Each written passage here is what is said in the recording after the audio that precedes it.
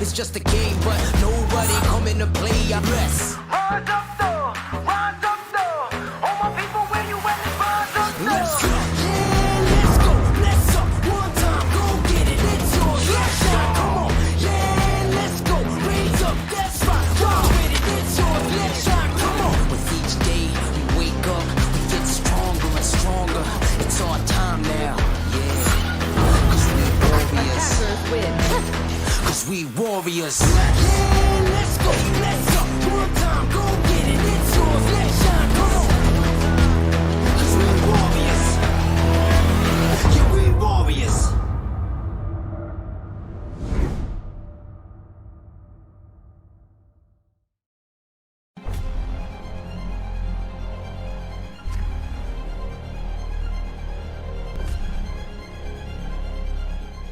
Every young gamer wants to become an esports professional.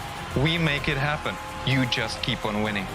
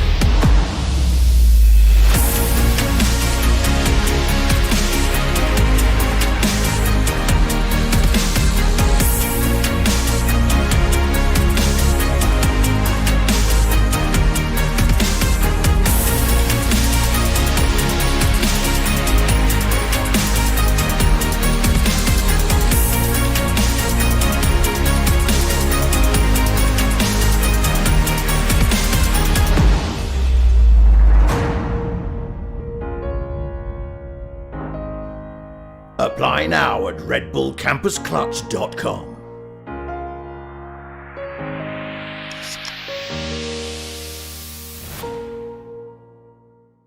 Users of Roblox are all around the world, and all of them expect the same level of experience. The success of games is measured by how much can you keep users engaged. Zoroark's mission is all about player experience first. Everything we do, the player is sort of core to our thinking. ここ数年でリッチなユーザーエクスペリエンスを提供するために If you don't want to worry and you don't want to think about things like asset delivery and the ability to have your connectivity between your devices and your servers as fast as you can, just go with Akamai. Akamai gets into places and markets that other providers of similar services don't quite hit as easily. その上で、アカマイさんのシステムを使うことで、大容量のセットを高速に配信させて、いただけているかなと。The workflow without that, I'd probably have a lot more CDN support because the amount of capacity we'd need from the others wouldn't be there. There's one less problem we have to solve. If Akamai wasn't around, we would probably have to multiply our team by I don't know what kind of factor and understand what we would need to do to replace what Akamai provides to us.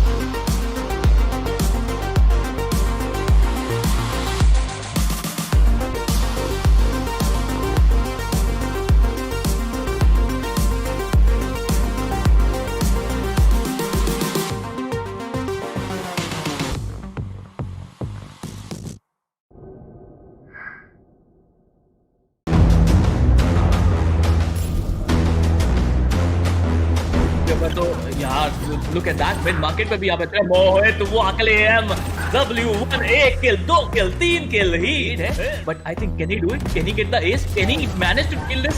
Yes he can. Mohiत वो अकेले lighting पास को down करते हुए double trade का scenario यहाँ पर बनता हुआ, ट्रिपल ट्रेड का सिनेरियो बनता हुआ, स्किल स्कारगोट को एलिमिनेट करते हुए 1v2 की situation, fake defuse, fake it till you make it and he can make it, yes he can.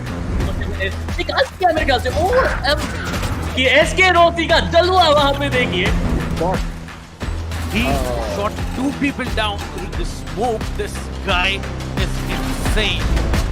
A relatively smaller map. Oh, he's going to get a collateral. That shot. यहाँ पर इधर के रूप में trade निकालते हुए एक player बचा हुआ है यहाँ पर 1v2 फ्री शॉट ये बहुत शानदार डबल निकालते हैं यहाँ पर डीएन किंग क्लच के बहुत करीब है यहाँ पर He's going to dig and get that ace. What a round.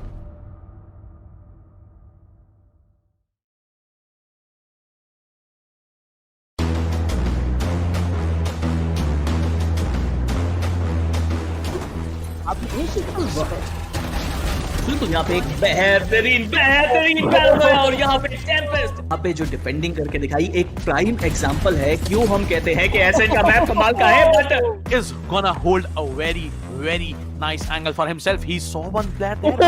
Oh my god. Who's gonna knife him? Yes, he's gonna knife him. No, wait a minute. Other player that's gonna be Thanos, who was about to use the showstopper. It's a 3v3 situation. No! Take one down, and it's the last man standing. इनके पास double satchel boost जरूर रहेगा, क्या वो use करना चाहेंगे वही एक बड़ी बात है। सेज कार में डिस्टेंस से आ रहे हैं लेकिन कोई गलती नहीं होगी, दो प्लेयर को टेक डाउन किया जाएगा। तीसरा प्लेयर भी यहाँ पे आके आता हुआ बहुत ही शानदार तरीके से टेक डाउन किया जाएगा। And that's gonna be I am the hunter. That's gonna be Hunter's durability. Shannon gets taken down. Oh my god! And look at that ultimate! Brad with so much information doing the job out here. Yeah, maybe. Now you can see the Omen. He actually teleports onto the other side, but let me see how's it gonna be.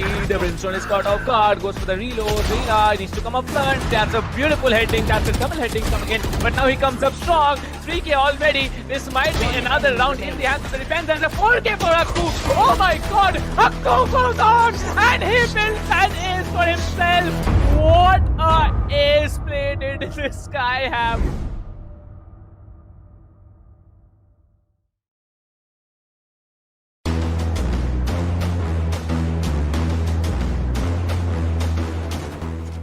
गुलाबी के लिए अगर देखा जाए तो hold करते हुए yellow कंडर्स के पीछे और उनके लिए बैक टू बैक यार ये काफी शानदार आई गेस क्या इस बहुत चीज है तो ये थोड़ा सोच समझ के आपको यूटिलिटीज का इस्तेमाल करना पड़ेगा। अगर आप कॉन्फिडेंट हो तभी आप कीजिए, लेकिन यहाँ पर जो लोग निकल पाएंगे with that 700 HP on fire और मुझे लग रहा है ये चीज होना ही था। Get this spike or get the spike diffused and get those kills. He is being pushed from two sides. He will spot the Omen, get that kill. The recon dart is going to get taken out. 3 bullets, goes in for that reload. 25 in the mag. He'll connect that headshot.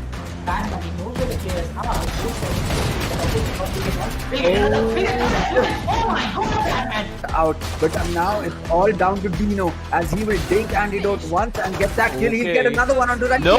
Third one on Scally. Nothing else bought by Corbett here. You can see how aggressive Amiterasu is shutting down 2, maybe just 3. Okay, no, 3 players are not shut down here. Only 2 players will be shut down, but there it is. He needs to take down another one. Will be taking on another one. There's only one player standing. It's going to be the breach that comes in, but Amiterasu says, "Oh my God!"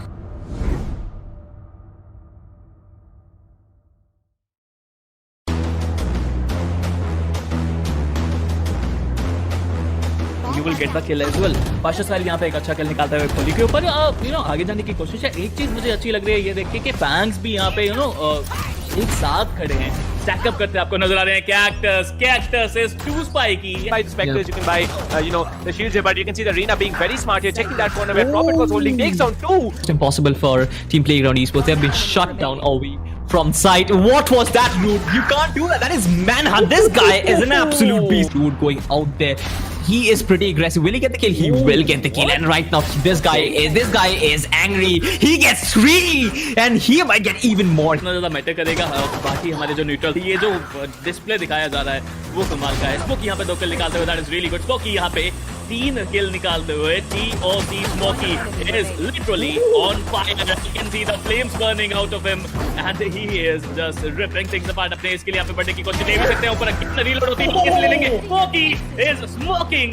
And Spiro थोड़ा सा difference नजर कि यहाँ पर form में नजर नहीं आ रहे अभी एम आई रियली प्रो, लेकिन कौन जब तक है यहाँ पर एक उम्मीद अभी भी रहेगी. केजीएल से यहाँ पर किल निकाल के बिल्कुल है यहाँ पर. And every time there was a nice just deleting him. Oh, okay, now someone else got deleted. Things are much hotter in the finals, as you can see. Every time someone peeks the operator and he headshots him in mid-air, and he's gonna get the third. Well, he's gonna get a fourth. वही चीज वही काम अब किया जा रहा है the red syndicate के द्वारा. वो प्रेशर बनाना चाहते हैं अपने अपोनेंट के पास में, क्योंकि एक बार आपने माइंड प्ले कर दिया तो फिर माइंड प्ले से उभर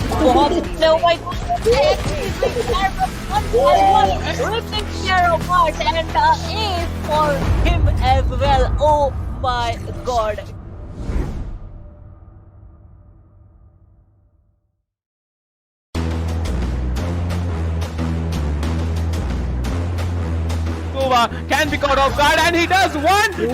I don't know how he does it. He's gonna stick the defuse or not, because looks like the Omen is gonna stick the defuse, and it's Kappa to save the day. This looks like Paradox will be stuck, but he will still get that kill. Flashed by the ear as well. The 3K for him, a 4K for him. The Stormblades come out. Will he get this ace? Yes, he will. बेहतरीन. Oh, run it back. What just happened there? Third kill की कोशिश में यहाँ पे third किल के साथ क्या Rossi यहाँ पे गेम खत्म करेंगे. बिल्कुल Rossi is on another level. अब यहाँ पे फर्स्ट किल निकालने की कोशिश करते हुए रैंडम स्प्रिंट आते हुए फ्यूज यहाँ पे एक किल निकाल के फ्यूज यहाँ पे 2 शॉट 2 किल यहाँ निकालते हुए as fuse another perfect. Even did the same amount of work here. Cone will be taking on Mitrasu. Here comes the party there. Pinch, the showstopper is gonna come in next. Guy gets shut down. That's going to be another. Hellfighter takes down Jackson work out here. 4 players still standing. इंसान है वो definitely T की side पर ही है, क्योंकि लगातार 4 आ चुके हैं फिलहाल यहाँ पर शॉटस्टॉपर्स के साथ में, लेकिन कोई डैमेज नहीं यहाँ पर वेस्ट करा दी गई है. एक्सकैली के साथ यहाँ पर है मैं रेली प्रोजेक्ट पर यहाँ पर खेलते हुए नजर आ रहे हैं. इसी के साथ एक्सकैली का भी शॉटस्टॉपर आता हुआ एंड एज फॉर एक्सकैली. एंड अभी आप देख सकते हैं पांचों शाइल फिलहाल यहाँ पर ऑफ के साथ एंड कोलैटरल डैमेज वहाँ पर. Let's see what's going to happen in this one. Whoa. लफ यहाँ पे होल्ड कर रहे हैं पोजीशन. एक और लफ यहाँ पे एक अच्छी पोजीशन लेते हुए कैमरा से उन्होंने वहाँ पे वीडियो बनाने की कोशिश करी. क्रॉसर बिल्कुल एंगल पे गया, बट क्या यहाँ पर स्टार्ट कर पाएंगे नहीं. ठीक जरूर किया. 2 किल निकालते हैं. Oh my god, the blade storm holds a lot of pressure on the other players of Kushbi. He connects another. Oh, what is this? But creative template. Flawless now. Sahil is on fire right now. Back to back.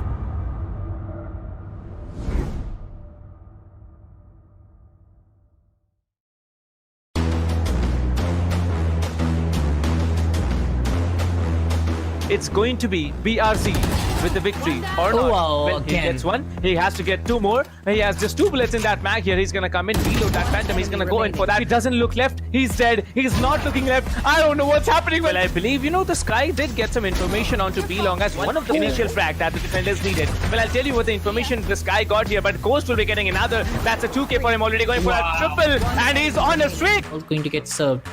Yep, they're playing it very cautiously. The Phoenix comes in, gets served, gets another. It's a 2K. Repositions himself, gets the third, gets the fourth one as well. I don't know.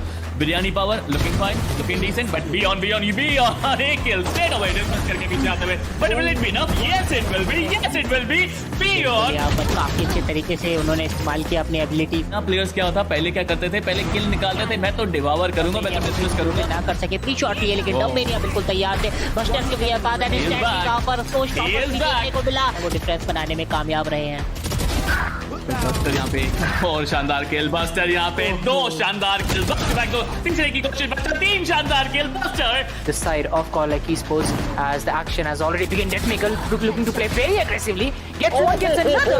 What is he doing? He's looking for the third one as well, but Hewan will come up trying to actually hold out all the sides. Shivi will land that shot perfectly onto Flex. It is going to happen as Shivi is ready. He'll get one. He gets another. That's a 3K for Shivi. Playing it out beautifully. Team Tamilas manhandled by this guy Shivi. यहाँ पर निकाला है. Let's see को cap यहाँ पर आपको बचाने में साबित हो गई, लेकिन स्टिल यहाँ पर स्मोकी किल उन्होंने सिक्योर करा. अभी के लिए यहाँ पे रेज उनकी तरफ नहीं देख रही है और यहाँ पे 3 किल हो चुके हैं और मेरे ख्याल से यहाँ पे रिजरेक्ट भी कर देंगे. It's a 2v2 competition. He is changing the game. 4 किल हो चुके हैं उनके. रेज के लिए आगे बढ़ते हुए live a battle is in action. कुकैप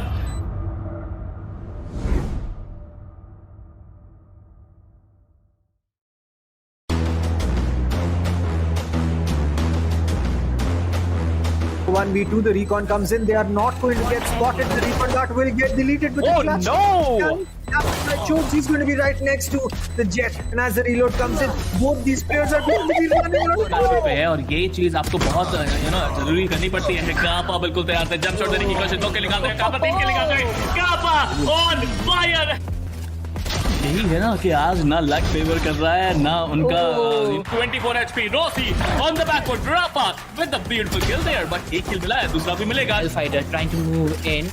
Vertical Jetter is able to get some distraction. Hellfighter, as soon as the peak comes in, he'll be able to get that kill. He's able to get that kill on the Ghost. The play style that Team Mahi is going to vouch for. As Antidote once again, he'll be landing a collat as he's going to be flashed here from the defending Sky. But Antidote this time will not be making any mistake. Hector will be, however, securing the frag on to right to ace. The Jet versus Jet is going to come in. Antidote secures one, going for a triple here. Going to get a couple here. White House goes down. Scarlet goes down as well. Pixels is changing things again for his team. Deathmaker on the other hand gets rid of Pixels. Ditto bites the rest as well. Deathmaker gets a 3k. Hit a little aggressively. Ditto is going to make them pay for that as he's going to land a couple. But Deathmaker, he's looking at something different here. He gets a 2k. He gets a third one as well. Deathmaker again. Land a kill or two. Shivi it is. Who's going to go? Oh yeah, he gets the kill on the Thanos. The perfect opening which was needed. It is Pixels who finally gets that kill. But Heaven and Shivi are going to get one each. And now the Sova, the last remaining player. Slowly, if the spike is planted, Haivan will be pulling off the plant as White Horse will be securing the frag onto Pixels. However, it's going to be Orange lead with one White Horse with a triple now. They have got 4 kills. It's down to the last player. The last player, it's going to be Amitras who gets one. Will he get another? Yes, he gets another. He gets a 3k as well. Oh, Amitras who saves the day.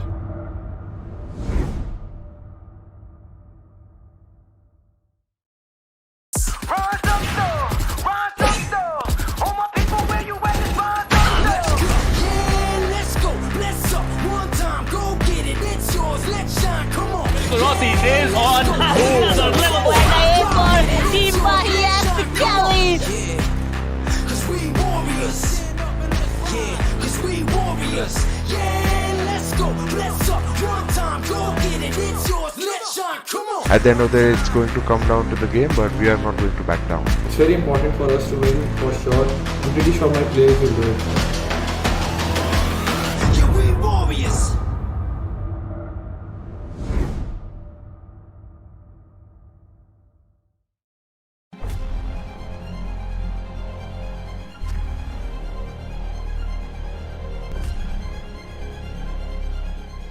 Every young gamer wants to become an esports professional. We make it happen. You just keep on winning.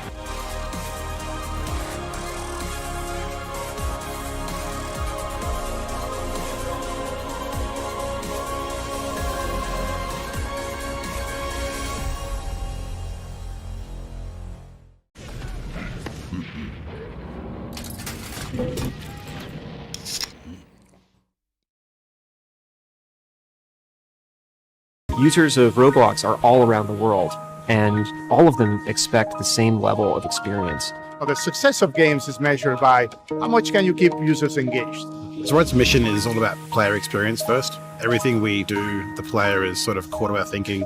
ここ数年で、リッチなユーザーエクスペリエンスを提供するために If you don't want to worry and you don't want to think about things like asset delivery and the ability to have your connectivity between your devices and your servers as fast as you can, just go with Akamai. Akamai gets into places and markets that other providers of similar services don't quite hit as easily. その上で、Akamai さんのシステムを使うことで、大容量のセットを高速に配信させて、いただけているかなと。The workflow without that, I'd probably have a lot more CDN support because the amount of capacity we'd need from the others wouldn't be there. There's one less problem we have to solve. If Akamai wasn't around, we would probably have to multiply our team by I don't know what kind of factor and understand what we would need to do to replace what Akamai provides to us.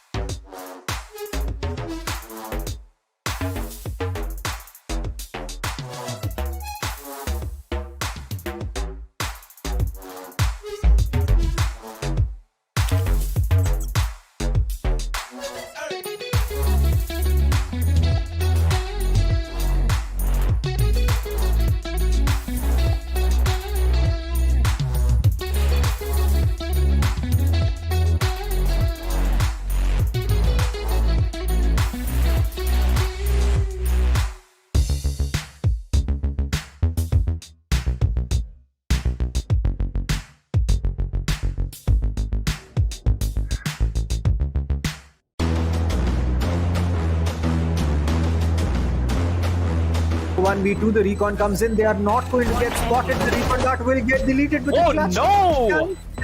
Chokes, he's going to be right next to the jet. And as the reload comes in, both these players are going to be running पे है और ये चीज आपको बहुत जरूरी करनी पड़ती है। कापा बिल्कुल तैयार थे, जंप शॉट देने की कोशिश, 2 के निकालते हैं, कापा 3 के निकालते हैं, कापा ऑन फायर। यही है ना कि आज ना लक फेवर कर रहा है ना उनका 24 HP Rossi on the backboard Rafa with the beautiful kill there, but एक kill मिला है, दूसरा भी मिलेगा। Hellfighter trying to move in. The kill is able to get some distraction. Hellfighter, as soon as the P comes in, he'll be able to get that kill. He's able to get that kill on the Ghost. The play style that Team Mahi is going to vouch for. As Antidote once again, he'll be landing a collat as he's going to be flashed here from the defending Sky. But Antidote this time will not be making any mistake. Hector will be, however, securing the frag on to right to ace. The Jet versus Jet is going to come in. Antidote secures one, going for a triple here. Going to get a couple here. White House goes down. SkyEsports goes down as well. Pixels is changing things again for his team. Deathmaker on the other hand gets rid of Pixels. Ditto bites us as well. Deathmaker gets a 3k. Hit a little aggressively. Ditto is going to make them pay for that as he's going to land a couple. But Deathmaker, he's looking at something different here. He gets a 2k. He gets a third one as well. Deathmaker again. Land a kill or two. Shivi it is. Who's going to go? Oh yeah, he gets the kill on the Thanos. The perfect opening which was needed. It is Pixels who finally gets that kill. But Haiwan and Shivi are going to get one each. And now the Sova, the last remaining player. Slowly, if the spike is planted, Haiwan will be pulling off the plant as White Horse will be securing the frag onto Pixels. However, it's going to be Orange lead with one White Horse with a triple now. They have got 4 kills. It's down to the last player. The last player, it's going to be Amitras who gets one. Will he get another? Yes, he gets another. He gets a 3k as well. Oh, Amitras who saves the day.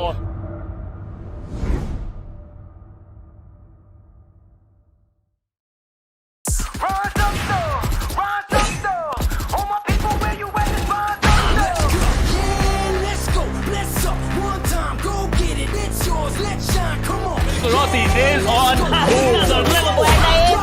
Team Mahi has the carry. Cause we warriors. Yeah, cause we warriors. Yeah, let's go. Let's up one time. Go get it. It's yours. Let's shine. Come on. At the end of the day, it's going to come down to the game, but we are not going to back down. It's very important for us to win, for sure. I'm pretty sure my players will do it. Yeah, we warriors.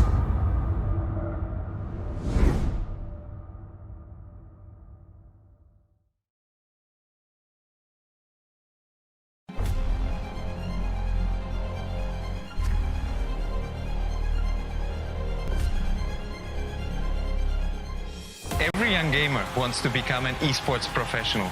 We make it happen. You just keep on winning.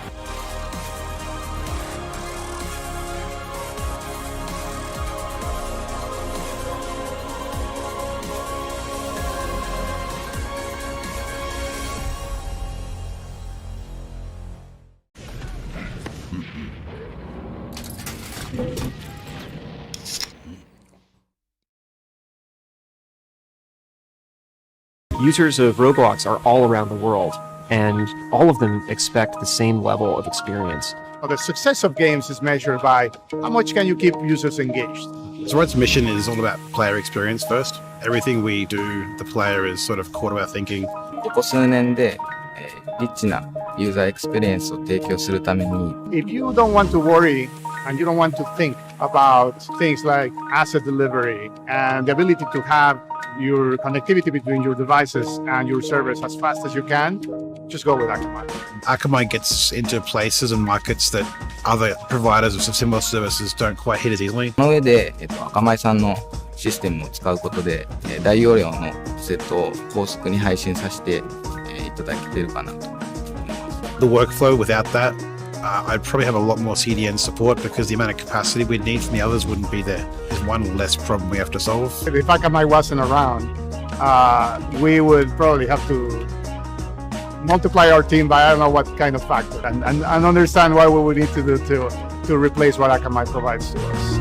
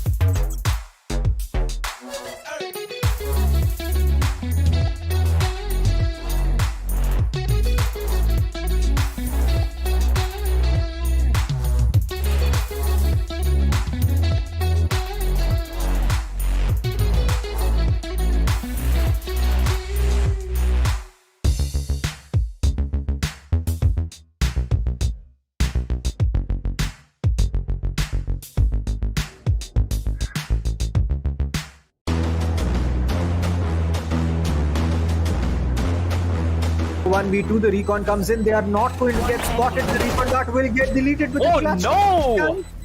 Chokes, he's going to be right next to the jet. And as the reload comes in, both these players are going to be running around. पे है और ये चीज आपको बहुत जरूरी करनी पड़ती है। कापा बिल्कुल तैयार थे, जंप शॉट देने की कोशिश, 2 के निकालते हैं, कापा 3 के निकालते हैं, कापा ऑन फायर। यही है ना कि आज ना लक फेवर कर रहा है ना उनका 24 HP Rossi on the backward drop with the beautiful kill there, but एक kill मिला है, दूसरा भी मिलेगा। Hellfighter trying to move in.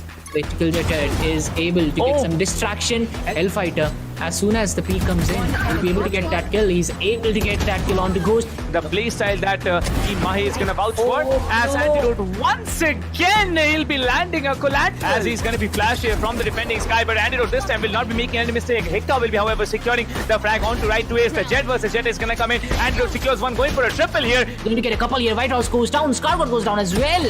Pixels is changing things again for his team. Deathmaker on the other hand gets rid of Pixels. Ditto bites the rest as well. Deathmaker gets a 3k. Hit a little aggressively. Ditto is going to make them pay for that, as he's going to land a couple, but Deathmaker, he's looking at something different here. He gets a 2k. He gets a third one as well. Deathmaker again. Land a kill or two. Shivi it is. Who's going to go?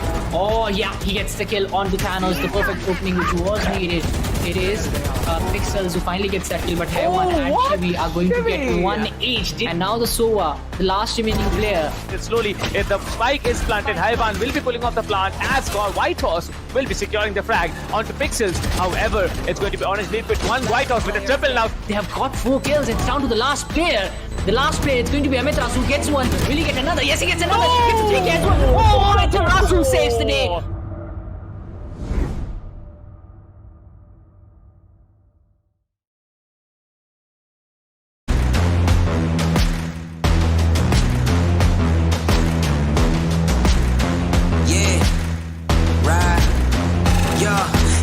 Are all against me, I'm ready to go, burning it down. They ain't noticed till the temperature rose. Bless the energy, then we erupt in a blaze. Mama save us, I swear the baby's lately crazy these days. People dancing like they warriors, use the passion. I got my head in the clouds, intergalactic. I'm on a venomous prowl, ready to snatch it. Are you prepared for it? Then let it happen. Rise up though, rise up though. All my people, where you at? Rise up though. Yeah, let's go, bless up. One time, go get it, it's yours, let's shine, come on. Yeah, let's go, raise up, that's right. Run with it, it's yours, let's shine, come on. Yeah, cause we warriors. Yeah, cause we warriors. Yeah, let's go, bless up. One time, go get it, it's yours, let's shine, come on. Yeah. There's nothing to say, oh God, nothing to say. I ain't have words, I erupted in thunder and rain. If your man's strong, then why come he running away? It's just a game, but nobody coming to play. Alright, I got this, watch out, I got this, boy. Raise up, max out, then blast the noise. A perpetual dream shattered by exceptional thieves. Forget what you think, live for you, resting in peace. Bless. Rise up though, rise up though. All my people, where you at? Rise up though. Let's go. Yeah, let's go. Bless up. One time, go get it. It's yours. Let's shine. Come on. Yeah, let's go. Raise up. That's right. Ride with it. It's yours. Let's shine. Come on. Yeah, cause we warriors. Yeah, cause we warriors. Yeah, let's go. Bless up. One time, go get it. It's yours. Let's shine. Come on. In these days, we push forth. We stand strong. We stand tall. All together now. Yeah, cause we warriors. Yeah.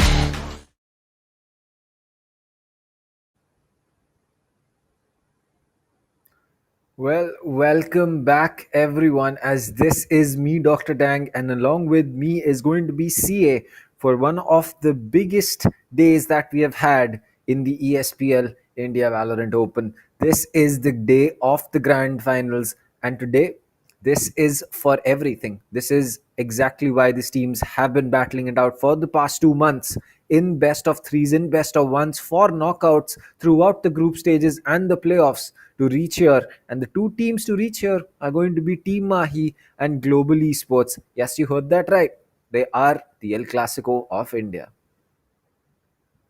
I mean, at this point, it's almost like you're not even surprised that it's these two in the finals once again, right? But it's really cool to see these teams again and again just battling it out to be the very best. And it's even more intense right now, because unlike what it was before in the early parts of 2020 or through that year itself, right now the first position is a little bit of a question mark. Like, of course, both of the teams have a stake to it, like a place to claim, and that's going to make them that much more hungry to really give out their best and that much more determined. So I'm excited to see which team is really able to show up today. I think that this is the perfect opportunity for both these teams to grow together, because if Global wasn't there, Team Mahi wouldn't be the team that they are. And if Mahi wasn't there, Global wouldn't be the team that they are, because Mahi gave Global a reason to fight and come back on top, and Global did come back on top. And if Global wasn't there as a strong rival, Mahi wouldn't be the team that they are, because they wouldn't have had to put in the effort to win those games. So without both of them, the scene wouldn't be the same, and without one of them, the other team wouldn't be the same as well. So if you're a Mahi fan, you should be happy that Global exists, and if you're a Global fan, you should be happy that Mahi exists. Absolutely. In the ecosystem, at the end of the day, you need that competition to, like, it's like that stone you need to really sharpen your knife against. The whetstone makes every tool you have better. It's the same idea for both of these teams. Without each other, there really is, it would be much more difficult for them to continuously improve, and they continuously sort of breaking down each other, make sure that they have to rebuild, look for new strengths, look for new compositions, and look for their new ways to become the best once again. So hey, it's all about that idea though. Like that word, the new factor. I'm excited to see what a Team Mahi brings to the table, because I feel like if you bring more of the same stuff, the stuff that Global is expecting to the table, then they already have the confidence knowing that they've already beaten them at that game, and they're gonna look to do that once again. That is true. I think that after the recent loss that Mahi had against Global, I'm pretty sure they learned a lot, because it's true. You learn a lot more from a loss than you learn from a win. And I mean, for a team like Global to finally, after so long, figure out a way to take down Team Mahi, it must have been a great feeling. And for Team Mahi, it's not great losing a final, especially when you get reversed. You were up 2-0, you come down 3-2. It's not a great feeling, but at the same time, I think there was a lot for Team Mahi to learn from that. I'm pretty sure that they have come in with a lot of new strategies, or just a fresh mindset to take the same team on. Yeah, absolutely. Because if you look back at that final itself, like they were a lot more fatigued than they are going to be today. Right, they're playing a lot more games that day, even before the finals. Today, it's just a fresh day. You come in with a fresh head, having not actually experienced that fatigue yet. It's all about this particular best of five and who starts it off perfect. Now, as we already said, it doesn't matter if you're 2-0 up, you have to get 3 games to win. So I hope the teams remember that, because anything can happen right now. You cannot get comfortable just at the edge of it, because that little bit of comfort, that little bit of vulnerability, make sure that the other team will pounce on it the way SK Rossi did. And I mean, I say his name, I instantly get that Big Daddy operator in my mind. And I'm just excited to see that in action, because right now, SK Rossi with the operator, it feels like he's at that top class raid boss level. I agree that today it's a game that these players will be playing and will definitely remember. I mean, yes, you're reversing someone from a 2-0 is something that you will remember. But the game after that, the second time you prove that either Yeah. you're the better team, or you prove that, I'll hand me my trophy back or hand me my position back, that's the game that people are going to remember. Because yes, winning once, you can pull off a win anytime, but can you retain that win, or can you prove that it was a one-off win for the other team? So for today, it's going to be Mahi trying to prove that it was a one-off win for Global, and Global trying to prove that it was not a one-off win, and they are indeed the best team. And if you just think about it, this has been going on for just a single year. Valorant has been out for, I believe, a year now. Yeah. And in that time, we have seen these teams grow from what they were to what they are now. And not just these teams, the teams that are around them, they have picked up pace so well. We used to see Global and Mahi just walk through teams like it was nothing, like a hot knife through butter. And yesterday we saw Team Mahi actually sweat it out against Godlike. And even before that, we saw Tempest reach a place that we did not expect a team coming into their first tournament for. So the complete scenario, because of Global and Mahi, has become so much more competitive that these teams have so much to go on with. And I just feel that, without them, it's, what, forget them. This is going to be only about Team Mahi and Global today. No one else is going to steal the spotlight from them today. Yeah, absolutely. Like as you said, it's just about the community really coming together because of these two teams. But at the end of the day, it is these two at the very top. They are, the kings of the mountain. But right now, after this series, there can only be one. So one of those kings is gonna have a long, tumultuous fall down and it's gonna hurt a lot. So they're gonna have to make sure that that doesn't happen for either of them. As you said, a lot on stake here for both the teams. For Team Mahi, it's about reclaiming like that lost authority. Really, like the idea that everybody in the community before coming into a tournament will be like, hey, these people are playing, can we even beat them? Because that question got answered. Like, yes, you definitely can. And now for Global, it's about proving that they can do it consistently. In fact, I remember after that final itself, Hellranger saying on his story that for him, it's about doing it again and again, and only then he would be comfortable calling them the best team in the region right now. So I think today will go a long way towards that claim for both of the teams. So hey, it's just going to bring out the very best. And I know for a fact that with the very best available for all the players, I'm hoping for 5 maps there. I mean, that goes without saying, right? I mean, who wants to see a 3-0? No one wants to see a 3-0. The last time I believe we saw a 3-0 with Mahi and Global in it was 6 months back. And a lot has changed since then. And trust me, it's not going to be a 3-0 for Global, neither is it going to be a 3-0 for Mahi, because both these teams are out for blood.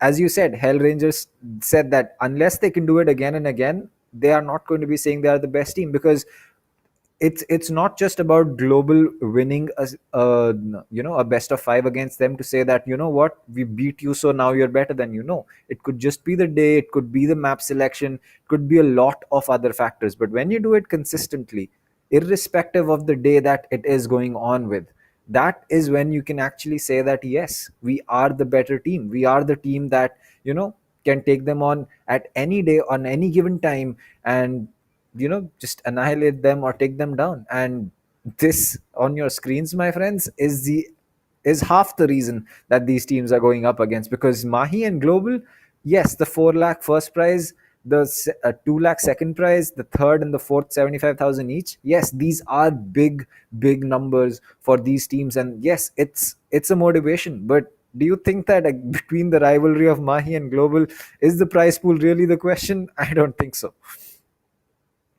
Oh, absolutely not. I mean, don't get me wrong, they're definitely thinking about the huge benefit they're going to get if they do win it, but that's more of a secondary thought. The first thought in their head is going to be just winning it. If once they win it, they're going to be obviously ecstatic about the huge amount of reward they're going to get in terms of their monetary benefit, right? But that doesn't happen till they've actually won. So up till the moment that the best of 5 is still going on, both of the teams, they're going to be focused on each other and themselves as well. Like make sure that they're not capitulating to the other teams' strengths and not playing against them in their own playground. So at this point, like I'm just curious to see what differences it comes. And as you said, right, really not just differences in compositions or particular play styles. It's all about like from the very start, the way the maps goes, which team is on where they choose to start. For example, if you choose to start on the defense, do you have a particular plan,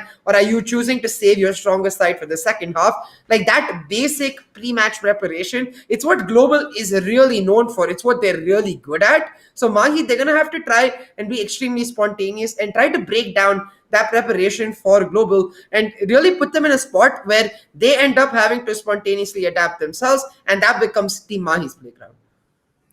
Well, yes, so we have some interesting information for our viewers. So we had 2 polls. One was done on the ESPL official page, and one was done on the SkyEsports page. Now, for the poll that went on ESPL's post, we had Team Mahi winning 57% of the votes, my bad, and Global winning 43% of the votes. While on Skies, it was Global Esports with 37 and Mahi with 63. So it's clear that, the crowd is supporting Team Mahi. But here's a fun fact for every single one who voted for Team Mahi thinking that they're going to win. Global Esports has not lost a single map in ESPL throughout the series. 2 months, they have been unbeaten. How do you explain that, CA? I mean, it's just at the end of the day, like, it's an achievement, right? It's also like the global team knowing that they look, as long as we play our game, that teams have not been able to beat us. We just need to make sure that we are doing exactly that. We need to make sure that we're dictating how a particular map is going to go, or even how a particular gunfight is going to go. That's where their strength lies. And when that happens, it's, as you said, like, the results are evident in the statistics. Not a single map dropped over 2 months is absolutely nuts. So Global, they are going to come in here feeling a lot more comfortable. But hey, we also know that at this stake, at this high pressure environment, the team that is really feeling the drive more tends to be the team with Hatch, which has much more to lose. And I feel like today that is Team Mahi. Like, while for Global the unbeaten streak is definitely there, Team Mahi have like their entire reputation, like the idea that to try and prove that Global's win last time around was a one-off, and to do that they're gonna have to be a lot more driven. But on the other side, Global as well, I'm sure they're going to match that as much as they can, because it's going to be an exciting affair. Either way, it's us spectators that win. And talking about spectators winning, tell us about this giveaway, Dan. Well, if you head over into the description, my friends, you will see a link. You can go on to that and register yourself for this free live stream giveaway, because you want to get this. And the grand prize is going to be an Alloy Origins keyboard, a Cloud Core 7.1 headset, a Pulsefire Core mouse, and a Fury Ultra RGB mousepad. I mean, who doesn't want RGB on their mousepad, right? I mean, cool. You don't get the grand prize, no problems. There are tier 2, 3, and 4 winners as well. As it's free. Just go ahead and register yourself. And at the end of the stream, or rather in the middle of the stream, we will be showing you the winners for the giveaway. And at that point of time, go ahead and message the ESPL India Instagram account, and you can verify your credentials and get yourself these HyperX goodies shipped. And to be fair, here is the bracket to make sure that you guys know what was the journey of these teams throughout the tournament. So with quarterfinals, Global started off with a quick 2-0 against Team Tamilas. Tempest took down Reckoning in a very, very, as you can say, exciting BO3 that happened, with Tempest taking it 2-1. Team Mahi, they had a relatively easy time against Enigma Gaming 2-0. And then Godlike had a similar situation against Inglu, or rather known as Nasli. So both these teams met up in the semi-finals. Global took down Tempest, again a 2-0. A pretty one-sided affair, I would say, but very well played for Tempest there. But Godlike yesterday, they put up a very, very strong fight on the first 2 maps. And after that, when Icebox rolled in, that was a different story from the side of Godlike. But irrespective of that, they were able to take the map from Team Mahi, which was Ascent. So Mahi has lost a map, but Global, nope. Yeah, Global not yet. They did cruise through their semi-finals, and yesterday we did talk about the idea that getting a 2-0 win in your semi-finals gets you 2 big advantages. One, just the confidence idea that, hey, we have been very easily cruising through. Now we just need to take it up a slight notch and just play like ourselves and we win. But the second and more important advantage is that you don't really have to show any extra strats. You don't actually have to show any extra setups. You don't expose yourself to your potential future opponent. And that itself is humongous, because on the other side, there is a whole extra map for the side of Global to look at. And I'm sure they're going to be thinking like, hey, Godlike took down Team Mahi in Ascent, and we need to try and replicate some of that success, maybe potentially even with their own breach lineup, or more of that playstyle that Godlike went for, just the aggressive pushes down in A main and B main again, that Team Mahi were just not able to answer. So we'll see if Global did take away anything from the 3 maps played by Team Mahi yesterday, or if they're just going to come in with a full reset, look towards their own previous encounter against Team Mahi to set the stage here. Well, yes. So, and now there's something that I would like to ask chat. I know that everyone is going to be having a team that they are going to be supporting, which is either Team Mahi or Global Esports. Now, without spamming, can you please let us know the score different, the or rather the map score that you think is going to be happening? Because it's either going to be it's not going to be a 3-0 for sure. That much I can personally be pretty sure about. But is it going to be a 3-1 or a 3-2? In whichever team's favor do you think that it is going to be? And there you go. We have the map selection coming in. So every single map in the pool is going to get played. So Haven, Bind, Icebox, Ascent, and Split are going to get played. Haven selected by Global Esports, no surprise. Bind getting selected by Team Mahi, again, not a big surprise. But Global is going to pick up Icebox. They have banned Icebox pretty consistently throughout the tournament, and Team Mahi has actually played it quite a bit. Yeah, it is an interesting choice here. I do think Global are very strong on that map, but they had been recently beaten by Team Mahi, and it's also the map that Team Mahi beat Godlike yesterday on to secure that semi-final series. So I do think they will be comfortable. But for me, like, all eyes instantly go to map one. Like, there couldn't be a more perfect way to literally just explode the series into like a fest of fireworks with Haven, because both of these teams have heavy contentions as to which is the better team on this map. Both of these teams are ridiculously strong on this map. So the team that is able to take down map one itself, winning is a huge advantage. But winning map one with Haven, that's going to give you a huge like mental advantage against the other team going into the series.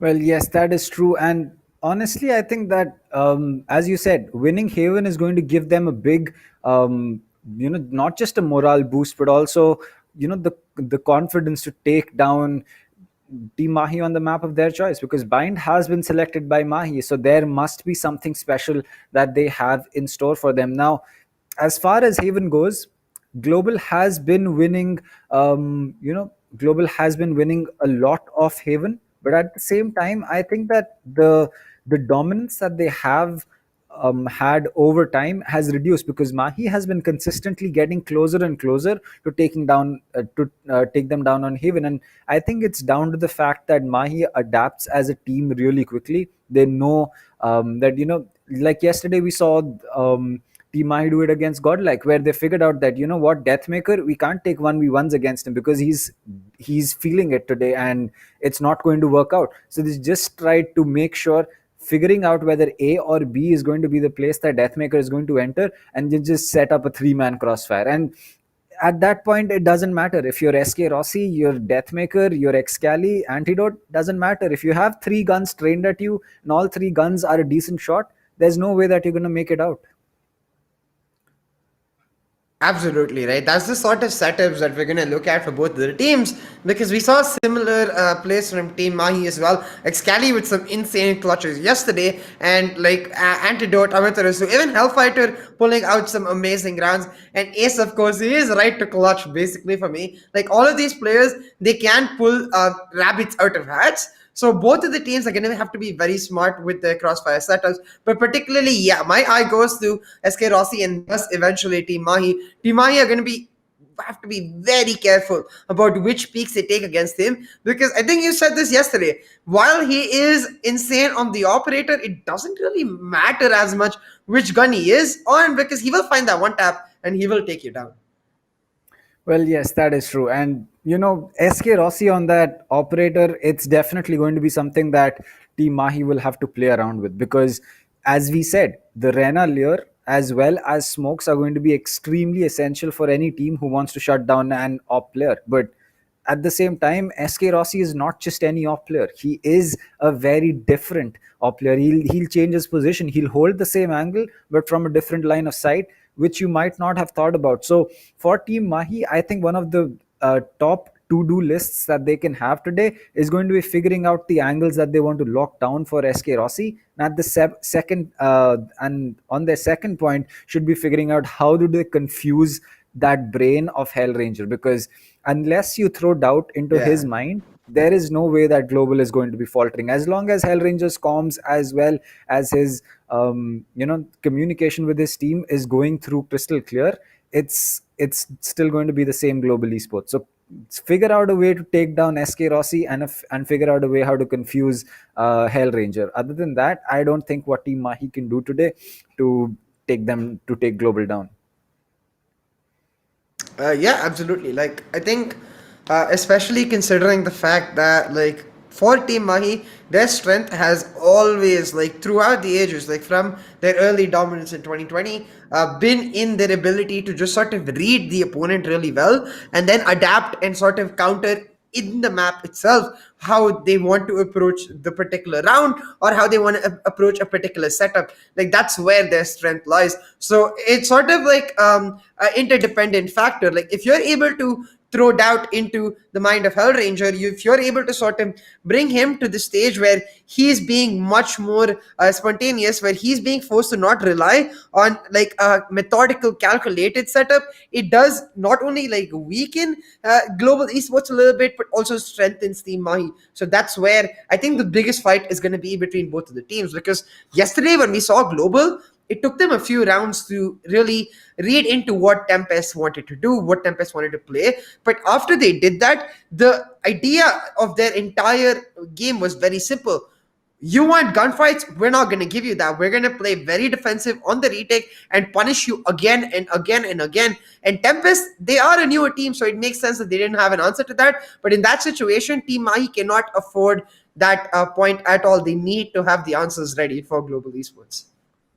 I agree. I think that one of the biggest, as you can say, advantages that Team Mahi has over Global Esports is the fact. All right, so let me just put it this way: if you want to clear out, see, because Haven, Bind, Icebox, and you can say up and Ascent as well, as a matter of fact, are going to be 4 maps where we'll probably be seeing a Sova, no doubt. Split, really the only map where you can leave that Sova out and play something else like a Breach or something. But these 4 maps are where you will definitely need to have a Sova with you, otherwise it's going to be really difficult to execute. And we know for a fact that Global Kappa is going to be the Sova for them, no doubts, and Right to Ace is going to be the Sova for Mahi. Now, the advantage that Mahi has here is that despite Kappa being, in my opinion at least, a better Sova main than Right to Ace has the flexibility of taking any agent. So if Mahi can play around with that, and Split was one of the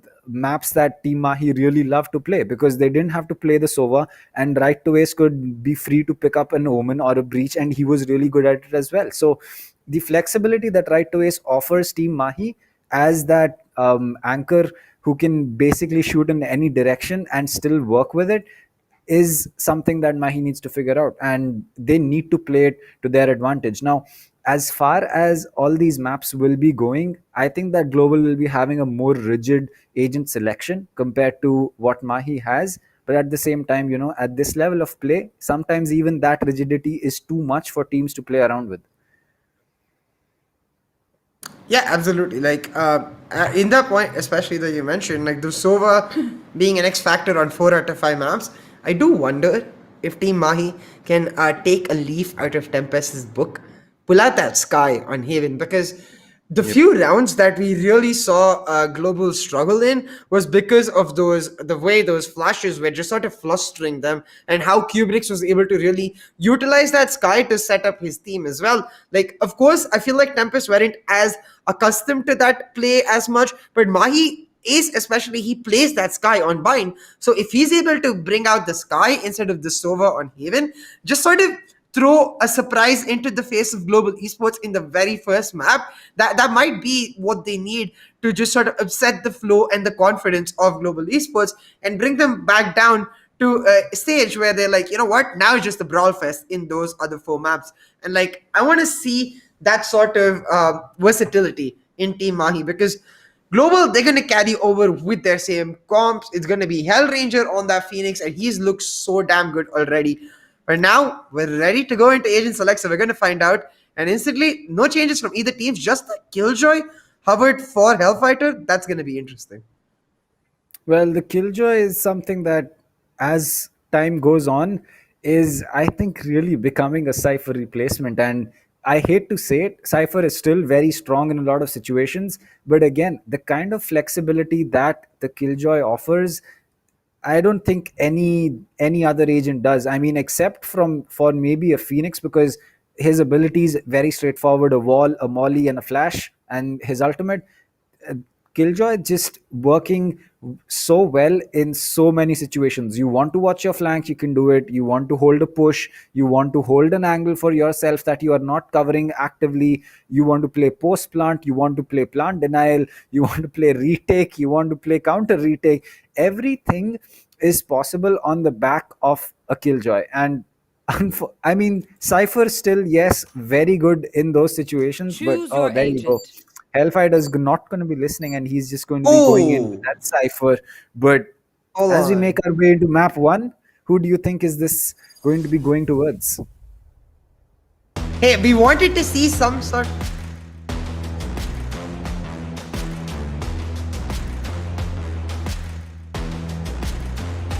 Grand Finals, Map 1, Haven. All right, like as I was saying, we wanted to see some sort of change in the way Mahi is approaching this map, and we thought that maybe the Sky could do the trick with the flashes. But the idea very much there. Instead of the Sky, they hold true to the Sova because, as you know, he's very important, and Amit Rasu picking up that breach.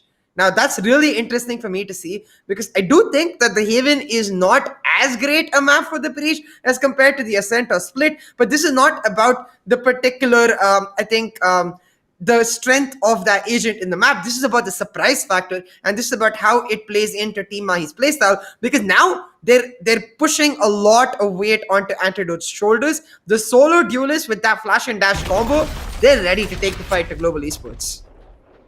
Well, yes, and as we speak about that, it's the breach fault line ringing out, and we already know that the round is in play, and it's going to be really, really interesting. As the first recon dart comes in, SK Rossi just holding in, not going in for any kind of peek. He has crossfires with Hellranger, as Team Mahi are just looking to play this out a little slow, testing every single site that Global Esports is going to be holding and just trying to figure out which is going to be the easiest one for them. But Hellranger and SK Rossi are already on the flank. They are going in for that backstab, as it looks like the Omen is too busy going in for that smoke, as he does not pay attention. He is not, as right to ace will fall. That's the first pick coming in for the side of Global Esports. The first kill for GE, but TM trying to turn the tables around, push into this A side, but with both of these players running out of bullets, Antidote the first to reload, he'll pick up a kill, but now Lightning Fast holding it down from the heaven, getting a double kill and maintaining the pressure in A, meaning TM, they have nowhere to go, and with Amit Risu going down, SK Rossi on the flank will clean it up and secure the pistol round for Global Esports. I think Team Mahi not regularly known for their pistols, so they will be okay with the way this went. They will look towards that third round in the buy round to pull it back. For Global, they've started off with a bang and they get those Spectres by in the next boot. It's just going to be SK Rossi with the save, trying to get his operator online ASAP. I mean, that's kind of expected, right? You know, seeing SK Rossi rocking a pistol, no utility in the second round, you already know what's up. You already know what strategy is in play. As the Cloudburst will get used, the cam should be, or rather, Lightning Fast is just checking for that recon dart. There you go. He's going to spot that. The jet dash comes in. He will get pinged, and that's a very smart tripwire. That's going to make sure that the tripwire does not get destroyed. His right to ace will be the first one to fall again. Skills getting that kill. Antidote just holding in close. He does not want to go in for that push through the dark cover, but at the same time will be holding right there as he's going to get taken out. Hellranger with that one, he'll get a ding, but the Cypher is going to fall as well. Amaterasu gets one but gets taken out, and Kappa to finish things off. And there you go. It's going to be Global taking 2 rounds on the trot, but then again, it was an eco for the side of Team Mahi. As the full buy rolls in, it's going to be game on, my friend. Yeah, now this third round is going to decide the tempo of the entire map, like at least the first half of this map going forward. So both of the teams are going to have to be very careful with how they approach this. Any misstep, any mistake will be immediately pounced upon by the other team. But it does, in this round, it is also the operator picked up for SK Rossi. Now, the breach is one of the best answers to that operator. Like, being able to have so much utility which denies the operator is absolutely huge. So I do think another reason, like, I wanted the Sky, for example, was to try and shut down SK Rossi. This breach, on a similar note, on Amitarastu's hands, he can lead from the front and try to do just that. So I think they're going to have to be very smart about how they approach it, because if at any point of time TM take a dry peak, SK Rossi will punish the hell out of them. But hey, if SK Rossi keeps getting denied by that breach, then he will have a hard time like making that operator impactful, and that could be the sort of turning point that TM need to try and push through for this buy round. I completely agree. And as we were speaking, we were thinking about smokes. And if you think about it, breach, it's going to be just a lot more powerful than a simple smoke to, deny an operator. Because not only will you probably get concussed, but you can also get flashed through a wall. And that's not a position that the op player wants to be in. But right now, SK Rossi just holding in to a shot, making sure that he can deny anyone pushing in there. And Hellranger again, playing close to him, making sure that that op stays safe. And even if Rossi gets taken out, he is there for that trade. And worst comes to worst, he can always recover that operator for the next round that we have. And again, Team Mahi just playing this a little slow. They are looking to go in for maybe a B execute, as this could be a B to C, or this could be a garage to C, as it looks like Amaterasu coming in. He'll be going out with the first flashpoint. That's not going to be taking any kind of an effect on any one of the players of Global Esports, because none of them are holding C that aggressive. But right now, again, Team Mahi just playing this very slow. Yeah, Team Mahi, we expected a cautious approach, and it's exactly where they're at. But now making their way onto A, where you see the operator for SK Rossi stationed in a vertical angle. Like, this angle really huge. He does miss that first shot, distracted by the drone, I think, but with the second shot also missing, it's down to Lightning Fast to actually hold it down. He gets one kill, but the counter Cypher, it's Hellfighter picking up another. Rossi with one more, and it's just 9 seconds. TM, they don't have the time, they need to push in, they need to push the trades, and trying to do so, they end up going down. Amitarasu, he gets one, but SK Rossi with another. You can see how pumped Hellranger is by that, because they were able to deny the buy from Team Mahi, and that's going to be huge for their eco. I think like the slow approach for Team Mahi does not at all work out for them, because they need to try and push in aggressively with those flashes. They needed to try and take control of an area at least if they were going for a slow approach. But the fact that they went for the late rotate combined with the slow approach played perfectly into GE's hands. I agree. I think that for Global, the slow approach really favored them, because they had time to figure out what's happening. And once time started rolling out and it was 30 seconds, Global knew that Mahi had to go in for the execute on whichever side they chose, and they had more than enough time to rotate their players for that push. And right now, Rossi holding this angle in B from B main is really going to be a very bad surprise for anyone peeking that, as it looks like Right to Ace will figure out that it's not the best decision to go in for that peek. As skills coming in, he will spot one player, but he loses a lot of HP as well. As the jet dash comes in, Kappa will get two, as he's going to get, that's going to be Hellranger getting one, but he will get a third for himself a third kill for Global with the hot hands. Kappa to take another kill for himself, making it 3 kills for the man in this round. Lightning Fast knows that there might be someone up here, as Right to Ace with the Sheriff is going to get spotted, trying to go in for that spike plant just to get those extra credits. He will get that and gets taken out. So, well, as far as you can say for Right to Ace, job well done. Yeah, I mean, 4-0 for Global Esports, meaning that a huge round lead for them picked up here. On the defensive side, nonetheless, they're going to be extremely comfortable, and they're going to look to just keep pushing this advantage as much as possible. Team Mahi, it was their eco though, so they will look towards the second buy round to really pull back some of the momentum into their hands, because right now Global, it's just like they understand everything that is likely to happen. The answers are always ready for them. Like in this round, you can see on the replay, the stack towards that C, expecting that C push, they're able to completely just deny any like value from Mahi on their eco and make sure they come out on top. Now Team Mahi, much more aggressive in this round, still spread out, but that smoke, the cloud burst towards that long angle to deny the operator sightline for SK Rossi allows Hellfighter to get into a very aggressive position down into the sewers. Now, this is the key difference that I was talking about. If you want to go for that late execute and approach, you need presence in at least one power point in the map, and with Hellfighter holding down sewers, now Team Mahi can play a much more information-based play style, try to find a pick, and if they don't, can use the pressure the Hellfighter has to push into A side.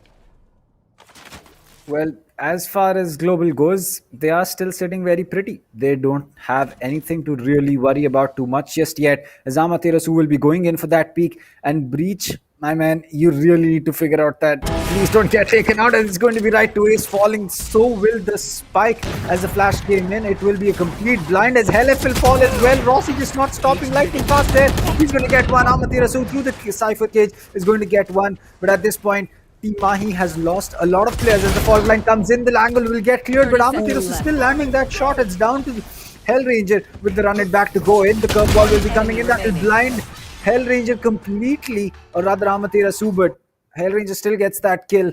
And Global are going to go up 5 rounds in a row. Team Mahi, you need to figure out what's happening and fix what's up, because this is not the position that you can afford to be in, especially against a team like Global on an attacker-sided map. Yeah, this is simply not ideal at all for Team Mahi, and just way stronger for Global Esports. It does feel like they're completely unfazed by this change in composition. They're playing very similar to how they did before. They're willing to hold it down, but this is what I was talking about earlier. You cannot dry peek SK Rossi. He will punish you like to the max. Picking up that kill against right to Ace just sort of denied that aggressive push from Team Mahi onto the A side, because it put Hellfighter under pressure where he had to push in, and under that pressure he gets taken down as well, and it exposes any push from Team Mahi. So like Team Mahi, they have to be on point with those like peaks. They have the breach, and they need to use that breach to just sort of set them apart and find the push on the basis of that. Now you can see a tactical pause coming out for the teams, and Amaterasu detailing what exactly he wants the team to be doing and potentially even not doing. So hey, with this pause and with these strategies lined out, maybe Team Mahi will be able to pull back, because right now Global, they are very comfortable.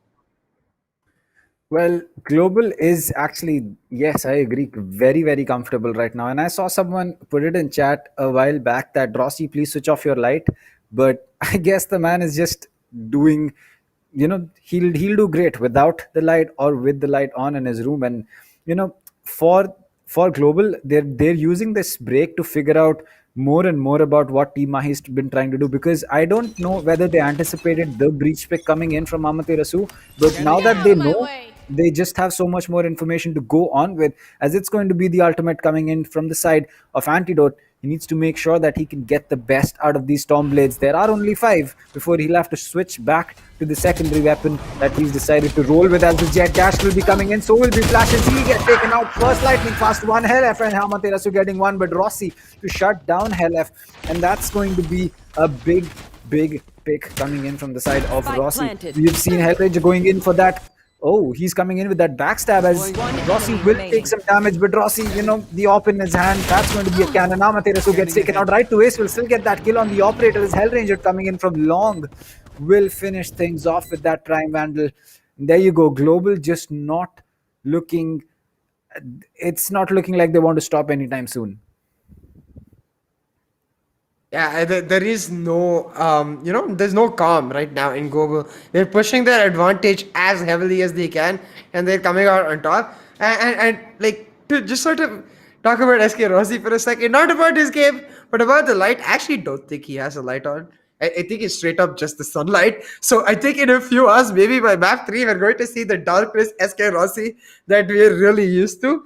But right now, Team Mahi, like, what we wanted from the difference in compositions, like this sort of surprise factor, it's not there. And I'm starting to think it's a lot because of the fact that Global Esports themselves, in the past, when this particular roster was put together, their first composition that they got used to was this Breach solo duelist composition, playing around SK Rossi to a large extent. Only later did they switch into this Hellranger Phoenix playstyle once they started getting taken down with that composition. So even though you expect the Breach to be a surprise factor, considering TM haven't played it as much, Global, they know how to play against it since they themselves have played it a lot and understand it to a large extent. But Team Mahi, now with their buy, they're trying to change something, going for the aggressive rush onto C-side. With Garage control, they've got C-side as well. Now going for the post plant with the Hunter's Fury. Well, there you go, Antidote on the backstab. He's going to make sure that that flash does not get, misused or rather wasted, as he's going to pick up one, but Lightning Fast is able to put an end to Antidote. SK Rossi coming in with the Stormblades. He will miss a lot at the same time. Oh, what a bait coming in from him. He's going to get that kill as the diffuse is still going to get popped, and SK Rossi, my man.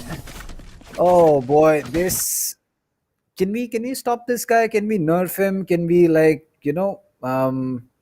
do something about this man? Because he's clapping Team Mahi as if this is just normal players, and I'm pretty sure Kappa can't believe it looking by the expression on his face.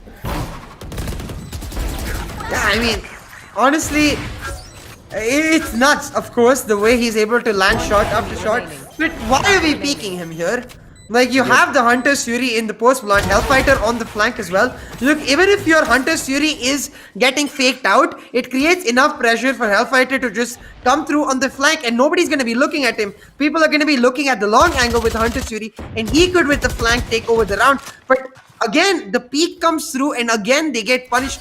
You don't want to give SK Rossi a chance at all, because he will punish you. Now 7-0 for Global Esports. I mean, this is turning out disaster for Team Mahi, because it's one thing going down in a map picked by your opponent, but doing so in such a fashion, it has to play into your mindset going into the next few maps, and it has to hurt. So we will see if Team Mahi can pull off a comeback here, because right now they're in a very bad situation. Now they have the Rolling Thunder ready. They have a lot of mid control for themselves. So if they can get a B plant down, they could play for that Rolling Thunder Hunter's Fury post plant. That is true. I think that the fact that they have so many ultimates ready for themselves is really a big factor. But there you go, Antidote coming in with that dash is going to make sure that he can occupy these aggressive positions. But at the same time, Hellranger is going to figure out what is really up. Antidote is going to fall.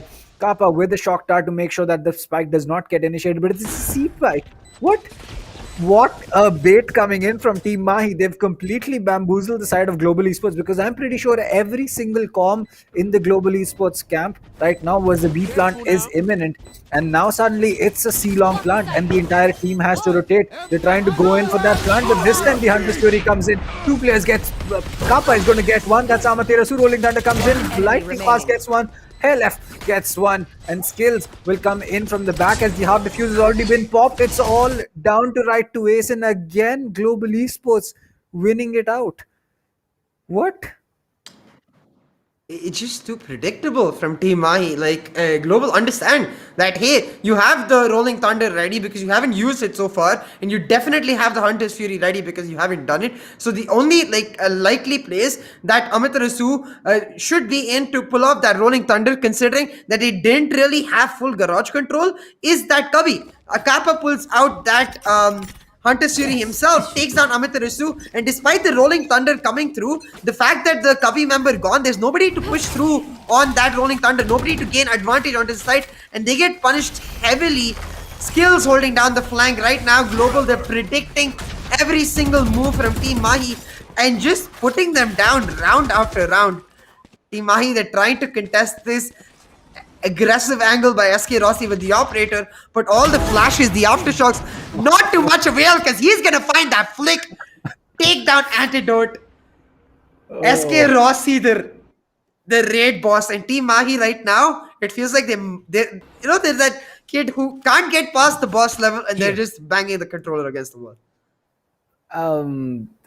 This is I mean, what can we say? No matter what you try to do against this man, Rossi, at least when he has an operator in his hand. As far as you give Rossi an operator, there is nothing that you really can do against him. And right now, Team Mahi has not been able to take a single round. I don't know if this is down to Team Mahi just not being comfortable in playing the way that they are, or 30 is seconds this just left. global? Just so big brain that they've figured out every single thing that Mahi wants to do. And as the peak comes in, Rossi getting one. I'm surprised he didn't get a collat over there as the second shot is going to ring out. But the backstab comes in. Amaterasu falls. It's going to be right to ace taken out. And it's all down to hell. 12 seconds on the board. He'll get one. But his position is going to get called out. The paranoia comes in and Kappa to finish it off. The only Phantom 9-0 global. 9-0. What is up? Yeah, Global are just dominant, and you can see why they picked this as map 1. They are looking so strong on Haven, and Team Mahi just not able to find an answer. Like, I appreciate the try with the breach, but right now it's really not working out, especially considering you're on the attacking side. It's only going to get difficult going on to the defense because SK Rossi, man, he is everywhere. This breach is not able to stop him at all, and it really does feel like he's just having a blast of a time right now. Like, he is not missing a single shot, but even when he misses shots, he doesn't actually lose his position. The way he's able to hold down his angle, play so aggressively and maintain control is honestly fantabulous for Global Esports because it gives them so much pressure all over the map. Like, the fact that they cannot take down A long allows them for a more aggressive stack towards the other side, and that just works against Team Mahi aggressively. Now, from the shadows, from skills, it'll spot out all these members of Team Mahi in the sewers, and it will prompt them to reconsider their approach. But they're trying to play the double mind games. They're like, skills, we know you know that we're here, and therefore G likely to think they're gonna rotate. But Team Mahi doing none of that. The smoke's coming out. They're gonna commit to A. Well, yes, the shock dart coming in from the side of Kappa. That's going to be Hellranger again with the first blood as he's going to tag a lot of players. He will get tagged in, he'll get tagged on his own up, but he can use that hot hands to get that HP back. As I think you saw that first time with Antidote. What's up? He has a classic and 4400 corrects in the bag. So this should be a round that after this, Antidote will be picking up that operator. Excali going to get one. Kappa comes in. He'll get one. Gets two, in fact. He's going to get three. The man just cannot be stopped right now. Right to ace with the Sheriff. One tap is going to get the kill onto Kappa. But at this point, Skills knows exactly where he is. And Hellranger with those claps, you know that Global is out there clapping Mahi right now. And you can't put it any other way. 10 rounds in a row. Is this really Global versus Team Mahi? I mean, you think not, but right now SK Rossi is like, don't you dare think not. I am showing up against the very best, and you best remember that because this guy is just unstoppable. I mean, we know we kept asking Team Mahi not to peek, not to dry peek him, but it does. After a certain point, I guess it feels like surely at least one time he'll get away with it. But Rossi just like, no, not gonna happen. Every single time you even think about it, there's gonna be a bullet straight into your body, and that heavy caliber bullet. I mean, I was just talking about it. Like, yeah, SK Rossi, aggressive garage peek, takes down Hellfighter, and Mahi, they're just pushing into this seaside, trying to get something done, and the spike planted. But with right to ace, trying to get a shot through, shows his body. He's gonna get taken down. The back for Hellranger, he's pushing in. Now Mitarasu, Excali able to get a kill each though. This might be the pullback, but Rossi says no. The knife, the anime knife to pull out at the same time just makes it look so nice. 1v3 and Excali in an impossible position. This might be the end. But Excali with the double, able to escape SK Rossi. Now he's trying to shout a step, but his position revealed by the recall. It's SK Rossi to find the fourth and 11-0 for Global Esports. Hey, NT Excali. Yeah, that was a good effort by Excali, but are we going to be seeing a 30-0? Are we... I'm actually scratching my head to think what can be done, because I really don't see anything more that anyone from Team Mahi can do at this point. And I just don't know. I mean, Vandal or Operator, you can't stop this man on your screen right now. Like, what are you? You 16 and 3. What do you want me to say more than that? 16 and 3 as the op is finally going to be coming out from the side of Team Mahi. And now Matirasu is going to be making his way out. Yeah, 11 and 0 for Global Esports. Again, the first blood picked up for SK Rossi. The operator peaks keep coming in, and you have to wonder, like, this is why, even yesterday for Tempest, I was talking, hey, either you can try to get that Sky online or the Reina, and that might be an answer to the operator, but with neither very reliant on this breach, SK Rossi able to dodge it out with his own experience against it, it's not working out at all. But hey, Excali, he did get a peek. Now they're going for the plant, and Kappa with the Hunter's Fury a bit late. He gets attacked but not able to deny the plant. So right to ace, he's low but not taken down. Now Hellfighter though, in that window with the gun barrel poking out, Hellranger will take him down and leave Excali in an impossible position, trying to get out from the shadows with 1 HP, able to escape. And now Antidote with his own operator, he's trying to hold it down. 2v3 situation. Skills take down Excali, but this long plant might work out for them. But Kappa, Antidote misses the shot, and right to ace, he's gonna get burned to the ground. 12-0, a flawless first half for Global Esports.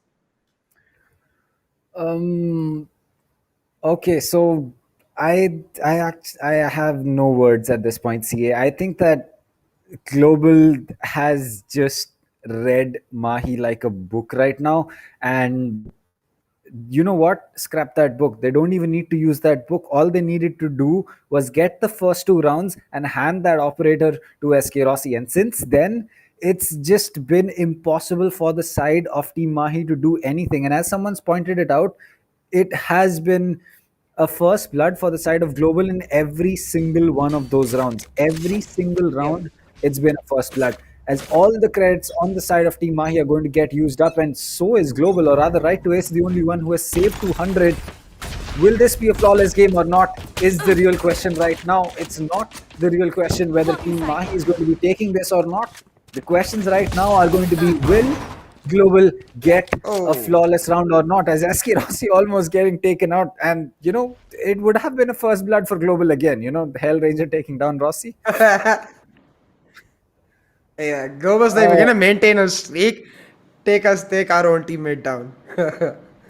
Well, I mean, it wouldn't be surprising if they would do it just for the memes, considering they have that kind of a lead. But then again, coming back into the serious gameplay, Rossi extremely low on HP, 12 HP to be fair. Antidote sneaking up, he's checking that corner, but Rossi will still land that shot. He'll get that kill on Antidote, and again, the first blood going in the favor of Global Esports. Big fault line ready from the side of Amaterasu. Hellranger already inside sight, not making no fear in this man, just walking in. All the plants, or rather all the positions that they need to have on site have been established by the side of Global Esports, and now it's just going to be a game of crossfires. Amaterasu is ready, he's waiting for his teammates to be in position. They want to go in for that push, but they're taking a lot of time. Excali with that paranoia is going to be coming in. Hellfighter making his way in, he's going to spot one player, takes him out, but Hellranger gets that great skills, gets one more, and this is just going to be a brawl completely on in the A side. It's a bloodbath, shots missed by skills, and Hellranger going to finish it off. A flawless game coming in from the side of Global Esports. Oh, unstoppable Global Esports. Damn, you can see them pumped, man. You could see like the difference in the faces but for both of the teams. GE, they're ready to go. How fast was that match, Dr. Dai? I think like 20 minutes?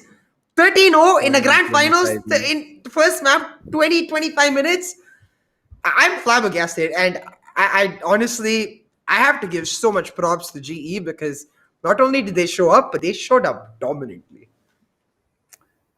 Well, I think that it was only one team showing up. It was not Team Mahi there in the competition at all.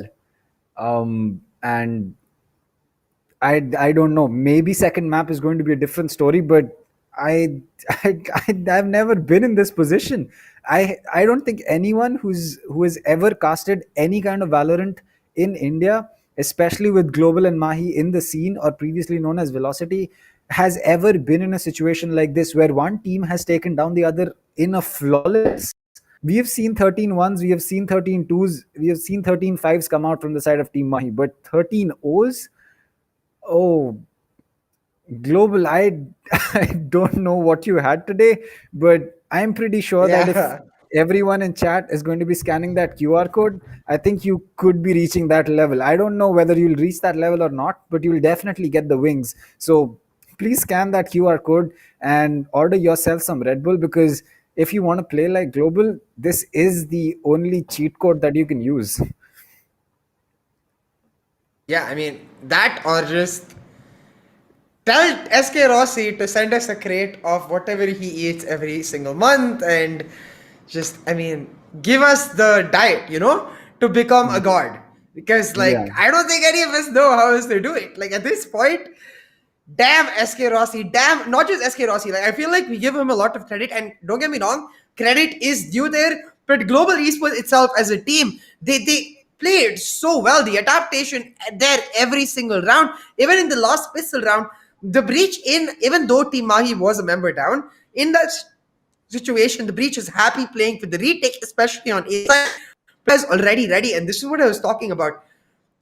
I get the idea from Team Mahi about trying to pull off a surprise, but the breach is just not good enough because you need something that completely throws the book out of the wave against Global. At this point, you have to understand that if you don't surprise Global, they're going to be able to be so dominant because they understand and they are comfortable in their approach.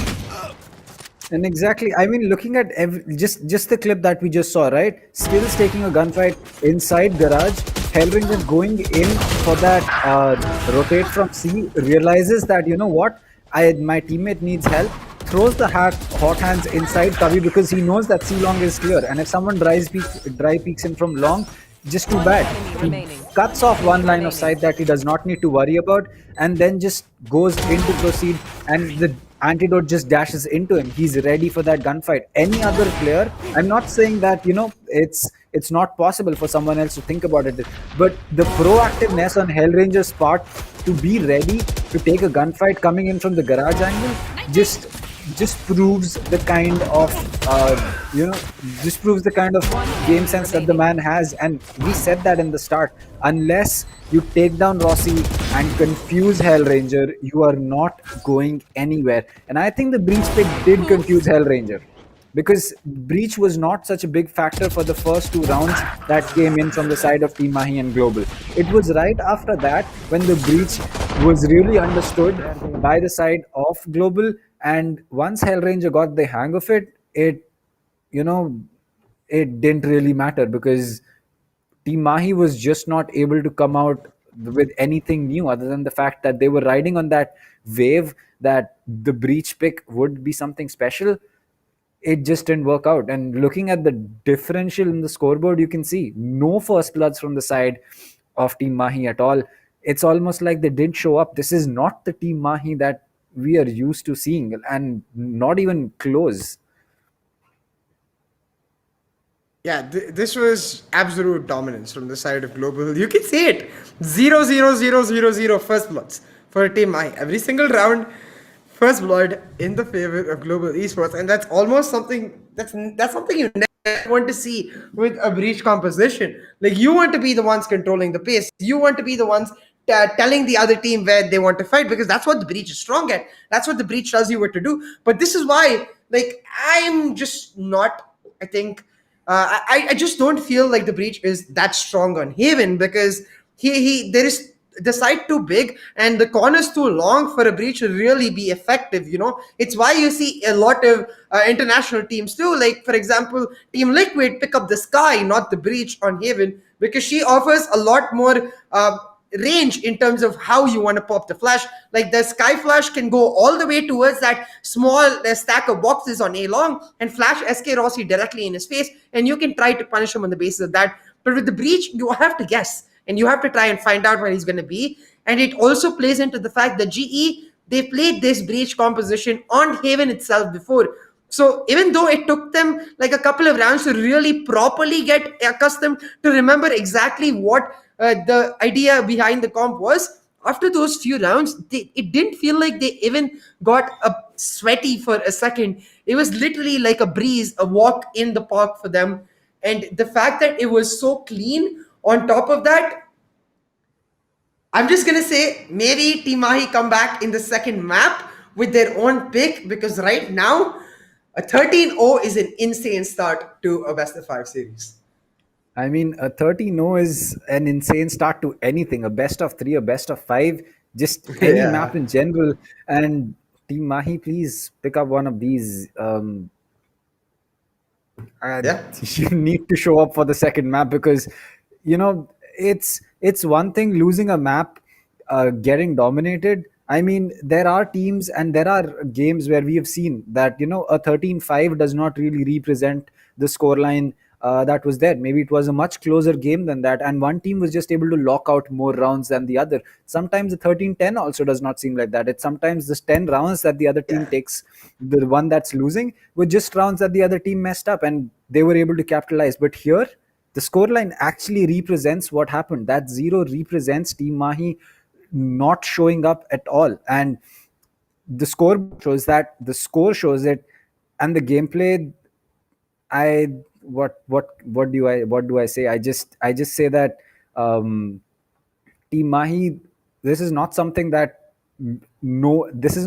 anyone expects from you, not even your fans or anyone out there. But please just show up for the second map, prove why you are deserving of this spot, and just show us the Team Mahi that you are. And honestly, no pressure, just chill out. One map gone, doesn't matter. You have 4 more to go. Forget about Haven. Just go into Bind, go into Icebox, go into Ascent, go into Split with a clear mind. I'm pretty sure you'll come out on top. Yeah, absolutely. Like, I think it's as I said, right? There's also the idea that if you look back to the semi-final series yesterday, they actually banned this map themselves. I guess now the fans have a much more clear picture of why they chose to ban out that Haven map. I guess they're just not feeling comfortable on it right now. So if you just forget about it, like treat it as, say, a best of 4 series where you have to win 3 maps. It's the same idea to win the series, and that's what they can try to do with the next few maps, because for Global Esports, it's just 2 more maps, and I think Haven is one of their stronger maps itself. So going into Bind, it's going to be very important that they win it right here, because then the third map is the choice of Global Esports, and if they lose Bind, I don't think Global Esports is going to give Team Mahi the chance of a reverse sweep. Having been in that position themselves, they're going to know the importance of closing out a series when you have the advantage. I agree. I think that, I mean, you just said it, right? You just said right before the map started that you said that winning Haven will be a big morale boost, a big confidence boost for the side of GE, because they have a big task ahead of them. And then Global did this. And suddenly, I think that the morale boost is needed on the side of Team Mahi. Well, as far as it goes, it's an unfortunate event, but I think we can stop talking about that, because I'm pretty sure Team Mahi understands that as well. They did not expect this. They did not expect a 13-0. No one expects a 13-0 coming in. I mean, if we just get 5 casters together, I'm pretty sure that somehow by doing something or the other, we could string around together. And so everyone expects that. But Team Mahi, they weren't able to do it. No problems. It does not matter. It's a big deal, but at the same time, in the grand scheme of the best of 5, it's not such a big thing. And looking back at it, just Mahi, just look at this prize pool, man. You don't want to give up that first prize. Work for that 4 lakhs, or the second place 2 lakhs could be yours. But it's the bragging rights that go along with that first place prize pool. Not only do you get the bigger part, you get the bragging rights as well.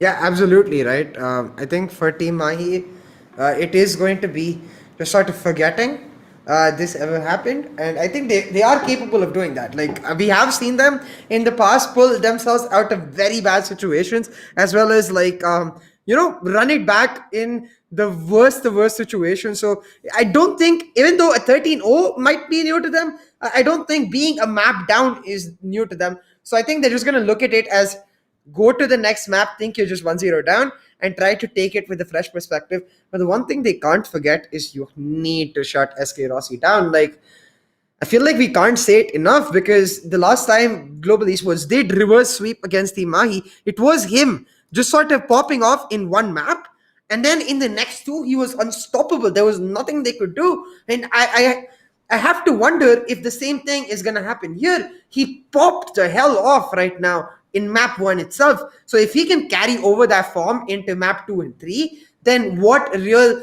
recourse do Team Mahi even have against that? And it puts them in a very bad situation. But hey, talking about that is a completely separate thing, because I want to tell you guys about this giveaway. Dang, I do believe like today is the last day to enroll themselves in the giveaway too, right? So you guys should do it ASAP.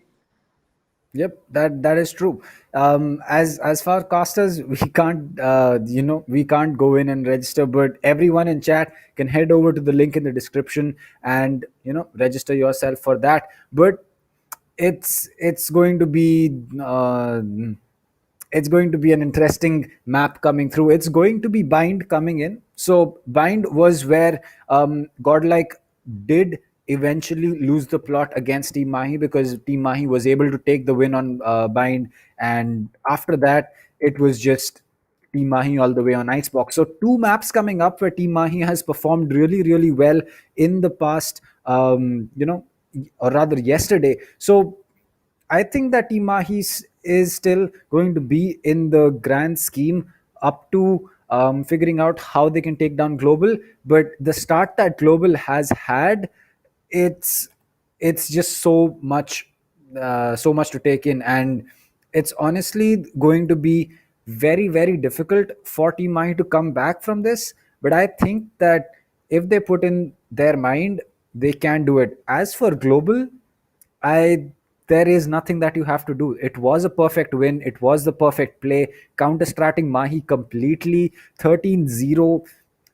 There is nothing left to say for the side of Global on map 1, because they did everything right. And unless you do everything right against a team like Mahi, you don't get a single round, let alone getting 13 rounds in a row and not giving a single round. So as for Global, there's nothing left to say for them. For Team Mahi, there's a lot on the plate. They just need to figure out how to chow it down. Yeah, these next few maps are, I mean, not even next few, this next map is going to be a real test of their strength, a real test of their determination, as well as their mental power to try and come back, because GE, they're going to be all guns blazing. But enough of, like, I think the last map. I think the players are going to forget about it, including GE. I'm sure that they're going to be happy about the way the map went, but they're not going to think about it so much to the point that they get overconfident or anything. They're just going to tell themselves, guys, we won it. We won it in such an emphatic fashion. All of that is awesome. Now, forget it, look towards map 2, rinse and repeat is going to be their ideology. So I want to bring our focus as well as the viewers to map 2, because Bind, we know what compositions the team's likely to bring out. It's going to be the Brimstone on both the sides, the Sky versus Sova difference for Right to Ace versus Kappa, and then the Raze and Jet on both of the sides for either of the teams.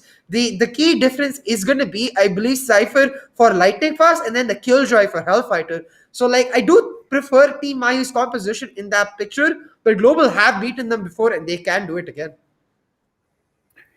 Well, yes, Global has in fact taken down Team Mahi earlier once on, not once, but as far as games that I have casted once on Bind, where it was a 13-10. It was a very close match. The split was a 7-5 in the favor of Team Mahi on attack, in fact. Then Global came back with a 7-7, and then we made our way to a 10-10 before Global finally took it to a 13-10. So Team Mahi has been in this position before, where they really need to make sure that they take Bind here, because Icebox being chosen by Global could mean two things. Either they wanted to keep Split for last because they knew that Team Mahi is a strong team on Split, and they want to make sure that either things off before that, or if worst comes to worst, let Split be the map that they go to and then figure out how they want to play it out. or they have something special in the back pocket for Icebox. So for Mahi right now, Bind represents a very, very important map in this best of 5, because if they lose out Bind, and Icebox is something that Global Esports has really prepared for, and if they have prepared for Icebox the way that they've prepared Haven, Mahi, you need to be careful. But Bind, I think Bind is a map that both these teams are extremely strong on. Both these teams know what they're going to do, and I think that something special is going to be coming out from the side of Team Mahi, because it's not like them to go down without a fight, and Haven was clearly not a fight. Yeah, absolutely. I think that's exactly right. Team Mahi is not the sort of team that just is going to whimper out, die down, They are going to come back stronger than ever. So in this next map, I think it's for them to really put down a statement, be like, you beat us fair and square very dominantly, but you did not take us out of the tournament just yet. And we're going to show you what happens when you really awake the bear, anger the beast. And I'm hoping for that sort of answer for Team Mahi. On the other side, though, Global Esports, just more of the same. They played map 1 really, really well. Their setups were on point with respect to how they were stacking particular sites. Their predictions were on point with respect to how they were able to understand where to position SK Rossi's operator to be able to stack another site. So more of the same in Bind is going to be the name of the game. Try to once again leverage that operator for SK Rossi to stack another site, hold it down, and then when you go on the attack, I'm curious to see if he does pick up the attacking operator, because I think Bind, it's the one map, maybe even Split. Bind and Split, the two maps where an attacking operator is just very, very unlikely for any team.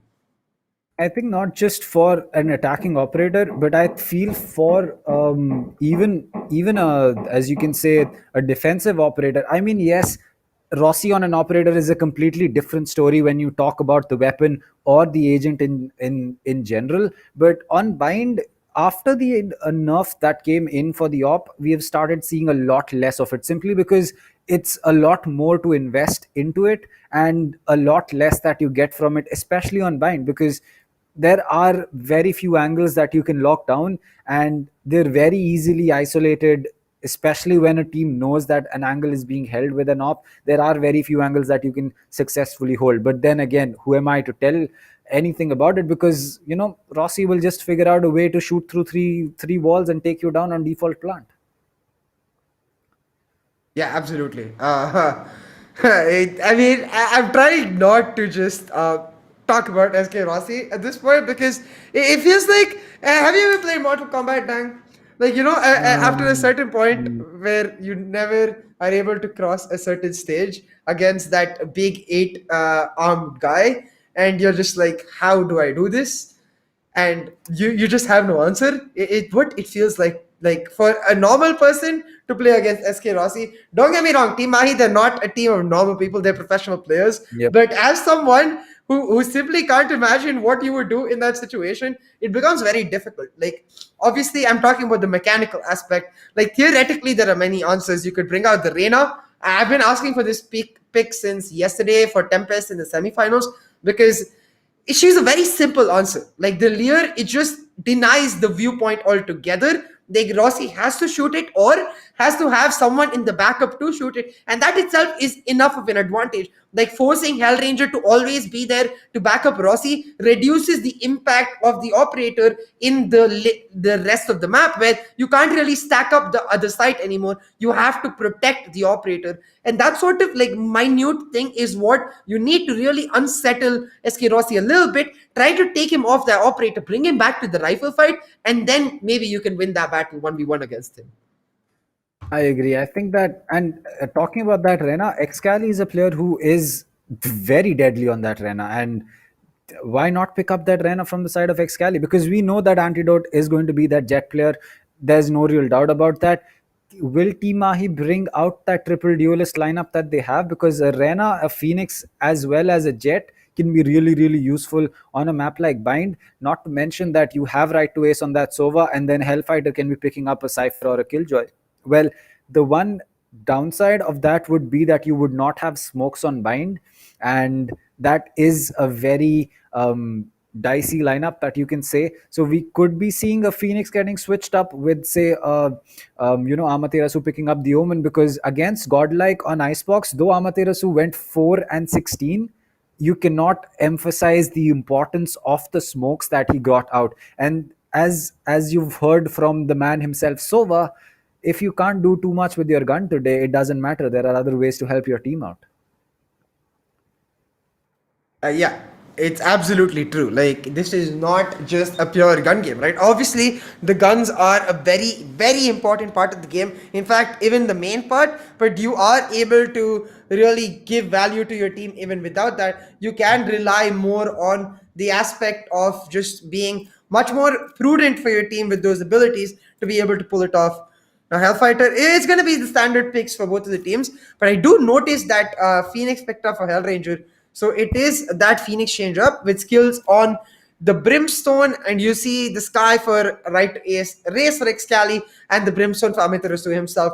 So it's that Race versus Phoenix conversation and the Sky versus Sova. The Killjoy Cypher, of course, a debate we've had enough, and they're very similar Sentinels. They just offer different value to each of the teams. I'm more interested in how this Phoenix pans out versus how this Race pans out. Well, a Phoenix and a Raze, I'd say that the difference in both of them going to be used is, honestly, I feel that the Phoenix pick can be very, very useful when you want to play an aggressive game, because as we've said this earlier, Phoenix flashes.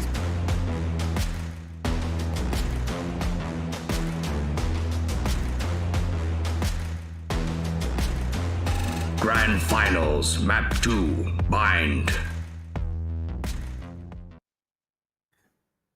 Well, yes, coming back in, it's going to be map 2 Bind. And the point that I was making, the Phoenix is going to be an agent that you would want to use when you want to play really aggressive, when you're playing close quarter combats, when you're playing fast, when you're not trying to waste any time in the pushes that you want to make. There is no better agent than a Phoenix, because his flashes are the quickest acting flashes. They flash you for the lowest duration. Their range is not so much. You need to be really up close and personal to cover to take them. So they're very dangerous to use. But in those situations, there's nothing better than a Phoenix flash, because unlike a Paranoia or a Sky flash or a Breach flash or even the Rena Lurai, there is no downtime in you taking that flash out, using it, and then going in for that peak. So Bind, not the map where I think that Phoenix as an agent for that wants SK Rossi is going to be the best, because he's not going to let you come into those close quarter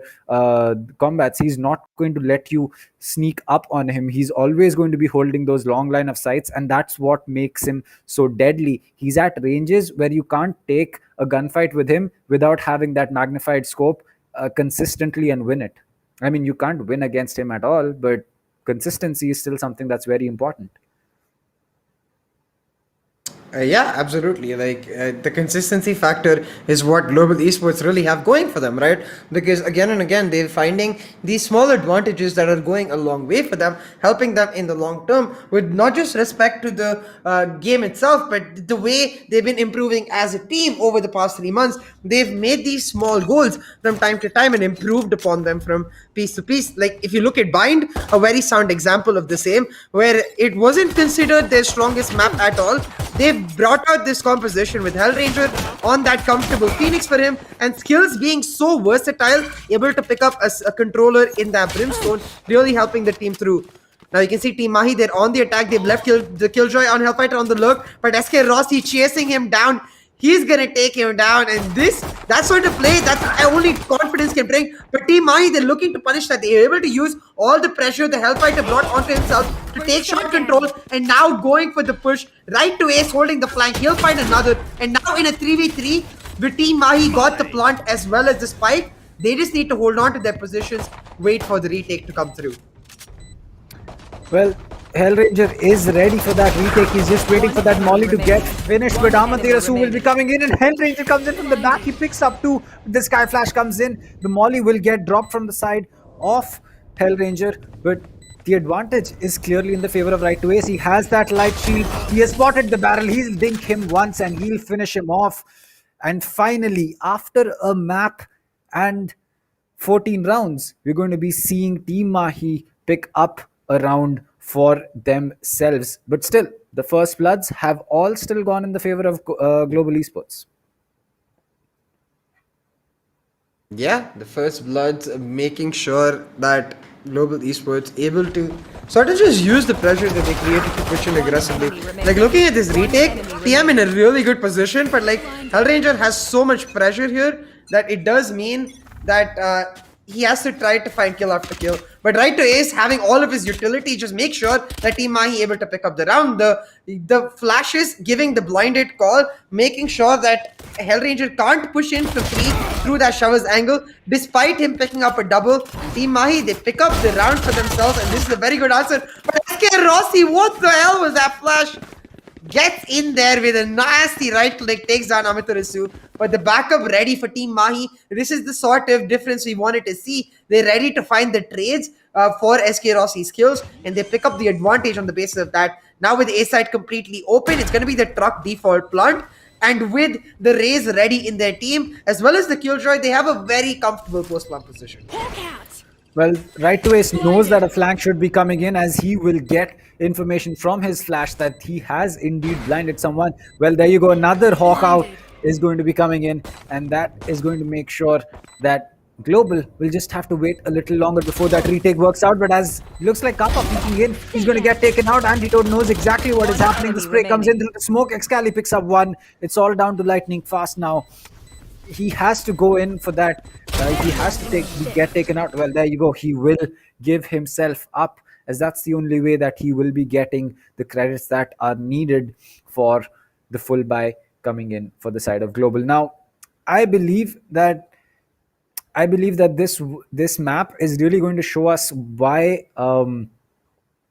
Team Mahi is the team that they are, because looking at their faces, yes, like as viewers, we know what has happened. We know that they have just come in from the back of a 13-0, but they're not showing that on their face. Neither is Global, because it's very easy for a team to become overconfident so easily that, you know what, we've won 13-0 against this team, and it's going to be really easy taking them down on bind as well. But they are not having that overconfidence, and neither is Team Mahi showing that kind of resolve. But oh, what a shot from right to Ace! Not a single point of damage taken. Oh, and a dink and a kill coming in on SK Rossi, as Mahi is looking to increase their advantage. Those two kills just completely, I think, left GE in shock. They're now in a position where they realize that if they go for the retake, it's going to be too much of an expensive affair for them. So instead, they're going to go for the exit frags, position themselves, try to damage Team Mahi's eco as much as possible. But considering that Team Mahi got a very nice second round, with this round, it's basically just a snowball of eco in their favor.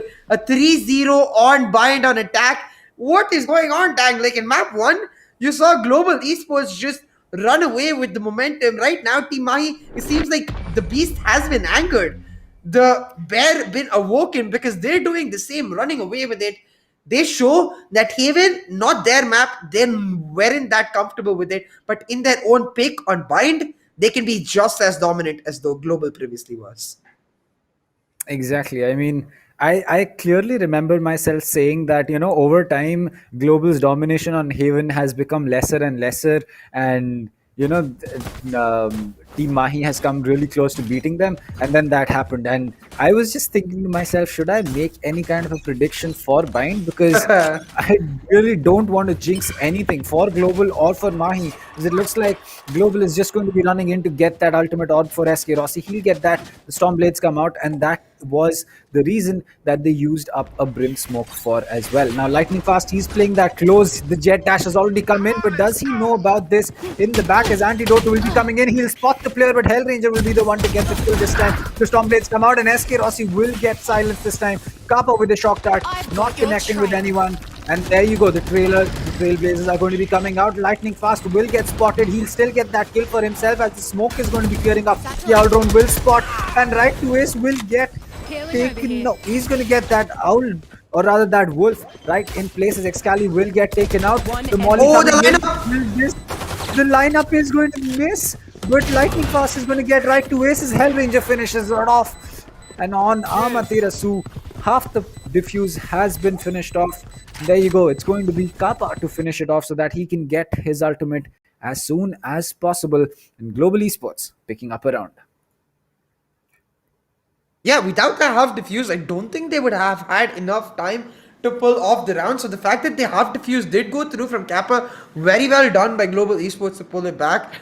Team Mahi, they go for that default A execute once again, but this time Global ready to answer back. The trades coming out very, very important. The way Lightning Fast able to hold on to his portion of the site, not give up full site control, needs the entire backside space with the CT control ready for Global to use for the retake. That really important here, because without that, if Team Mahi had got control of the full site, then the retake would be almost impossible with all of the Sky utility as well as the Raze ready.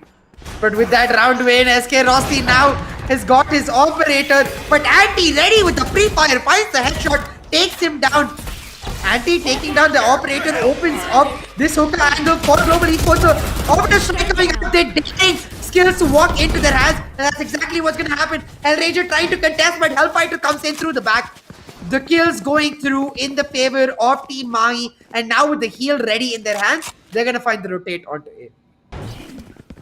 Oh boy, well, it looks like suddenly Global is having to face a completely different team, and Mahi has suddenly seemed to have woken up. Well, there you go, the Cloudburst coming in, but Lightning Fast with that spray down is going to get 1 and 2. He's going to equalize the positioning. He's going to spot one more player. Kappa gets that, and this might just be a clutch hellfight, or rather Amaterasu left in a 1v2. He has some utility to work with. He's going to be going in for that rotate, but the players of Global are right next to that teleporter. The second they get that audio cue of the spike getting planted, they are going to know what's up, and they will have 2 positions that they can retake from. Well, it looks like there you go. That's the first player inside the teleporter, and the second one as well.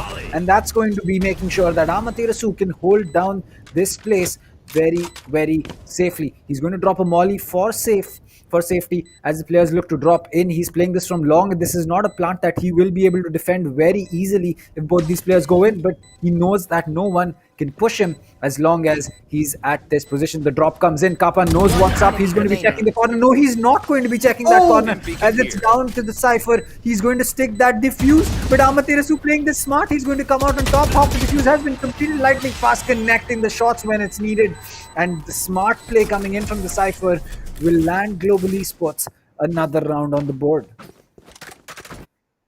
And the beautiful round picked up for, and the operator saved, right? A really nice round for Global Esports. Lightning Fast playing it so well, calm enough to get the half diffuse through, and then go for the sneaky rotate outside his cage towards the left angle. I don't think Amaterasu was expecting that at all. Instead, with no information because of the cage of Verial, he has to just try to spam through it, and with no player going down, realizes that the peak coming through, not able to turn out on time. A very good play by Lightning Fast to make sure that Team Mahi don't run away with the momentum. Now with back-to-back rounds won for Global Esports, and that operator is saved with multiple ultimates taken out from Team Mahi's favor, the momentum back in the hands of Global Esports, and you can see SK Rossi, he's ready with the operator to do just that. The jump peak to deny him, another peak, barely tags Hellfighter, but he's able to escape with his life. The heals ready from right to ace will bring him back to full health, but that was a little too close to comfort. Antidote using the pressure created to in the showers angle by his team to push into the hookah. It is B-side control gained for Team Mahi, but the spike all the way in the back. They have the side control, but they don't have the spike to get it planted. So this might be a weird situation here, because if they don't get the spike planted soon enough, it will mean that Global Esports will be on the fringes ready for the retail. No charges left. Well, it certainly looks like Global is slowly coming back to, the momentum that they had, because this is again a round that Team Mahi is still not going to be taking with any kind of consideration. Well, Antidote coming in, but Roxy with that peak. Antidote will get that kill, but Kappa getting taken out is not the kill that you want to take. SK Rossi is the man, as Hellranger is going to pick up Hell FF, and that's going to be an important kill. The Killjoy gets taken out. No more Nano Swarms or Alarm Bots, as SK Rossi in a tough position, but Antidote gives that peak, and no, my friend, you don't give a dry peak to an op, especially when SK Rossi is on one. And now Team Mahi not having the advantage in manpower anymore. The hot hands gets dropped for Kabi. Then on the peek and come from Cuban. Right to his gets one, right to his gets two, and he'll get three. The spray down from this man is going to be insane, as the operator will stay on the floor, I guess. Or Antidote has picked up one. No, it looks like he'll still be going in for that Phantom. Yeah, it will be the round for. Sorry, it will be the Phantom for Anti. I think now that Global Esports have got a chance to really understand what the approach for Team Mahi is going to be, they are able to answer back to it. But you can see the pressure-based approach that TM have, the way they infiltrated the Showers push last time. Hellfighter surviving gives so much space for the B-side push through Hookah. The idea of sort of spreading yourself thin, dang. We've talked about this a lot. You want to do this in especially a map like Bind, because with no real direct mid to control, you need to sort of spread the defenders apart and use the space you get through that to be able to get the push for yourselves. Now the Seekers coming out, give them the information they need. Antidote picks up the first kill, but with lightning fast taking down Hellfighter on the other side of the map, the hat comes out for the Cypher, and now they know that all of Team Mahi stacked up on this B side, so they're going to leave the Cypher there to hold down A. Hellranger now coming on the rotate to help his team defend B. Well, Antidote is going to be spraying down skills, as Excali picked up one with the showstopper. Right to Ace is going to be peeking in without the gun in hand, and that's not the position that you want to be in. Hellranger picking up two. It's all down to Amaterasu. Spike in hand, he can get this clutch, but again in a 1v2 situation, not the best that you want to be in. He has no molly to work with. He has two of his combat stims though, as he can lay them down and get some suppressive fire on board. But as he looks to peek, he will get spotted, take a lot of damage and deal a lot to Lightning Fast as well. But Hellranger, he's still at very good HP. He doesn't know the position of Amaterasu as he's looking to go in for that spike. But Hellranger coming in from elbow, it's going to be the running back coming in. The spike has to be planted as the peak will be coming in from Lightning Fast. He will connect through the wall, and Amaterasu again not being able to land that clutch. But there is a lot of time on board for Global to pick up that op, or just roam around a little bit and get that diffuse in. Yeah, a really nice round from Hellranger and Lightning Fast. The way they make sure that they spread themselves out, really important there, because if they did not have elbow control as well as Hookah, it would have become much more simpler for the side of Amaterasu to go for the backside plant and then retreat himself into CT and try to play for the post plant. But since he's flanked on both the sides, he has to go for that peak on Lightning Fast, and Lightning Fast very smart, playing behind the boxes on Hookah, not actually right behind the window, meaning that he can't get wall banged, and it's instead he himself who picks up the kill, takes down Amaterasu, and keeps the scoreline as close as possible for Global Esports. 4-3 now, these teams going back and forth, but Mahi on the attack. I think right now they'll be happy that they have a one-round lead. So Global, they're going to try to take them down, find a way to just nullify that entirely. Now you can see they're using the drone to take B-long control, trying to push in aggressively and deny the amount of utility this guy is gaining. But Antidote with the Blaze Storm, it's Mahi with the Trailblazer moving in. Hellranger in a huge position, but the flash a second too late. He goes down, but the team ready to back him up. The crossfire in setup. It's a double kill for GE, and now SK Rossi with the knives. He'll end them instantly. Well, he still has one blade to work with. Skills will pick up a kill. It's down. Oh, Rossi, there you go. He doesn't need too much to work with, and Hellranger with that sclap is going to make sure that he really knows that he really knows what's up. He knows that Team Mahi is under pressure right now, and this is the time to capitalize. This is the moment where Team Mahi will be in a position where either they'll have to put in their everything, or they'll probably be going home. Last player standing. Absolutely. And they're doing exactly that. But what was that? What was that shot from SK Rossi towards the end? Literally just one knife. Insta headshot and just a fadeaway move. Yeah, we shouldn't be surprised by him. Again and again, I say that, but I can't help it, dang. How can you not be surprised when this guy pulls off these instant shots? It's just nuts. I'm going to be honest with you that there have been multiple situations where I've been playing competitive, and let's get this straight, I am nowhere in consideration of even being close to the boundaries that have been set by SK Rossi. Like in with respect to skill, I am not even close. The only thing that I can try to replicate from Rossi is maybe like holding the kinds of angles that he does, and the players just run across my screen so fast that I get no time to react. And I'm pretty sure that the kind of players that Rossi faces in his games right now are a hell of a lot of better players than the ones that I face in my games. And trust me, if I have I'll say that I have decently good reflexes. I'm not going to be saying that I'm a god at reflexes or something, but I have decently good ones. And if they're fast for me and those players are going to be faster for Rossi, I don't know what kind of reflexes you need to have to take down these players so easily. I think I'll continue that point on later. For now is Hellranger. Global Esports, I really like this approach from them. They're trying to be as proactive as possible. Even in the last round, the way they were able to take B-Long control and take down multiple members over there got them a lot of space in the map. And over here, they're taking that hookah peak with multi-stack to ensure that this guy doesn't get as much info or pockets of control because of her approach. It's denying the way Team Mahi want to play. And now this camera not being spotted out, a really smart move from Lightning Fast to not use the spy cam dart, because then it keeps the camera alive for a little bit longer.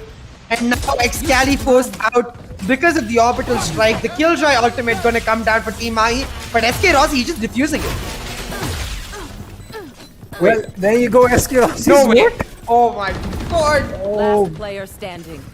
Well, the announcement for the last player standing, I think that came a little too late because the diffuse has already been done and Global Esports back in the lead. And looking at Lightning Fast face, you know that he's having a lot of fun. He's definitely ready for this. And honestly speaking, every single player from the side of Global has shown up. While from the side of Team Mahi, everyone has showed up for this map, but they have a long journey in front of them and they can't afford to get taken out on bind. Now, sure, they are on attack on bind, and bind is definitely a defensive favored map. 4 rounds on attack on bind against any team is a big deal. Mahi's already done that.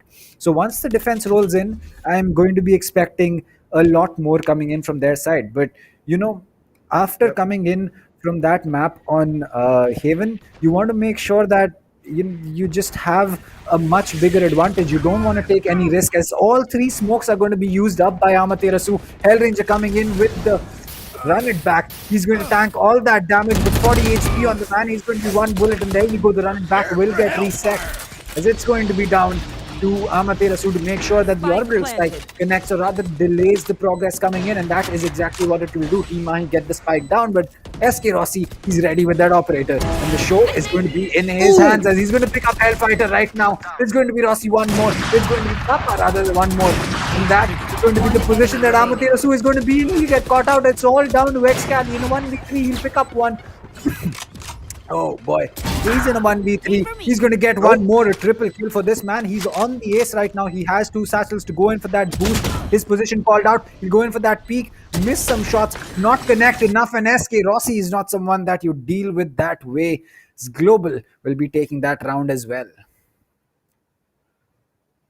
I mean, a brilliant round once again for Global. And you were talking about this, Dang, right? Like, we expect going into the second half, Team Mahi to come back stronger. Like, it's because Bind a much more defensive map, but you have to give props to the way GE have pulled themselves back. Like, going from 4-2 down to, I believe, 6-4 now the scoreline, they have just sort of understood. Like, we talked about this in the pre-match too. They take a couple of rounds to really just inculcate all the information they gain from the other team. But once they're able to just sort of put that into their algorithm of sorts, once they're able to just sort of understand what the other team is able to do, it feels like they just lock into that particular strategy that they have, and they're all playing in that same page, trying to execute the same thing. These opening parts I keep talking about, the aggressive peaks towards the long areas, or even the shots the power points in the maps being denied to Team Mahi makes such a big difference, because now with that long approach, they're able to create a lot of space for Team Mahi themselves. This is the semi-buy round. They have 5 Spectres, but Excali creating a lot of space with the Showstopper opens up A site, B site entirely for his team. Now with the plant going down and the Seekers ready, they are in a comfortable spot to somehow maybe pull off a semi-buy win, play for that Seekers post-plant. Well, yes, and post plant coming in from the side of Global is going to be, this is a round that Global will not want to lose as Hellraiser comes in with 2. He's going to get that trade for Excali, or rather for Lightning Fast. SK Rossi, Matirasu with the spray down. It's all down to skills on elbow. His position called out, and all the players of Team Mahi are going to be locking horns with him, and he'll get taken out. And Team Mahi slowly keeping themselves in the game. And honestly, 5 rounds is going to be a big thing. And I just feel that for the side of Global, they need to now figure out how they will be going up on attack, because yes, they have the advantage in the number of rounds right now, but that's not a big advantage, not against a team like Mahi. One enemy remaining. Yeah, exactly. Like, especially when you consider that the operator for SK Rossi, it becomes much difficult to hold on the attacking side. But actually looking at the scorecard, I noticed that Anti himself, yeah, you can see it here now, he's building the operator. So the Showers operator for Antidote, the short operator for SK Rossi, it's that jet battle. Which one will get first blood will just dictate the pace of the entire map. In terms of ultimates, though, GE do have a bit of an advantage, a very big ultimate in that runner back ready for themselves. But Mahi, they're trying to bring back their own, picking up the ultobs. But Hellfighter, a bit of a distance away. He's going to need at least a couple kills before those lockdown comes online. Now, with over 30 seconds of this round done and no mistakes made by GE, no picks picked up for Team M or GE, it will mean that TM have to try to find their way onto B. And this is where I love the mind games from Global Esports. They're already predicting it. Look at this double stack hold on elbow and Hellranger with the rotate to 3-man this B side. Well, yes, I think that the 3-man push, or rather Team Mahi just making that split push work out, as Hellfighter is going to know that there is someone holding that angle, and a smart peek coming in, not taking any damage against SK Rossi, especially on that operator, is going to be a big thing. As Hellranger coming in with the run it back, he will get reset because his position called out, but now he'll have to deal with the 100 HP that he has. The recon dart coming in, but Skills and Kappa going to be picking up 1 kill each. It's all down to the 3 players, or rather the 2 players that Team Mahi has. 12 seconds on the board. The spike needs to get planted, but Excali lands that shot. 8 seconds on the board, and Skills and Hellranger to finish it off. 7-5 is the split, and Global will be going into their attack rounds with a 2-round advantage. Yeah, Global is in a much better position than they were in the first half of this map. They pulled it back so well. A 7-5, much better than a 6-6. Even though the score itself isn't that different, having that 2-round gap means that you can try to use the pistol to just sort of increase the gap and then force the buy round the way TM did in their own first half. Now, Global, my eyes are going to be on SK Rossi, because their approach in this attacking half very different from TM's approach, wherein they don't really have that initiator, aggressive initiator in the sky. They have the Sova, so they're going to spread themselves out a lot more, try to just pick out Team Mahi one by one before they make their approach, and that's going to be very different from the TM's approach. So GE, with Hellranger on that Phoenix, he needs to be the one creating the space. He needs to be the one taking the control. And when you have that Phoenix, the power points of the map automatically become that shower angle and the long angle, because the area is much more clear for the Phoenix Flash to push through on the attack. You can gain a lot of control as well as try to get the ult off for yourself. The faster you get the run it back, the easier it becomes to push into a site. I agree. I think that the run it back, again, it's such a simple ultimate if you think about it, right? There is not too much that is so special, and it's not so special that you get reset back to a single point. You have the you can say the clone running in, and getting that kind of... The ability of Phoenix is not that special, but it is so useful because either you can make just an aggressive push, just go all guns blazing into sight and make sure that you come out on top with the gun skill that you have, or you can just use it for intel, or you can use it to bait out utility. I mean, there have been so many times that we have seen run it back simply being used to get rid of swarm grenades as well as alarm bots on the lane that you have on Ascent.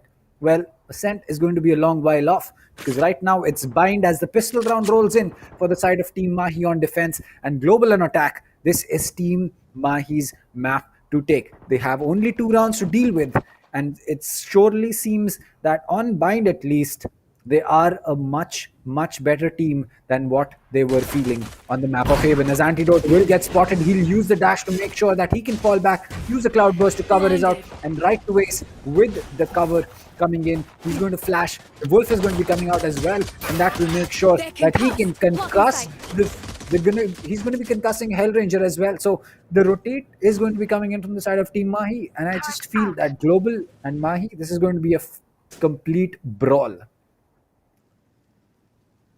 Absolutely, Dan, because you can see for TM, the stack is already ready. The guiding lights going out. The blinded call to give them the information. It's Amitarasu starting us off. Gets that first blood. Takes down Hellranger. Trying to ace with another peek. The spike carrier down. SK Rossi dashing in, trying to get something done. But it's actually Kappa and Lightning Fast holding it down. Able to get the trades and equalize the agents in their favor. Now Hellfighter from CT has the turret ready to get some information for his team. Help Excali on that hookah angle to push through. The grenade's a very nice bounce from Excali. He's gonna pick up the double. I know he's not playing the Sova, but that was some beautiful geometry to be able to land the grenade on point behind the tube, exactly where the opposition player was. Well, that was certainly a very good round coming in from the side of Team I. They need these rounds to make sure that they can stay in the game in the best of 5. And as far as Global goes, it's not such a big deal. A pistol round getting lost usually means that they will be forfeiting their advantage that they had with respect to rounds. But yes, it plays a big thing because now they will have to work harder to get those attacking rounds for themselves. But at the same time, it's a situation that most teams accept as they lose the pistol round. So a thrifty rounds can still come in from the side of Global, but will that happen is going to be on the cards. Oh boy. Oh, that's not good. That's not a good position that we want to be in. And Cypher just about escaping with the skin of his teeth. He'll still get that kill on Antidote though. As it's down to Hellranger as well as Lightning Fast, the orb will get picked up by the Raze to make sure that she can get her ultimate as soon as possible. Hellranger getting that right click right in the face of Amaterasu. He'll get that kill, but the turret to put an end to Hellranger's life. It's all down to the Cypher coming in with a knife in his hand, and he won't survive for too long. There you go. Team Mahi are going to be equalizing the scoreline. That was a bit of a funny sequence there. The spike dropped right in front of the TP, and they kept trying to take it one by one. And Hellfighter's like, I mean, I'm happy with this. I have a Spectre. Like, all right, you guys walk in one by one. Lightning Fast did very well. Like, to get the spike, of course, that itself is a good thing. But with barely any HP, winning that duel against Antidote, meaning one gun down, and then Hellranger with his own right click taking another gun down. The fact that they had a 2-round lead does work out for them. This is why the 7-5 much better than the 6-6, because now it's an equalized scoreline instead of an 8-6 in the favor of one team. So Global Esports with this buy round, they're going to look to push back. But for Team Mahi, winning the pistol and bonus itself is going to be a lot more momentum for them to pick up. They now have those Spectres with a couple of upgrades in the members they lost to try and push through for the win in this round. Now, a 3-stack onto A. TM, they're expecting an A push, but the mind games right now in the favor of Global Esports. The B push coming out, the Trailblazer, though, reveals their positions. And now the guiding light to delay their push a little bit more. It's Amitarasu coming through on the rotate, trying to help his team to hold down. But GE, they're fully committing to this B-side tank. Well, yes, GE is definitely committing, but Kappa is going to be picking up that kill as Right to Ace did get the first frag. And that will be first blood for Team Mahi, but it looks like the spike will get initiated. Well, there you go. Lightning Fast with the plant coming in, and that will make sure that a 4v4 post plant is on the cards for us. Now the Blaze Wall has been put up as right to ace, as well as Amaterasu going in for that retake. He's going to get one kill. The second one comes in for right to ace, and the play that Team Mahi makes together is just something other else. That is not, but it's not going to survive for too long, because Rossi is not someone that you deal with that way, and he's going to get 2 kills for himself. It's all down to Amaterasu and checking the wrong angle. SK Rossi to finish it off, and a round that should have gone in the favor of Team Mahi is now suddenly going to be going in the favor of Global, all down to that man in the top left corner who smiles all the way. Yeah, you could see already SK Rossi, he's having a blast of it time. I don't think seeing him, we've really seen him smile as much in other grand finals in general, but today he's really feeling himself. He's on point. The rest of the team too. Hellranger with 16 kills. It really shows you why this switch up in composition works for Global Esports on Bind, right? It's for them. I always say this too. Like meta, while it's very important, you want to be as efficient as possible. Comfort is always greater than the meta because it allows the players to play at a pace that they are much more used to. And Hellranger doing just that on his Phoenix, really showing up for his team today. Now the push for Excali, Kappa caught completely by surprise, missed a couple of shots, and the judge in his face, meaning the kill picked up by Excali, but Skills ready to trade him out. It's 4 versus 4 on the map. The running back coming through for Hellranger now, able to clear out that approach and make sure that the spike is not secured by any person on Team Mahi. Now the neural theft coming out will give all this information about the flank of Team Mahi to Global Esports. They're going to try to use information to push in, but the operative strike from Amaterasu to delay many ults traded by both of the teams on this map. But right now, the kills going evenly on both sides. It's the eco round for Team Mahi, but the Seekers going out now. It is Team Mahi trying to commit to picking up this trip. Well, yes, they will spot the position of one player. I believe that is Skills. Yes, it is, and he'll pick up 2. That's going to be Amaterasu and Antidote off the board. It's all down to right to ace as he gets sprayed down by 2 people. He's not going to be surviving for too long. And Global Esports picking up another round for their kitty. And CA, I don't know about you, but this is going down right to the wire. And I feel that unless Team Mahi picks up this map, that Haven is really going to be hanging over them like, you know, a guillotine.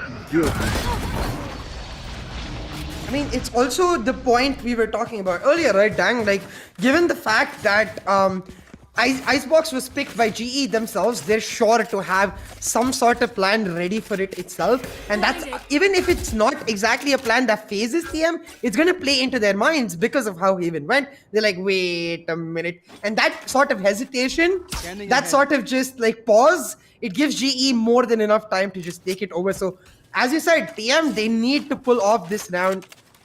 That recon bolt, I think, just a millimeter or so off, did not get into the hookah thing, was actually just ended up being on top. So did not get much information and did not reveal these positions. The hookah approach with Antidote holding onto that hookah angle. The operator Antidote showing up this time. He's like, I'll show you the anti-way. Pulls out a double kill. And now the Trailblazer revealing all of GE's location. Team Mahi in a commanding lead to secure this round. Here. Well, Team Mahi is definitely going to be in a good spot. But, you know, with SK Rossi still alive from the side of Global, I still wouldn't place my bets as Lightning Fast is going to be getting one. SK Rossi will fall and so will Kappa. And a flawless round coming in from the side of Team Mahi. What a way to start yourself and put yourself in the driver's seat back again. Now, they still have one more round that they need to take before they can say that, you know, we are back in the driver's seat, or rather 2 more rounds, because 1 more round will equalize the score and 2 more will put them in the spot that they really want to be in. But, you know, I think that just looking at the way that these teams are going off at each other, I still can't predict whether this is going to be going Team Mahi side or is Global going to be doubling their advantage. I think the best prediction we can make is for it to go our side and give us the overtime, so we get more and more of these rounds and we don't actually have to worry about who's going to end up winning it. And I really find it going that way with the back and forth manner of these rounds, right? Team Mahi, it was their buy round the last. The fact that they were able to win it will make sure that the operator held on to them. The position for Antidote now shifted onto the Showers angle, and Global Esports, their approach in trying to deny this operator hold is spread themselves out, get information about where it's lying, and then go for the peak. Now, SK Rossi, the operator specialist himself, he's going for the peak. But the jiggle from Kappa, it's Antidote, forced to take a shot and misses it, meaning they know exactly where the op is now. And you can see on the map already, the machinery going for GE. They're trying to push on the pressure onto the B side, but Excali ready for it, takes the peak, finds the first blood, and now Team Mahi with a one-man advantage. They look to just hold on to their positions, wait for the push. Well,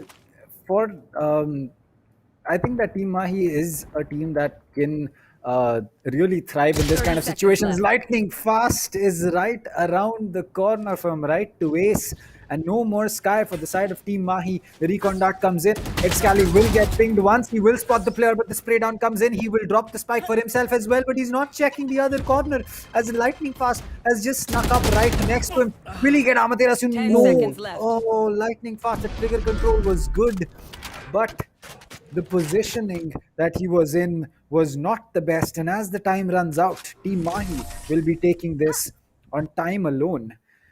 And Global Esports, they will no longer have the advantage that they had. Yeah, you can really see how important those first bloods are in these rounds. The team that is able to get them gets so much more freedom in their approach to the rest of the round, because you could see from Team Mahi in this round, having got that first blood, like Excali's peak in that B shot angle allowed them to play much more defensively in their hold. They did not have to take any unnecessary peaks, and it forced Global into a position where they have to overcommit to a push that is already revealed by that Sky utility. So that puts Team Mahi in a very nice position to just play defensively, make sure they have the utility already with the Brim and the Raze to just hold on, and it just prevents any of GE from being able to actually force any trades in their favor. Now, as we said, Lightning Fast, maybe he could have shot earlier and got something, but likely would have been traded out anyways.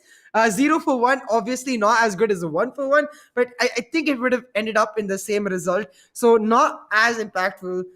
I think this is GE's tactical pause. They did make the smart choice to save the weapons, but even with the save, the next round gonna be the brink of their economy. They need to win the next. Otherwise, not only do they lose their lead advantage, but they also go in a situation where they end up being at a very bad eco spot and put TM in a position to close out this map.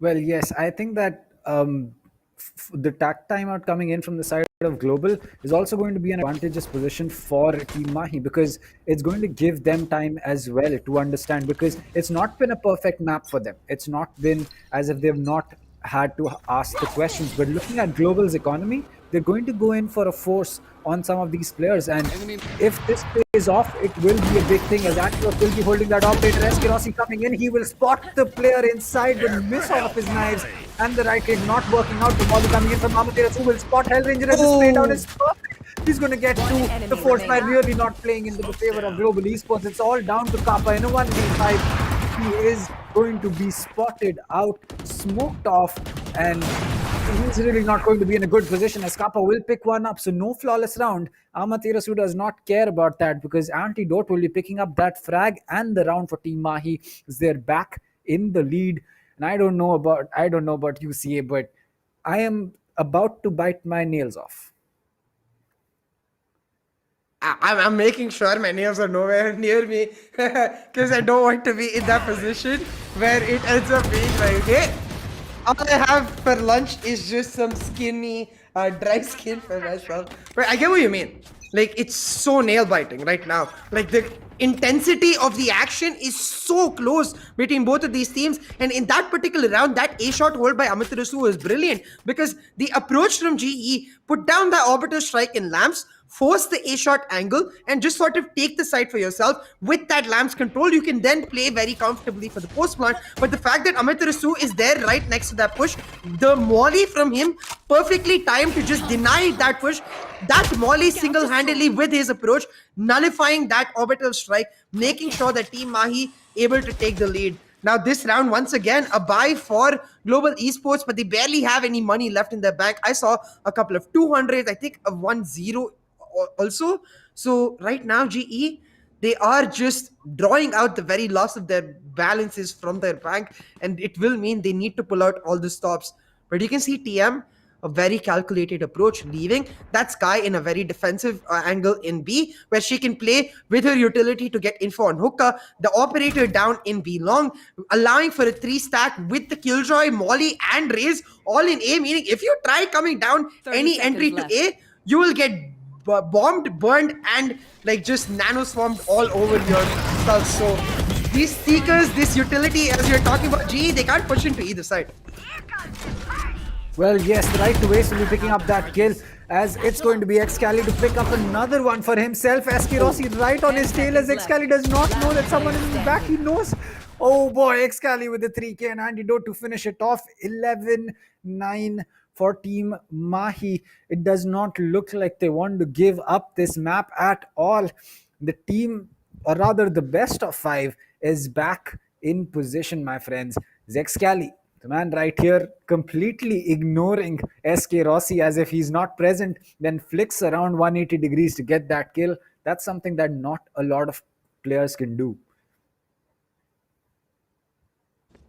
Yeah, Excali, I think the first shots missing from SK Rossi did tell him that, hey, there's someone behind me. But as you said, that flick, like, it's not very easy, at least not as easy as he makes it look to be, right? And it's exactly what we talk about all these players.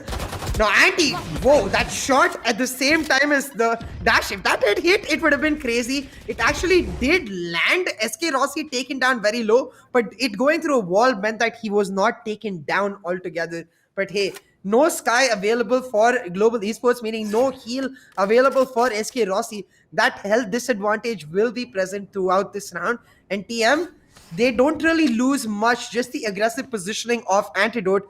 And now, with knowing that Global Esports were making noise in hookah, you can see Excali is trying to be proactive, getting that rotation down onto B. Well, I mean, for the side of Global, this... Oh, that was not a fake flash, alright. I thought that there was a fake flash coming in, but then there was no real reason for that, as the shock darts will be coming in. The frenzy comes out, 4 bullets in the mag. It's going to be the kill for Antidote. Despite that, his Hellranger will get one with the stinger. Right to ace is going to get rid of Kappa. There is some kind of an advantage that Global Esports can still exploit, because the site is completely smoked off. The defenders are outside. The alarm bot will get placed by the Killjoy. The op has been picked up, but SK Rossi will fall. Hellranger still with that stinger is going to be known exactly inside tube, and match point for Team Mahi. And it doesn't look like Team Mahi is done with Global just yet. And despite that 13-0 coming in, it is still going to be, it's still going to be a very, very tight game between both these teams. Yeah, absolutely. Like, we expected Team Mahi to be able to just sort of calm themselves, do a full reset, and go for the next map. And they've done exactly that. Global Esports giving them a run for their money. But as you said earlier, Dang, like on the defensive half, that scoreline that came through from the first, just not enough of a lead against a top tier team like Mahi. It allowed Mahi to be much more comfortable on their own defense. And they pulled through a phenomenal second half here. Excali now on the off angle. He'll take down SK Rossi, and that was a really nice spray with that Phantom to find the kills. Now Hellranger trying to get the same execute through with the firewall. He's pushing through walls. This position from Hellranger, absolutely huge, because I don't think any of them realize this. And right to ace, he finds Kappa, but lighting past with 2 more, and Hellranger now with full elbow control. The information going to Global Esports. They are fighting hard to keep themselves alive in this map. Well, that is definitely true. Team Mahi in a 3v3 right now. The hot hands will get dropped to make sure. And Hellranger, as you said, in a position. Oh, but he might just be known, as the smoke is going to be going out. The alarm bot is just about... Excali, no, not that way. Lightning Fast is also very low on HP. Skills is holding this angle. He is really going to be the brunt of the attack that Global Esports will have to deal with. But the Killjoy lockdown coming in, as Skills will have to vacate site, or looks to push towards elbow. He'll get one kill. player Will he get a second? No, it's Last player Hellfighter to standing. confirm that kill. Lightning Fast gets one and it's... Oh, Hellfighter, no. Why would you push with a knife in your hand at that point of time? Oh, boy. He's just never expecting Lightning Fast to be there. Like, Lightning Fast, the play is so giga-brain that it is insane. Because the lockdown is going down, right? I think we'll see it in the replay. Yeah, about 5 seconds over when Hellfighter gets the kill on skills. And now, Lightning Fast getting that kill is absolutely huge. But it's just about, 1.5 seconds left when Lightning Fast has two choices here. He can either run away through CT after having got the kill near CT, or he can go for the peak. You almost never expect to go for the peak, because if you miss your shot, even one shot, you get detained and you lose the map itself, not just the round. So the fact that Lightning Fast went for the peak, the amount of confidence the guy showed to be able to do that and pick up the kill with the clutch, he got detained as soon as he got the kill and the clutch, the shouter came through. So that was a huge round for Global Esports. It's about these sort of plays that uplift the entire team, that sort of pull the team back into this mood that, oh my god, he did it, now we all have to do it. Well, it's still going to be advantage for Team Mahi, but not in this round. The man, the Excali has been dropped, and Global Esports are very, very close to turning this around. 2 more rounds on board, and they should be able to take this. Amaterasu going in for that rotate. Very risky. Had a push come in through that smoke, it could have been an easy kill. And again, it just sometimes feels odd that pulling out the knife, yes, it's something that a lot of players do, but sometimes it just affects, it just gives you a bigger disadvantage than what you need. And the situation right before this round was the perfect example. Had Hellfighter had his gun, he would have probably tried to win that. But right now, it's this round. Kappa with the plant going down, the Cypher Cage is coming out. So will the Brim Smokes, as Hellfighter just holding in right next to Lamps. It's going to be a 4v5. The heal comes in from the side of the Sky, as the push will have to come in. Antidote with that op. Not a single bullet fired. He knows that there might be someone inside showers, and yes, there is. It's going to be SK Rossi along with a teammate, as the aggression is going to be coming in. Hellfighter picks one up. He has to be the one to start these kills, as Antidote and Right to Waste are going to be starting things off. The retake is going to be halted by the Hunter's Fury, with the Sova is spotted, and Kappa, with no one to protect his back, is going to get one kill but gets taken out. And Team Mahi will be finishing off Bind with a score of 13-10, as they are back in the game, and Global Esports is 1, Team Mahi is at 1. 13-10, a really nice map picked off for Team Mahi. We were putting a lot of pressure on to this map, because we understood how important it was for them to pick it up. And you know what? I actually noticed Hellfighter pulling out a Red Bull at the start of the map. So hey, maybe that Red Bull was the key reason, gave them the energy they needed, obviously combined with their skills, to help push through for a win in this map. And if you want to get yourself one, scan that QR code, get it for yourself, because now Team Mahi, having made it 1-1, it brings back the idea for me, Dang, that we're going to see the 5 maps. I think that we are definitely going to be going in for 5 maps. And yep, as you said, Team Mahi just showing us why they are the team that they are. I mean, I agree that first map clearly didn't go anywhere close to what I'm pretty sure what Global expected, what Mahi expected, what we as casters expected, and what the viewers and the fans of Mahi and Global expected. So let's forget about Haven, but Bind, what a way to really begin that best of 5, because this is really the first time that we've seen both these teams go up against each other. And you have to say, Team Mahi, they are still in the game. The one, as a matter of fact, the first map doesn't matter anymore, because Bind was taken by Team Mahi and the score sits at 1-1. You can, for the memes, the 13-0 definitely does matter. But in the competition, in this ESPL India Valorant PowerUp, in the grand finals, it doesn't, because that 13-0 was just cancelled out by a 13-10. I mean, yeah, it's exactly right? At the end of the day, it's the 1-1 that matters. There's not going to show 13-0, 13-10, or we're not really calculating round differential scores or any of that sort, or rounds won or lost.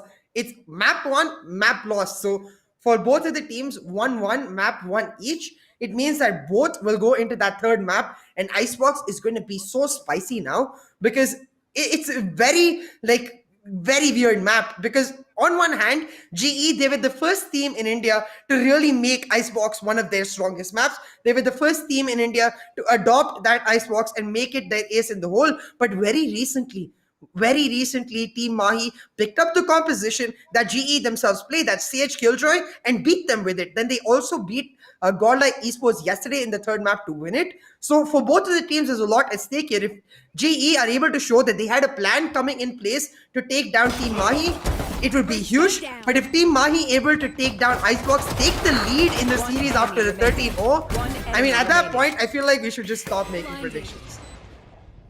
I agree. I think that our predictions couldn't have been further away from a 13-0 on Haven. And Yeah. Bind, I kind of expected a close game, and yes, it was a close game. So you can say that our prediction for Bind was kind of close, but not in the way that we expected it, because the game really changed hands with respect to phases. In the first phase, it certainly felt like Global was running, Team Mahi was running away with it. Then Global came back and they were just able to take round after round, and Team Mahi did not know what to do. But once the defense rolled in, it was again Team Mahi started off with an advantage, Global came back in, and then it was Team Mahi to close it off. So, and that is the kind of game that you really want to expect. At the end of the day, at least for us as casters, it doesn't make any difference whether the eventual game went in the favor of Team Mahi or in the favor of Global Esports. But for the fans, it really does. And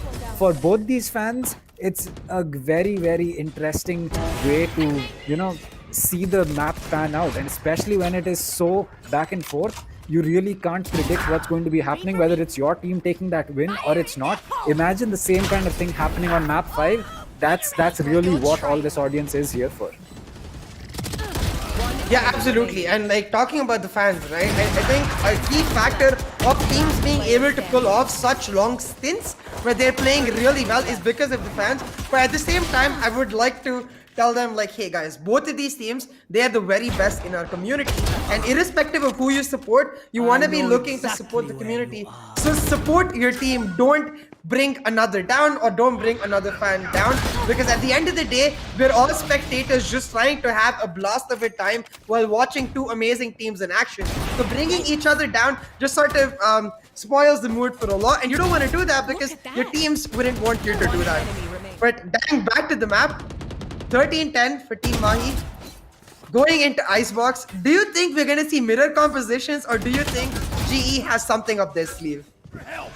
I'm pretty sure that both teams have something up their sleeve, because it will be surprising to say that Team Mahi hasn't prepared especially for Icebox. And if we as casters have figured out that Icebox was consistently banned by the side of Global, and then in a best of 5 they have to play Icebox, so it definitely was a strategy that Global was starting off with. So I believe that the reason we did not, and this is completely speculation, I believe the reason that we did not see a Viper or any kind of a special lineup coming in from the side of Team Mahi yesterday against Godlike on Icebox was because they were keeping something for today. I'm pretty sure that is going to be something that we have to think about.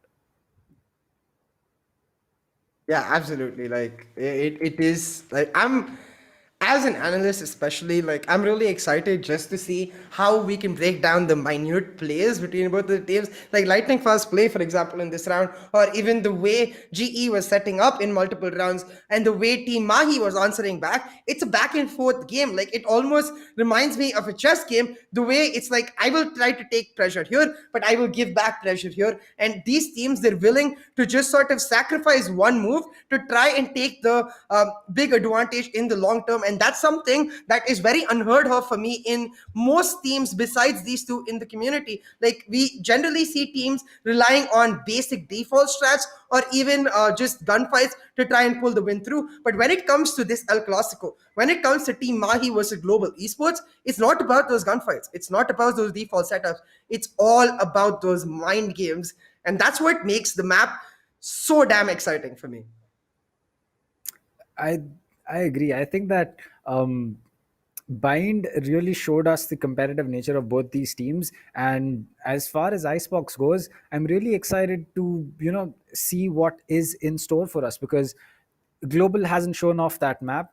Team Mahi has definitely shown off that map. They have been practicing that map. That's for a certain thing. And as far as the best of 5 goes, Icebox could really be a turning point, because if Mahi can retain that lead for them, keep that map for themselves and take it to Ascent, then there will be some problems, because this is going to be Global's pick and Ascent is going to be Mahi's pick. So you can expect something special coming in from Mahi on Ascent. And if the upset does happen for Global, where Mahi takes Icebox, it'll be game over and a 3-1. But I really feel that Icebox will tell us what is going to be in store for all of us, because either it's going to be 2-1 for Mahi or it's going to be 2-1 for Global. And when that happens, we know that the competition is seriously getting heated up. And when that really that situation is reached in a place like in a grand finals between Global and Mahi, you really can't predict what's going to be happening. Yeah, exactly, right? It does feel like a couple of the predictions we made, it ended up being a casters curse. We're like, wait, you think that's going to happen? But the other team is like, no. We'll show you the exact opposite. And you're just like, okay, you know what? We're just going to not curse anybody here, enjoy the match particularly, and then break down in retrospect what exactly happened. And in that scenario, it really does become considerably more enjoyable, I think, even for the viewers, because it gives an opportunity to sort of look into the brains of the players, think about the game from the perspective they are, and that opens up the opportunity to try and just learn these small things to take into your own game. And that's when it comes around full circle, because in this gaming community, esports a very key part of just sort of not only enjoying but also taking something back for yourselves besides the giveaway, guys. You can check that out in the description. But I mean, in terms of the game itself, taking something back to your own game, and like that increases your appreciation for the players themselves. You're like, wait, I remember that lineup that he taught me, or I remember this play that this team taught me, and it encourages the bond between the fans and the teammates, and that's what we all live for. I think that is true. A lot of times that the esports plays that are recreated in your ranked games are down to the fact that there was someone who was watching that game, or there was a friend who was watching a game who eventually taught you what was happening. So I think the kind of play and the skills that trickle down into your competitive matchmaking lobby are really important, and that is something that you basically can only see in a game like esports. Yes, you might see an amazing skill being pulled off by a footballer, but that's going to be physical skill. It doesn't take any kind of physical skill to realize that, I can place this Viper wall like this and it will work out just the same way that it did for Team Mahi or Global as it will for me. And as long as I know how to play along that, I can definitely give the advantage to my team. Now, yes, aim, that is definitely going to be something that is a mechanical skill, and that is something that you can't most of the times recreate. But as far as strategies goes, as far as big brain plays goes, you can definitely do it. And it's going to be a lot more of this coming through. So we will be taking a short break, and at the end of this break, we will be back with Icebox. I will be taking your leave, and CA and Captain Price will be continuing this. So this is me, Dr. Dang, signing off. We will see you on the other end of this break.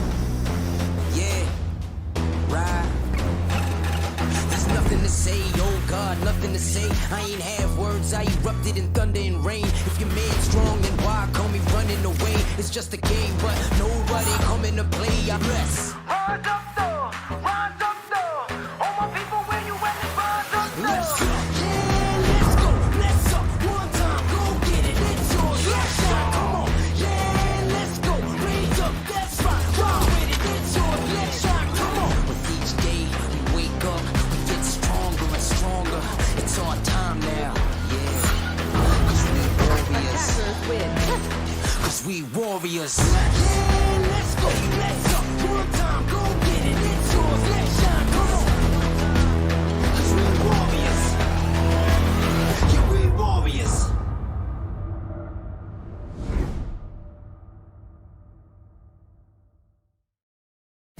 Valorant Agents of India. Are you ready?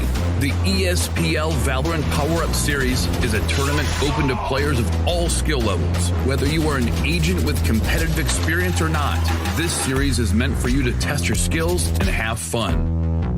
Agents will battle for a total prize pool of 7.5 lakhs and the title of Series 1 champions.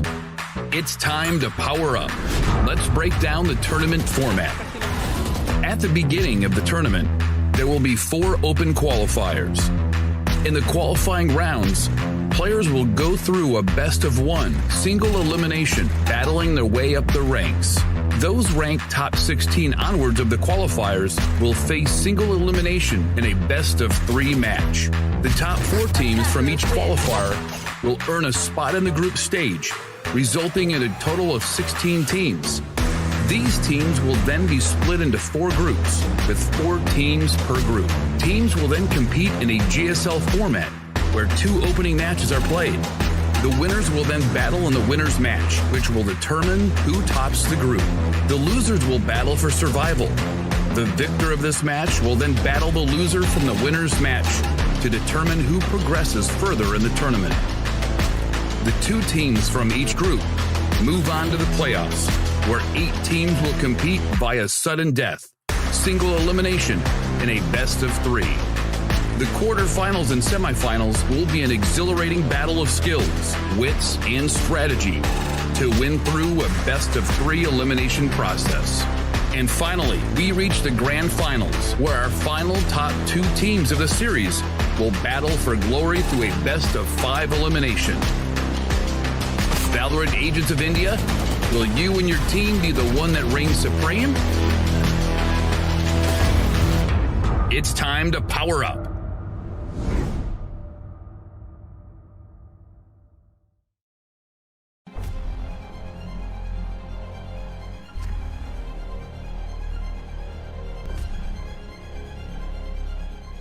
Every young gamer wants to become an esports professional.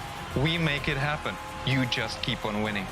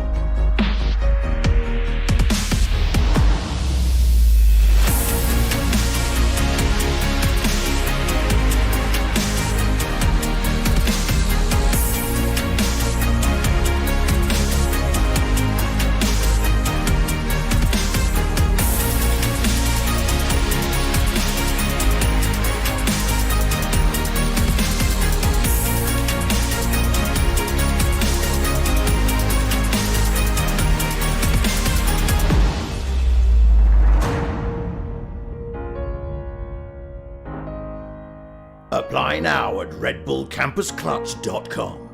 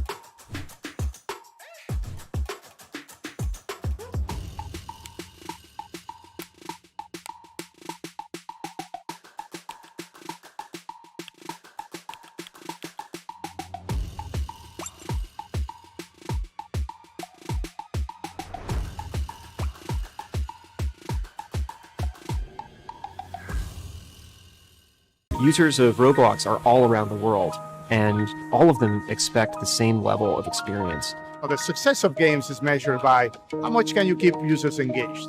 Valorant's mission is all about player experience first. Everything we do, the player is sort of core to our thinking.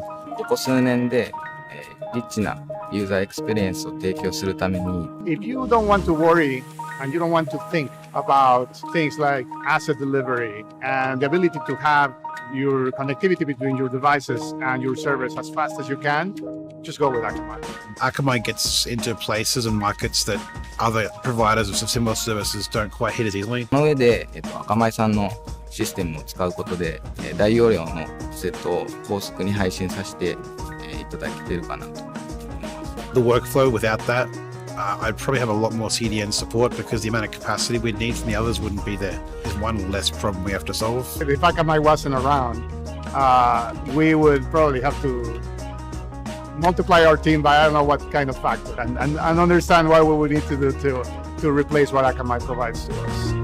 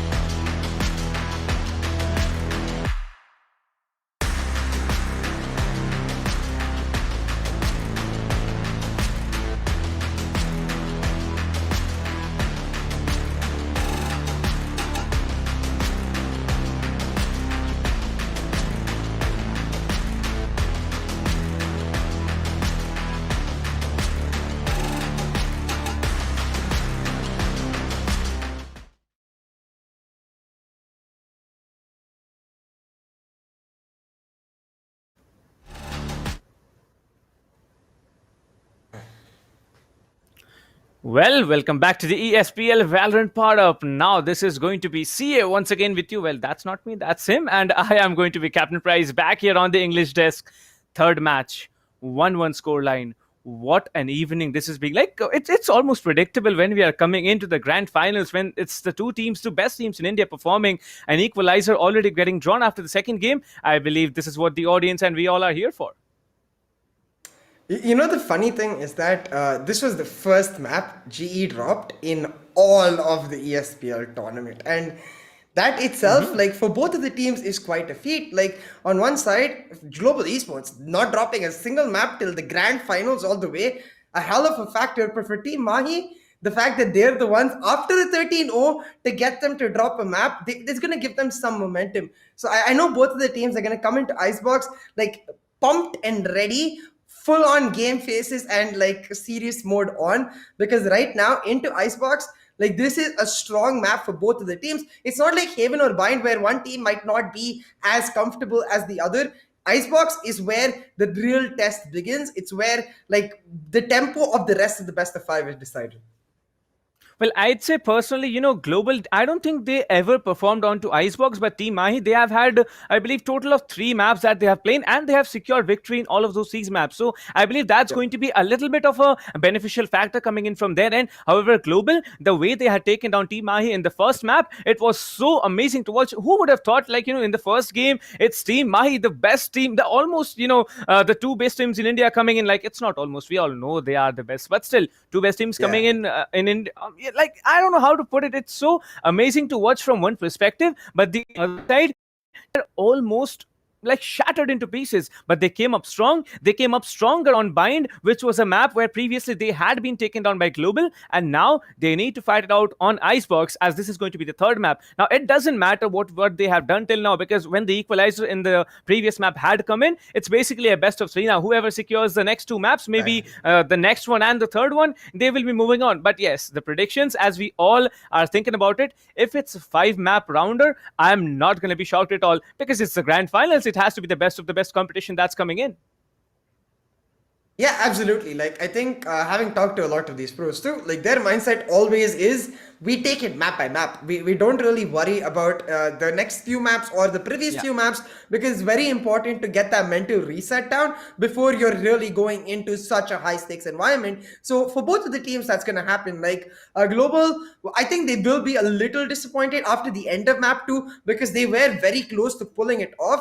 But Team Mahi, similarly, they're going to be very happy the fact that they did pull it off, but it did come close. So both of the teams, they would have taken a few minutes in this break to just talk about what happened, maybe a few communication things that needed to be changed, get that clear. But once that conversation is over, it's a full reset, go into Icebox. As you said, treat it like a best of 3 now. This is the first map of the rest of the series, and this is where you really want to just sort of, once again, take the lead for yourself. The team that comes out on top will be able to go into Ascent with a much like lesser load on their shoulders.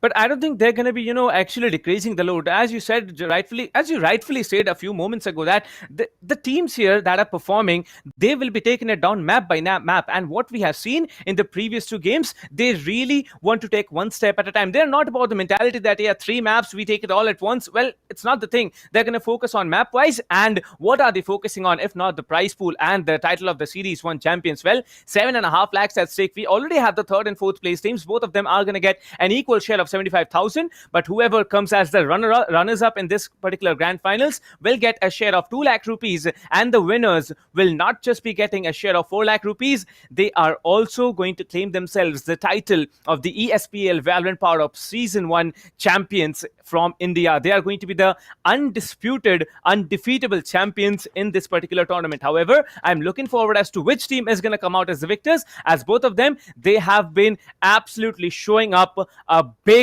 and I don't know, probably one of the most energetic shows that we have ever seen in competitive esports in India. Absolutely, like the effort really put in to pull off a 2-month event. I think it's a bit understated for the entire audience to realize how much work actually goes on in the back end to give them a flawless show, the flawless entertainment that has been put forward by ESPL. So literally, like how Lightning Fast and Hellfighter have done many times over the past 2 maps. Hats off to everyone put in towards the effort, right? Like for me, it's as a caster, like both of us, I think we're there in the front end of things, and while we have knowledge of the back end, like I feel like it becomes our responsibility to let the audience know, like, hey, there's a lot of people working behind the scenes to get you what you want. So to honor them, I would say just make sure you support your teams. Don't go about trying to bring other teams down or even bringing other fans down. Enjoy the show that has been brought for you. But talking about the show, like 1-1 going into this third map, it is going to be really exciting. But before we get to that, Captain Price, let the viewers know about this giveaway, because I don't think they have a lot of time left to enter it. Well, I believe it's, possibly maybe 2 more games, because we need to at least watch 2 more games if any of the teams are actually securing both. However, if it's not 2, it's going to be around 2.5 hours or 3.5 hours till the giveaways are going to close down. Yes, ladies and gentlemen, it's going to be the last shot at claiming all of the listed items in the graphics here. The Tier 4 reward, which consists of the Fury S-Speed mousepad by HyperX, Tier 3 rewards, Pulsefire Raid mouse, Tier 2, the Cloud Core 7.1, or the Alloy Core RGB keyboard from HyperX. Although it's not just the individual rewards, you can also come out with 1 grand set. 1 lucky individual from amongst all of you will be claiming up the grand prize of all of these items, and you will be walking away with it. Of course, what you need to do before the stream ends, you need to hit the description of all the streams, all the places you're watching the stream on, and do enlist yourself in the sweep widget link that's given there in the description. Although whoever is gonna win it, well, you're gonna be far more luckier than any of us who have also tried and not been able to get that. Now, talking about the brackets here, well, you can see the entire scenario, what has happened in the playoffs. Global Esports 2-0 against Team Tamilas, they're in. Then we saw Tempest coming in against Reckoning 2-1. Then it was Mahi securing 2-0 against Enigma. Inglu getting taken down by Godlike 2-0. Then 2-1 for Team Mahi in semifinals 2. Global Esports, they have had a flawless performance until now, where Team Mahi took down Global on one of the most strong maps that Global has ever played. But I believe for both of these teams here, they have equal strengths in all of the maps. They like to keep themselves composite and consistent with all the maps that they play. Now coming in 1-1 already secured. Nobody's can remember whether Global had secured a 30. Probably they're going to remember, because it's history in the making. Like Global Esports, who would have thought they would have actually been able to secure 13? But yes, it was what it was. 1-1 is going to be the scoreline. The best of 5 has now been converted into a best of 3, and we are looking forward at a much stronger Global or a much stronger Team Mahi in the upcoming map of Icebox.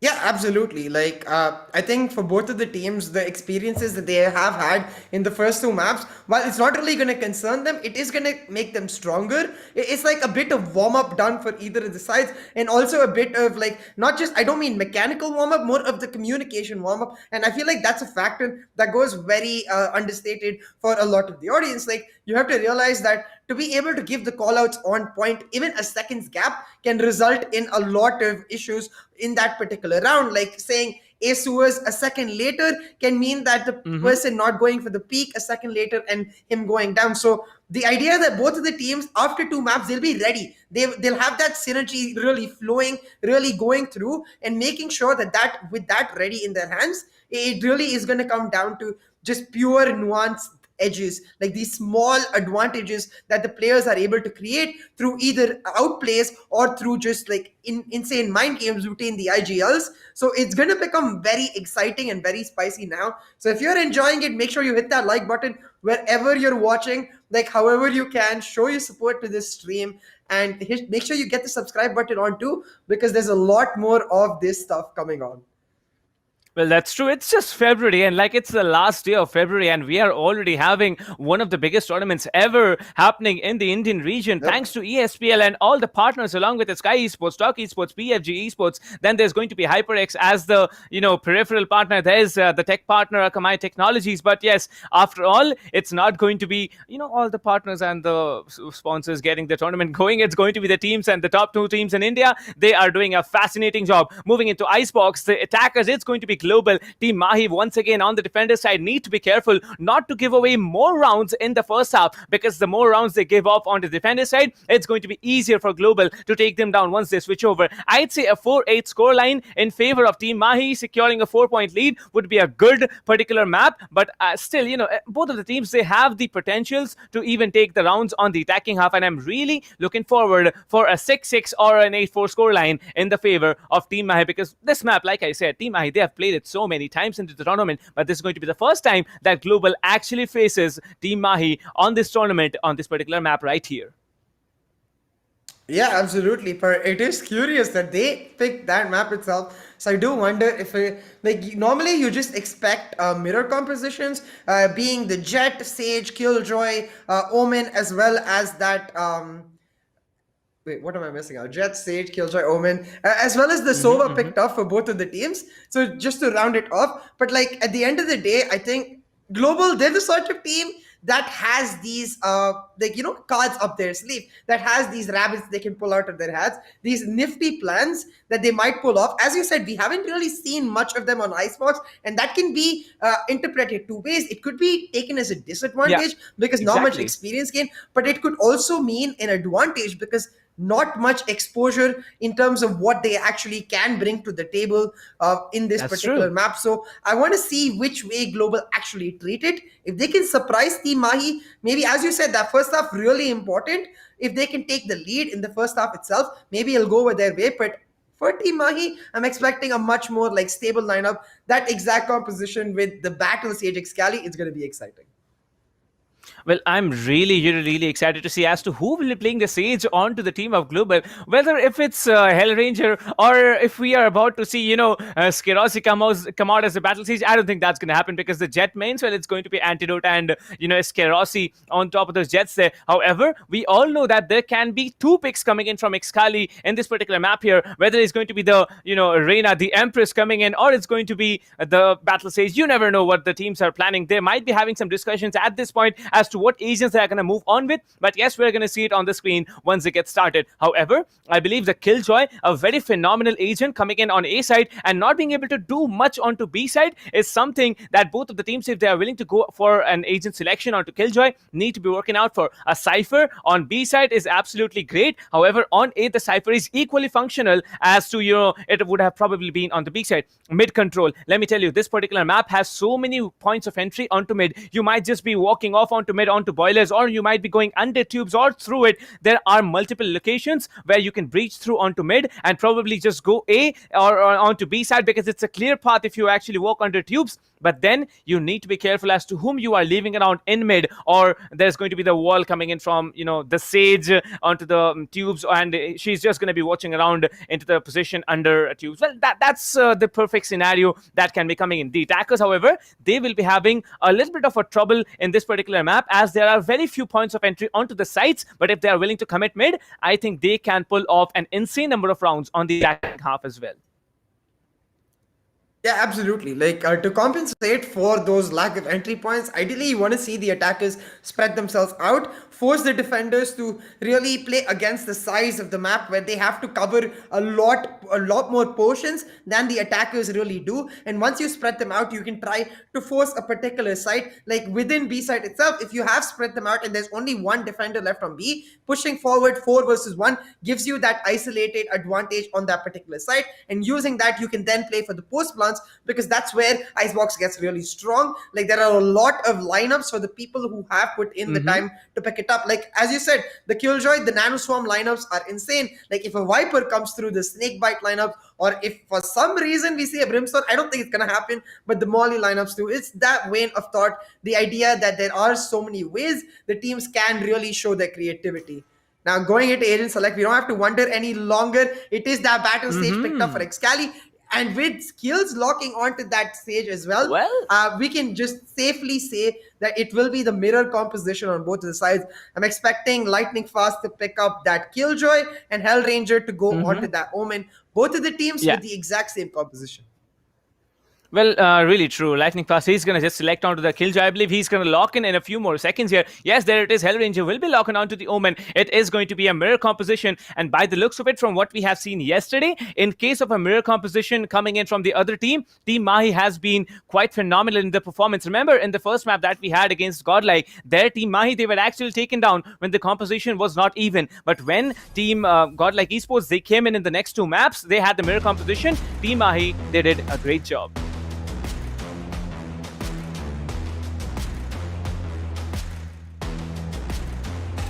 Grand Finals, Map 3, Icebox.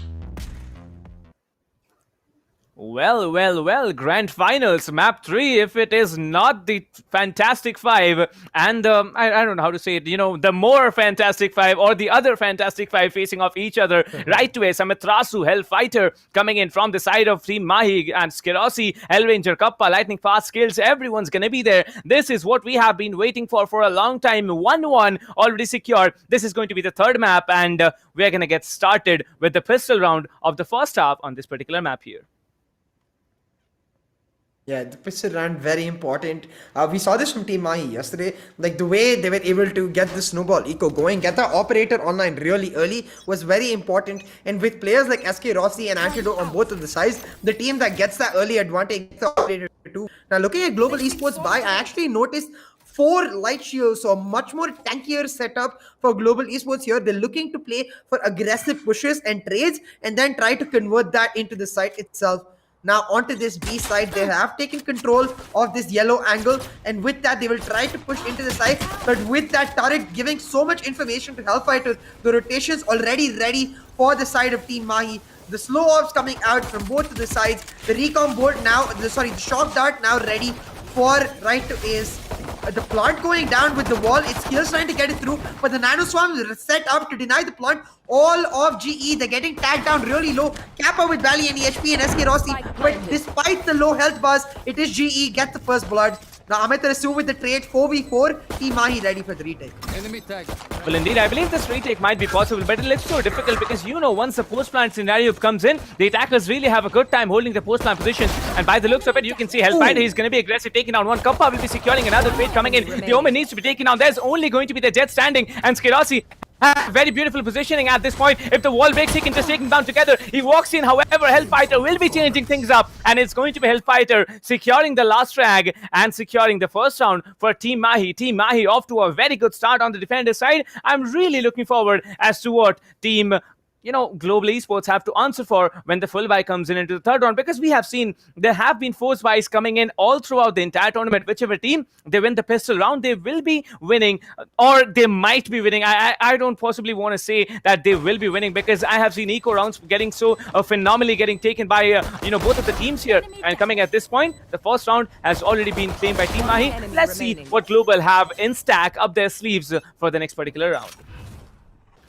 I mean, you called it, Captain Price. The first buys are ready for Global Esports. It makes a lot more sense to do that when you have got those couple kills in your bag, as well as the spike planted, so a lot more money for you to be able to pull it off. But Team Mahi, they themselves have better weaponry with the buys. The Spectres with full shields, meaning they are in a more comfortable position. But it's all about this Marshall, recently buffed with the movement speed in the scope mode. SK Rossi on this mini sniper could pull off a huge hold here. Now in the last round, the post plant was a bad setup for GE because they didn't have yellow control. So they're trying to rectify that here, maintain yellow control while they look to take the site.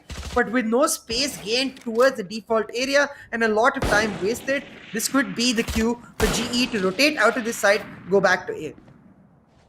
Well, I don't think the rotations are coming in because they are still stacking. They're waiting up in green and yellow. They need to be careful about what the positionings are going to be, as Skerosi will be trying to look for a frag here. 5 versus 5, 40 seconds on the clock. Team Global, they need to make a move here. Otherwise, Team Mahi, they're just going to be there. Skerosi will be securing the first blood here. Right away, it's going to be shut down. With that, there's not going to be any information coming in from the Sova. Skerosi goes for a double here. Already, Hellfighter will be taking one. Skills will be getting another. The defenders are falling hard, as it's going to be only 2 standing. The Omen, Amaterasu, and Antidote will be standing in a retake positioning. As you can see, they will be having the weapons in, and you can see Amitras will be getting the better off onto SkyEsports. The smokes will be coming in. Antidote still has to worry about the 3 remaining players. Even if the defuse is gonna get done here, the cloudburst is gonna pop in. It's going to be 1 remaining. It's going to be down to Amitras, probably going on for a 3K. Already on a 3K here. He is the man of the hour. Whether he's able to do it or not, skills. He has 100 HP to work with, and as you can see, Amitras, he's gonna stick up the defuse, but gonna get taken down. A perfect round for Global Esports. The force by round, they really needed to make it happen, and they have come in with the equalizer in the second round. Global, you are not gonna let it go so easy, are you? Team Mahi and Global now sitting off at a 1-1 scoreline after the first 2 rounds on Icebox. Player standing. Man, I was looking at that Marshall throughout the round. Amit Rasu with the heroic CC on the replay, but SK Rossi with the Marshall, so damn good. You can only get the one-shot kills with the Marshall if you land headshots, and 2 out of 2 he does exactly that. Opens up so much space for his team by taking down the player in the default nest position, as well as the player down to us as Snowman, to ensure that now Team Mahi in a position where they have to go for the eco. The first buy working out brilliantly for Global Esports. Now with the buys in their favor, they're going to spread themselves out, look for some information or a pick, and then push through. But this recon drone hasn't spotted out Excali just yet. He's being so sneaky here. Excali, the head comes out though, and SK Rossi, he showed his prowess with a Marshall. With the Vandals, so much more simpler. 1 shot, 1 tap. It's SK Rossi to give Global Esports the lead. Well, that's true, and Global Esports, look at them, Team Mahi, they're basically getting shattered now. The first buy round, it didn't really play off onto Team Mahi's perspective, and now Team Global, they're looking for a rotation as all the 3 players from the side, the 3 remaining players from Team Global Esports, they're also on the rotate right to Ace, already onto A side, along with the Jet here. Antidote still watching mid. It's going to be Amitras. He needs to be careful of what he's wanting to do, as all the players, they have already moved in. However, I believe one of the players is still waiting up in spawn. Probably that's going to be the Jet. SkyEsports watching out for those flanks coming in. Skills has the resurrection ready with that plant getting initiated. SkyEsports waiting with the Vandal, and he has been absolutely phenomenal of a player here throughout the entire evening that we have already witnessed. SkyEsports, he's being consistent, he's being smart here, he's looking out for those flanks. No one's gonna come in. They know that they have no buy. They had to move in for an eco round, and with those classics in their hands, they need to force the fight into as close range as possible. Amitras is gonna be there. He's trying to walk into the smoke there. He's trying to teleport onto the smoke here. He's gonna go in for the flag. However, it can be a flawless here. Yes, it is a flawless, as Hellranger will be getting 2 with his Spectre, and it's going to be 1 point lead coming in from the side of Global Esports. Yeah, Global Esports very smart on their play. Like you could see from the very start of the round, the idea was spread themselves out, look for the picks, and once they get that, they are able to make the rotation happen away from the site where they got the picks to make sure that Mahi not able to respond immediately. Mahi, they had to make the rotations happen to A to try and respond to the initial picks, but Global Esports being smart as hell, able to get B side for themselves and pick up the round. Now you can see for Team Mahi, this is the buy coming through. The operator picked up for Antidote. Now, a really nice one-way smoke set up by Amitarasu gives a bunch of information to them. The turret being taken down. But Global Esports, they want no business with where the operator is. They're instead making their way, trying to establish a presence in mid as well as A, and with the recon drone, get a bunch of information about the lack of presence in the immediate surroundings of that A. This setup from Hellfighter, really curious. He's basically trying to deny the plant as long as possible, playing very defensively to allow his team to push back. The alarm bot being triggered now with the turret finding them out as well. It's a nanoswarm grenades coming out to delay the plant as much as possible. And you can see how much time he's bought. The rotations already coming through for Team Mahi. Excali takes on SK Rossi and denies any sort of mid flank. And now 5v4, Team Mahi should comfortably push through on the retake. Well, the paranoia is ready. Amitras, he's trying to go in aggressive. He wants to go in aggressive. The blind's going to come in, and he's trying to be very sneaky. Hellranger will be securing one on to right to Ace. Hellfighter gets another. It's going to be Hellranger with a double here. And as you can see, with the turret setup, Hellfighter, he's trying to sneak in between those cracks here. He does sneak in, however, he has the lockdown ready. He can initiate it whenever he wants to. Hellranger will be getting the better onto Hellranger. Hellfighter will be getting the better onto Hellranger. And now it's a 3v2. It's going to be the last player standing, Cup of Falls, and it's going to be Global Esports giving away the round to Team Mahi. What is happening here? 1-0-1-1-2-1-2-2. What is happening? I have no words as to what these teams are doing. An absolutely phenomenal performance coming in from both the teams. Who would have thought that Team Mahi, they have just, lost the first map in a 13-0, secured the second, and now they are basically, dribbling around that scoreboard here. Both of the teams are doing a fantastic job. Skirossi, Hellranger, Kappa, Lightning Class Skills, they are making those play happen, but it has to be a little bit more inconsistent, I'd say, because they are playing out in a very simple pattern. They are all holding out on a very predictable position, and that is where the knowledge of Team Mahi is really creeping up and taking them down. However, now it's going to be another round coming in, and it's going to be the 5th round of the game. Another same setup coming in. This is what was going south from the hands of Team Mahi here. They were being predictable with those setups. They were being predictable with their positionings, and that is the reason I believe that the first map was not secured. However, the first map is done. The second one is done. We are now on to the 5th round of the 3rd game, as I believe Skirossi, yes, he has picked up the operator, and I'm really looking forward to some insane level of flicks that's going to come in. Now, you can see for Global Esports, they are sacking up onto this A side. They have that Killjoy lockdown ready. That could be what triggers the push into this map. But with the Killjoy on the look, they're actually just trying to bait out the utility from Hellfighters. This time, a much more aggressive setup. He gets information early and has the backup already ready to push through. The shock darts as well as the recon bolt coming out for right to ace now, getting a lot of information and delaying the plant. But this 1v1 duel is all that it's about. Amitarasu versus Hellfighter. The first player to get a kill here would be huge. But on the other side, you mentioned this captain prize, SK Rossi with the operator. He's gonna pick up first blood, and lightning fast with another. The plants are down, the flank is denied, and Global Esports pick up a flawless round to take the lead once again. A beautifully executed side push there. Well, it's indeed a very beautiful round that has been secured by Global. Global, they're doing good. I'd say, they're not doing great, but since I'm saying good, it's just because of the fact that we have seen a far better performance in the first particular map here. However, now it's after the 6th round that we are really getting to see the tension creeping in once again onto all of the players here. All the 10 players, they are looking strong, but TM, they are now gonna push into an eco round, as there's going to be a shorty buy coming in from the side of Antidote. Antidote has to be very cheeky with his moves here, because he knows he needs to be in absolutely close range to take one player down. He's gonna hold up in a corner. As you can see, he's gonna slowly creep up onto the B side here, and Hellfighter, well, he's gonna just lurk in the smokes. He has nothing else to worry about. He's just gonna be there. However, the Bucky pick coming in from Ixkali, I want to see some players getting shot in the face with that shotgun, and who knows, probably you're gonna be, thrown into a very shocking of a moment here. Now, as you can see, Global Esports, they are looking to capitalize on the rounds. Kappa will be getting the better off onto Amitra. So that's the first blood coming in once again from Global. And we all know when the first blood's coming in from the side of Global, it's usually them walking away with the round. Plus the eco round coming in from TM. Well, it's going to be another frag coming in. Hellranger gets things started off onto B side, as there's going to be still 2 players lurking around. One onto Cubes here, one onto Kitchen, and the other just standing out on the other side of that little box there. Well, it's only a 2 players remaining, a 2-player standoff coming in from the side of TM, as Skirossi has already spotted one of the players. He's gonna get one, the last player standing. Well, I believe he's gonna get shut down too. There it is, 4-2, 2 points already in favor of Global. SK Rossi, what was that shot, bro? I think he only, if I'm not mistaken, we only saw the hair of that agent over there behind the box. Absolutely. But that's more than enough for SK Rossi. Pop goes the head, in goes the bullet, and SK Rossi, damn, he does not miss. Able to pick up another kill as GE pick up another round. A very nice round for the entire team as well. The shot calling really done well to make sure that they are not pushing through on a side where they are disadvantaged. But now you can see Team Mahi, they are making a call themselves, leaving this operator with the turret not actually covering Antidote's position here.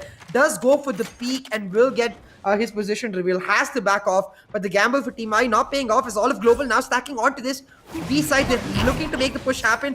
The recon bolt to reveal Antidote's position, and he has to leave the site altogether. Team Mahi now, Antidote waiting for the backup, willing to pay for the post plant and trying to hold yellow control as much as he can. Both of these just with the operator behind the wall. They're waiting for some sort of peek to come through. But with that smoke to deny SK Rossi, the snowman control now in the favor of Team Mahi. They're going to try to push through. But the recon bolt with the spam, Skills not taken down. It's SK Rossi picking up the first kill, but Antidote on the other side finds the equalizer.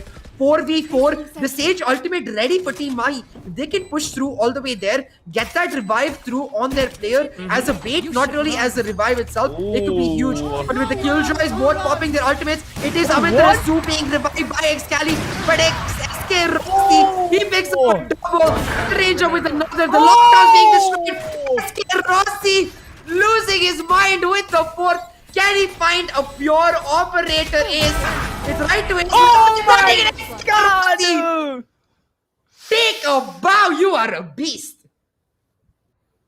Well, there's no excitement at all. Like, Rossi, come on, man. You pulled off an ace on Icebox on a map that you have never played against this particular team in the tournament, and you pull off an ace. Anyone who's basically walking into your crosshairs is dead. Anyone you can see through those, insane scope that you have on the operator, you're just shutting them down, and that's it.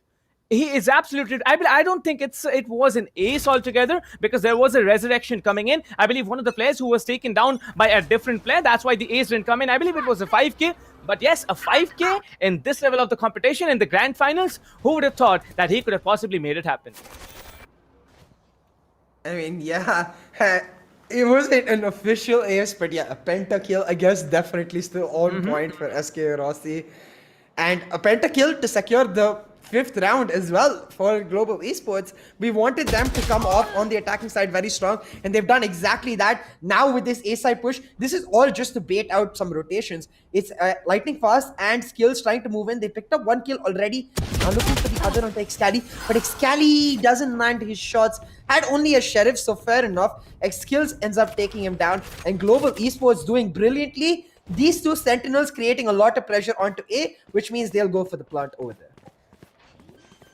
Well, it's 5-2, I believe. Global, they have definitely done a phenomenal job here, coming into the, attacking half and securing so many rounds, securing the lead. Well, that's exactly it. But how did Lightning Fast get on top of that? I believe there's a Sage wall, that's actually boosting him. He's going to spot one. He's going to take him down. As you can see, there's going to be only one remaining. Already a 3k coming in from the side of Lightning Fast, and only one player stands. It's going to be the Jet. Antidote stays, and he's going to get shut down. Kappa will be securing the frag. And moving on, this is going to be the 6th round on top of Global Esports. Global Esports, come on, guys. You are absolutely a powerhouse now. Well, I don't know if I'd say the match points now, it can be in such a way, see, like probably the first match, as it has been, secured by Global, the second one by, TM, the third map, if it gets secured by Global, and the fourth map, which I believe it's Ascent, that thing, it might be secured by TM, and we might be having a 5th map as well. What do you have to say about that, see?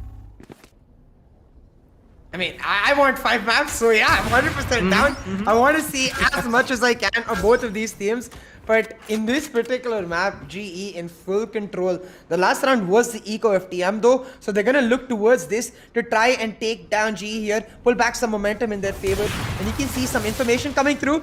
SK Rossi just dashes out of the off crosshair though. The battle won by Antidote this time. A very nice shot, taking him down. But Skill says, you will not take down my friend. He will bring him back alive, and that duo makes sure that the op's still alive for SK Rossi. Now this time the setup for TM very different. They're using that Killjoy over at B side, and this is all about delaying the plant. You can see the way the Nano Swarm set up as well in the default plant position, just to try and buy time for the team to actually come over. And with this alarm board revealed, from the shadows from Hellranger to try and get some information regarding TM's position, the smoke's coming out to Snowman and Nest. Now it is GE committing to this B side.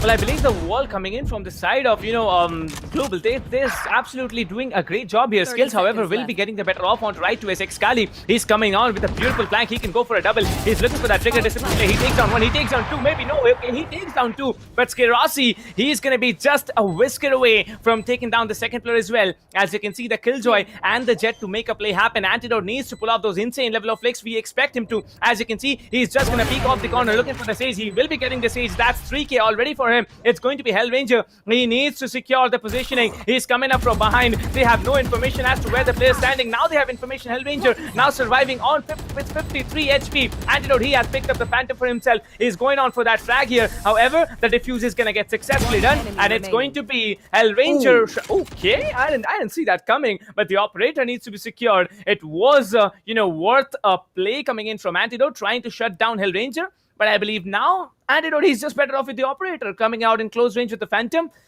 Hellranger is, I think, a better, player when the duels come into play. But yes, the round, definitely it had to go into the favor of Team Mahi. And now they will be looking to secure all the remaining rounds into the first half. Otherwise, on attack, who knows what, power pack performance Global is packing already.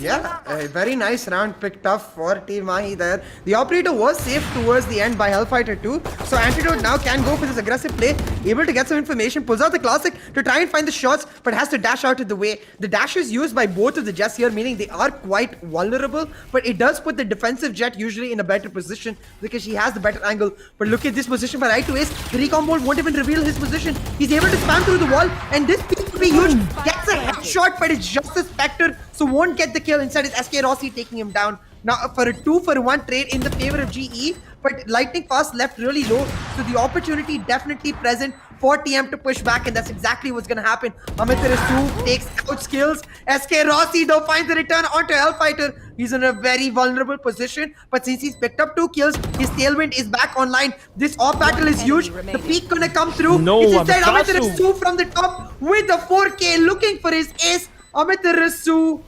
Now it's Lightning Fast coming in here. Anti will find the kill, and Amitarasu, ever the captain, did not go for the glory, went for the round.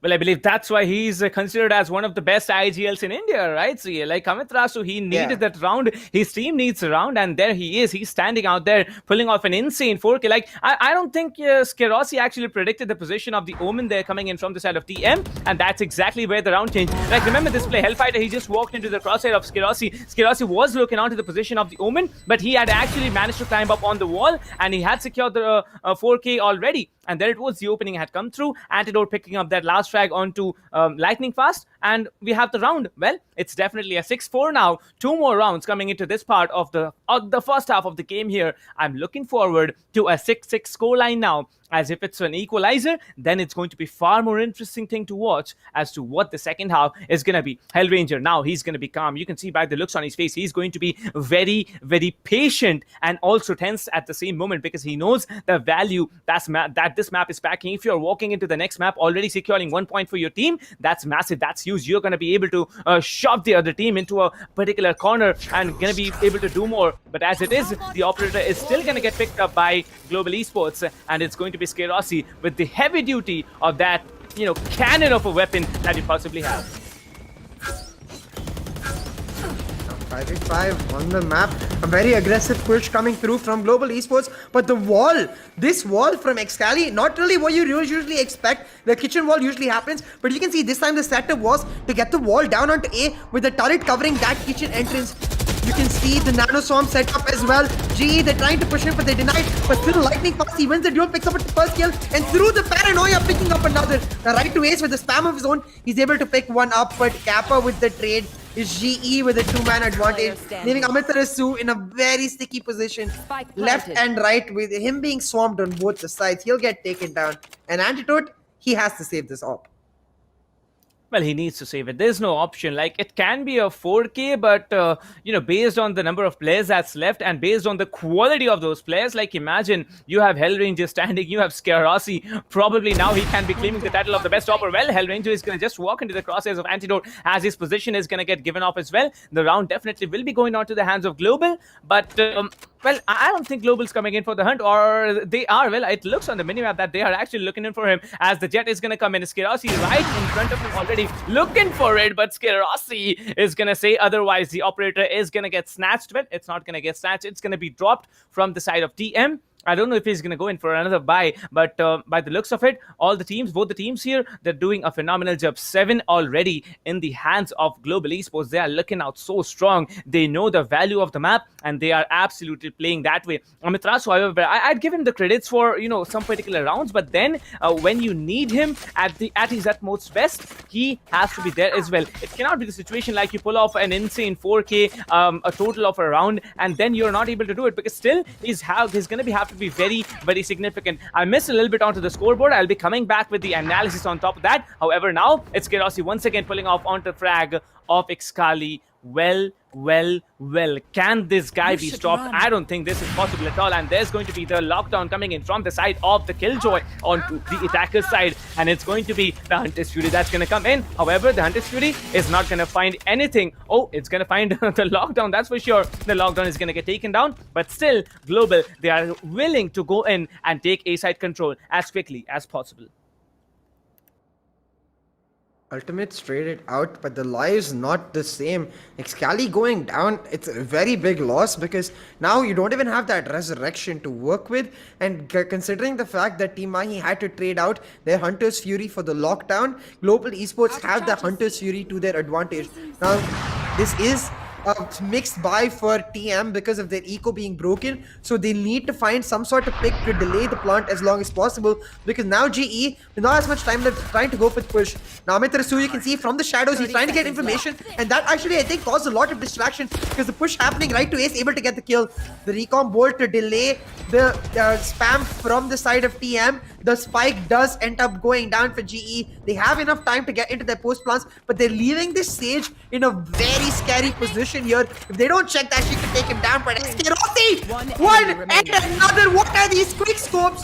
This is the third shot actually, but pulls out his Blade Storm and that really nice anime jet knife to get the kill. And lightning fast, you can see he is damn pumped. He's like, those quick scopes, SK Rossi, just what? That's just insane, man.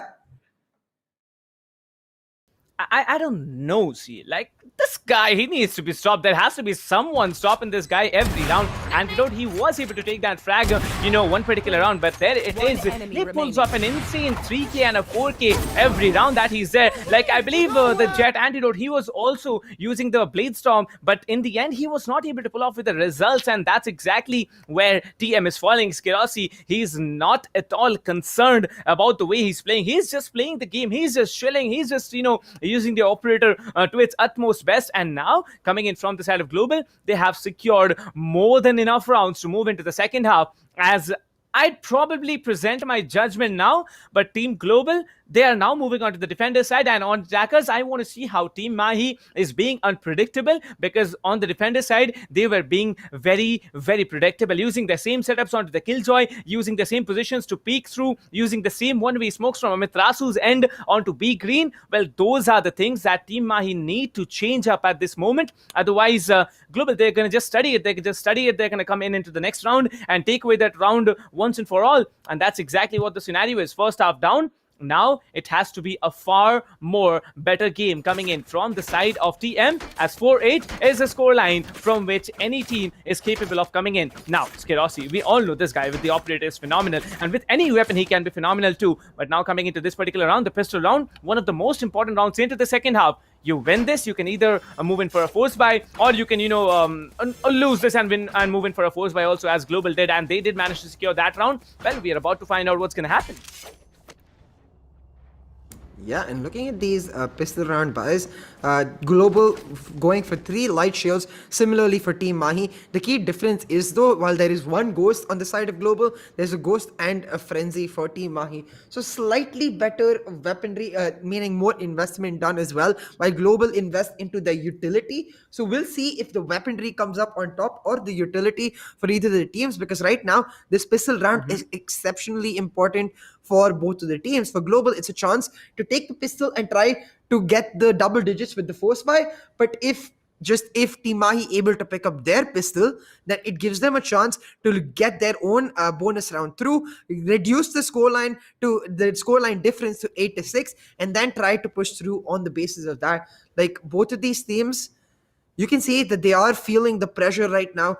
The comms coming out as we look at the cams, right? You can see that they're discussing exactly how they want to play, talking about the tendencies of either of the teams and where they can look to punish and find an advantage for themselves. But like considering that this is the defending side for the side of Global Esports, it becomes that much more pressurizing on Team Mahi to win the pistol round, because if they lose the pistol, then SK Rossi for sure able to get the operator through on the third round in the second half will be huge. But if they win the pistol, delay that operator for long enough, that could be what they need to just sort of keep pushing their momentum and reducing the lead.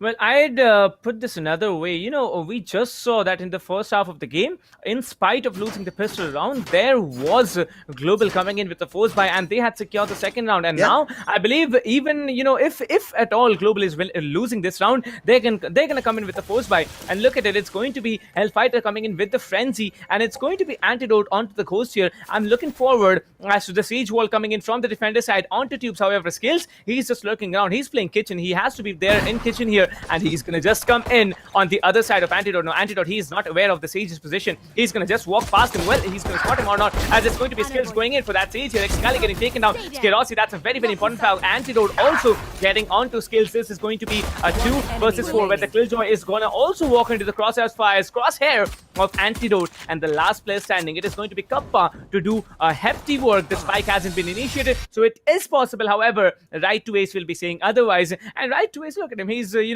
quite in a cheeky mood. He's trying to be a little bit, I'd say, boastly about the 3K that he just pulled off. Well, in the end, it's good for his team, and that's exactly what the point is. 5-8 now. Team Mahi, they are going to push in for a force buy, but Global, are they going to do the same? We're about to find out.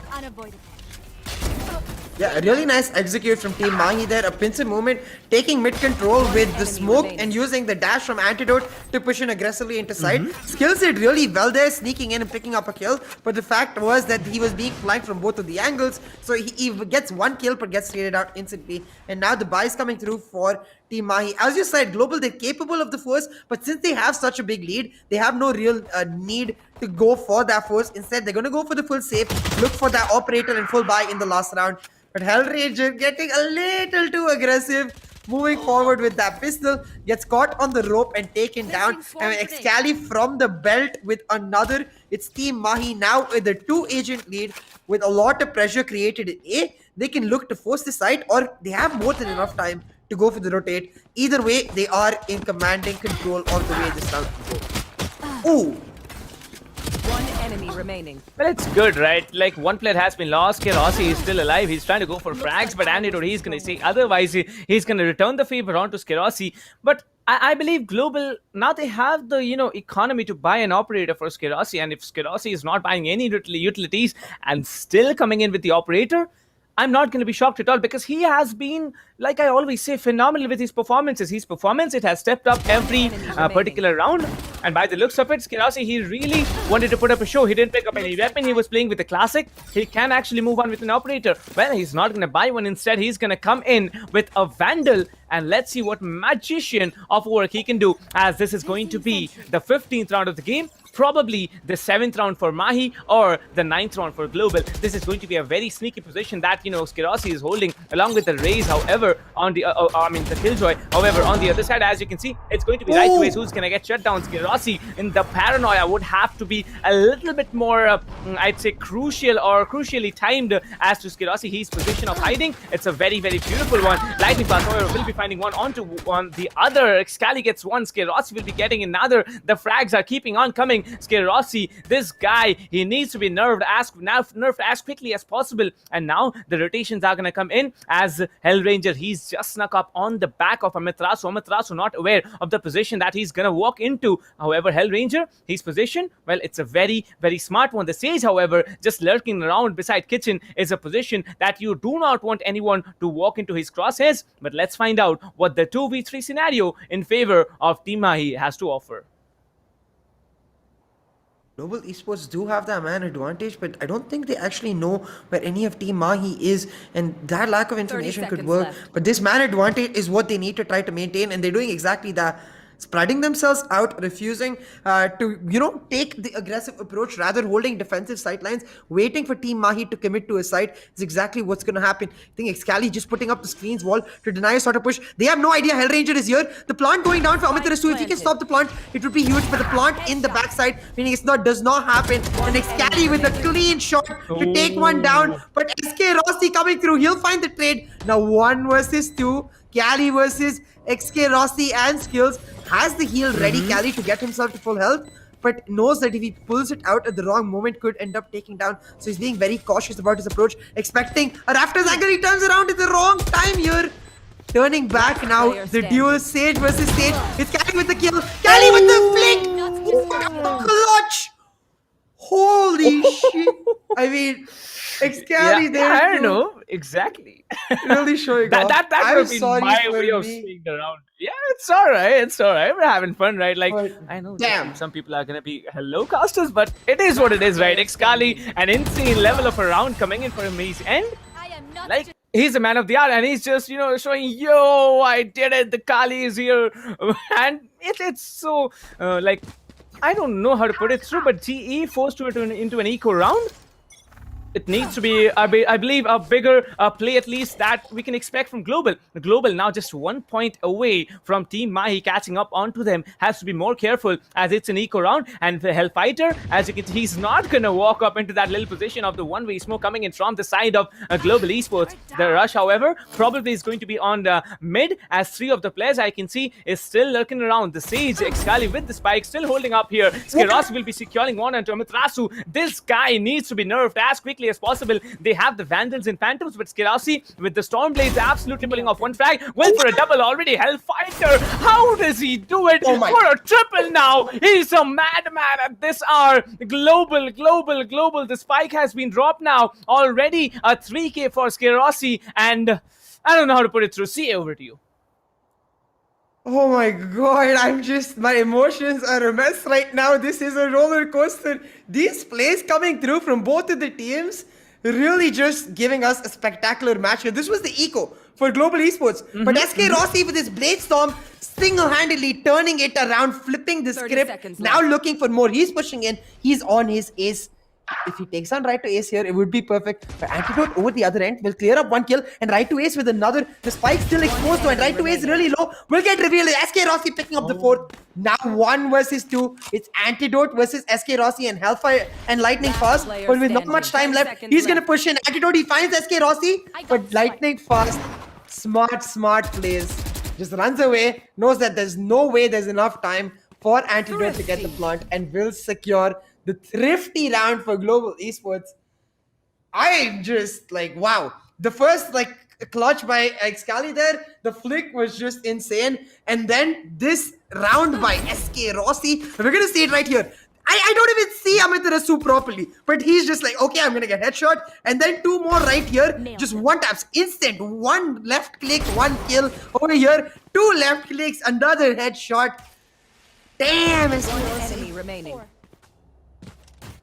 That's SK Rossi for you. The players who get impressed by these kind of plays, I'll say it on your face, but you're not going to be able to do what SK Rossi is doing here. This guy, I don't think anyone at this point will be able to do what he has been doing for the previous 3 maps here. However, now you can see the lead once again has been looking forward to be a bit more than what was 1 point added to Global. That's basically meaning, 2-point lead coming in, and now Team Mahi, they're going to be much more careful as Kappa will be pinged by the Owl Drone Recon Bolt, and as you can see, Kappa, he's trying to go in for any possession that's going to get caught out on the attacker side. The attacker's much stronger now. Excali with the plan. As you can see, Antidote is holding off a very cheeky angle, and he's going to get pinged as well. He's going to have to escape as quickly as possible. He's going to come in with the operator. Skirasi is looking for the frag, and anyone picking in that location is going to get taken down. Skills will be tagged here. Skills might be getting taken down. Skirasi with 1, Hellranger with another. This round, it's going away from Mahi here. Amaterasu coming in from behind. He's trying to be very quick. As you can see, everyone is going to gather around the spike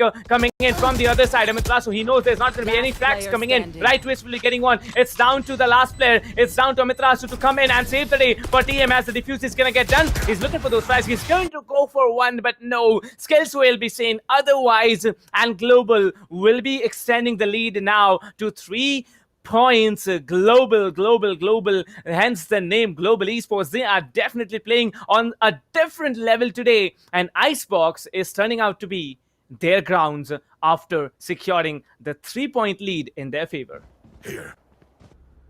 10-7 for Global Esports. The eco for Team Mahi now in shambles.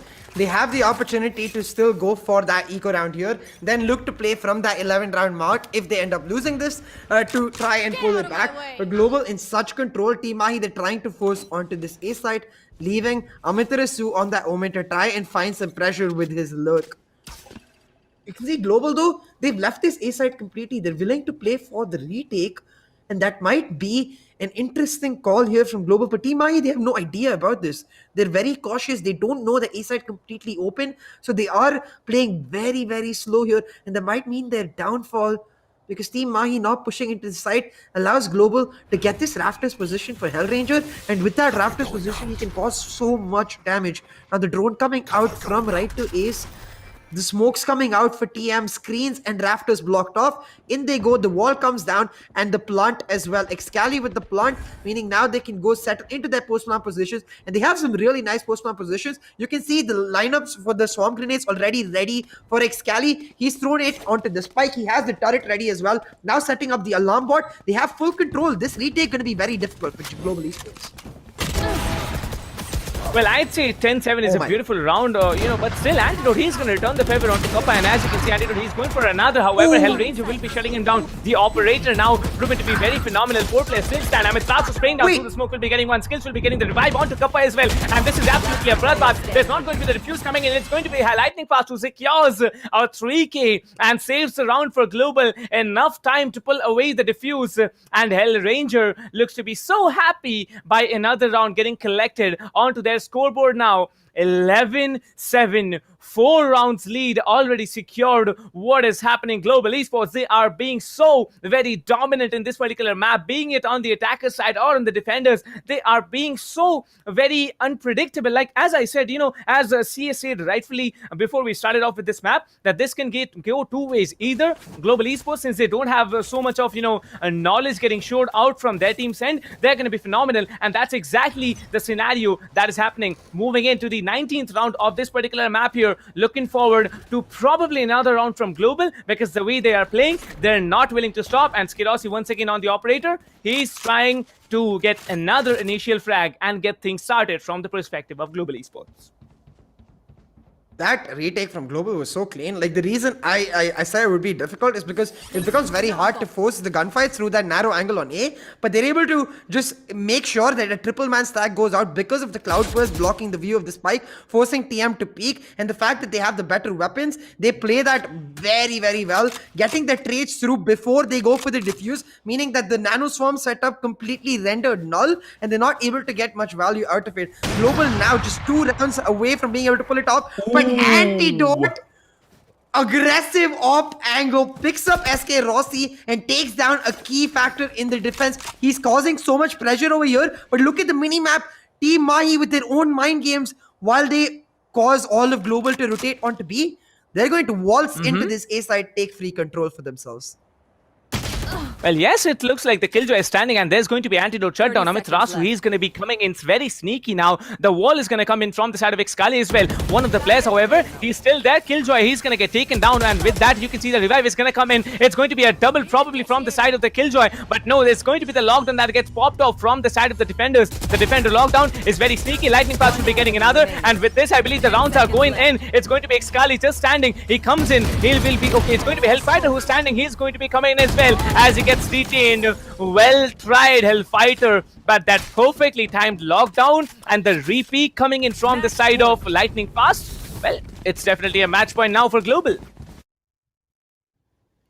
A beautiful round for Global Esports, despite the mind games of Team Mahi. I think we're going to get to see it on the replay here. Like, they do well, TM trying to get into the site with Antidote getting the first pick. But Global, they're one step ahead every single time. They're predicting what they're able to do. And on the retake, they look so strong. Like, it becomes a situation where Team Mahi not actually able to get what they want. And the delay in the push works out so well, because Lightning Fast is locked down. He's already able to be there. And it's not even exactly a retake, considering the fact that the spike wasn't planted. Global already present to make sure that Team Mahi don't get that through. The D10 coming through at the end, it's match point for Global Esports. And eco in tatters for Team Mahi. This might just be GE taking the lead right here, right now, because bad eco in most other rounds is like you can try to get something done. You can maybe go for the Stingers or the Buckies and go for an eco rush. But on Icebox, the range is so long that it becomes almost impossible to contest those Phantoms, Vandals, or Operators with guns lower than that. So Team Mahi with a hell of a task ahead of them. Well, you can see they're worried. The lip biting, the nail biting coming in from the side of Team Mahi. They're worried now. Two of the players, at least. I feel like they're worried. Xcali is worried that he, really put out, I'd say, a bad timed, resurrection onto Hellfighter. However, Hellfighter, once revived, he was able to secure 2 frags. That's important. But Andrew, look at him. He's communicating with his IGL. He's giving off information to, Hellfighter that, yeah, you can do this, you can do that. Possibly we can pull off another round. Maybe push this match into overtime. Because yes, if I were there in the exact position where Team Mahi is, I'd say to my team, come on, boys, we can do it. We can push it into overtime. And that's where the inspiration, that's where the morale boost needs to come in. That's why these teams are here. They are the best teams in India, and they're absolutely playing like one. However, one has to be better than the other. There has to be a winner and a loser. And at this particular map, Global Esports, they're just one step away from claiming the victory on this map here. 9 seconds on the clock, and you can see the buy is going to come in. The eco, although in tatters, there's going to be light shields and Phantoms and Vandals coming in. And Xcali, well, a Spectre and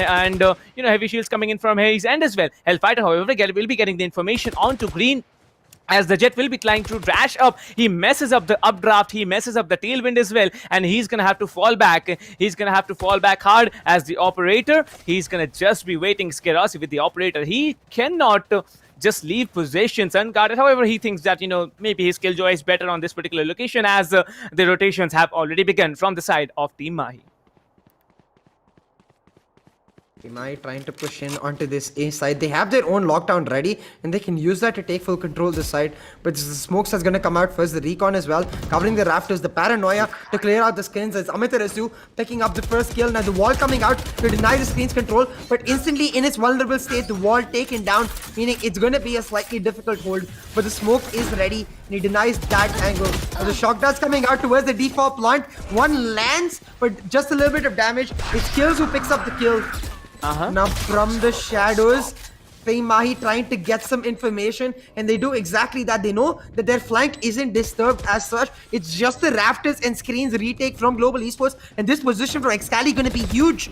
If he can find a kill here, delay for as long as possible, he could be just destroy the retake from Global Esports. Lurking around in this smoke, Global, they're pushing in. The defuse not coming through, but Xcali in that smoke. He'll pick up one and right to ace with 2 more. The Lurker Sage, the Battle Sage, Cali pulling up huge. That position is especially important because he only had a Spectre. He can't play for the long post plant, so he needed to stay around inside and cause damage from where he was. Well, he caused enough damage, right? He did get the round for his team, and that's exactly what matters. 12-8. It's still quite far. I'd say 4 rounds against, I'd not say Team Global at this point. I'd probably say Hellranger and Skerasi, because look at their frags. 17 and 28 for Skerasi. 28-14, 2.0 KD. Well, that's huge. However, now the setup's coming in from the Killjoy onto B side. The default plant, it's going to be a little bit delayed, as you can see, TM, they're going to roll up from green. They're going to come in hard onto yellow and probably get the plant initiated as quickly as possible. Skerasi, however, he has the Operator to work out with. He has to peek off onto corners where the positionings are going to be holded post plant. As you can see, Antidote probably going to walk into the process. Well, he messes it up. A really, really bad mess up coming in from their side. However, Xcali needs to be careful as his position is going to get reached through. The Operator peak is going to come in again. Antidote trying to go for those refrags slowly. They're going to probably move in for a repositioning needs to be done from this point on. Xcali trying to look off for those flanks coming in from the side of Global. Global, they are all committed to side. No one's going to walk off into any kind of flanking positions. But now, TM, they need to get out. If they are not getting out, trust me, but I can tell, it's just my gut feelings that's creeping in. If they do not have the retake coming in, they're going to get taken down. But I believe it's TM.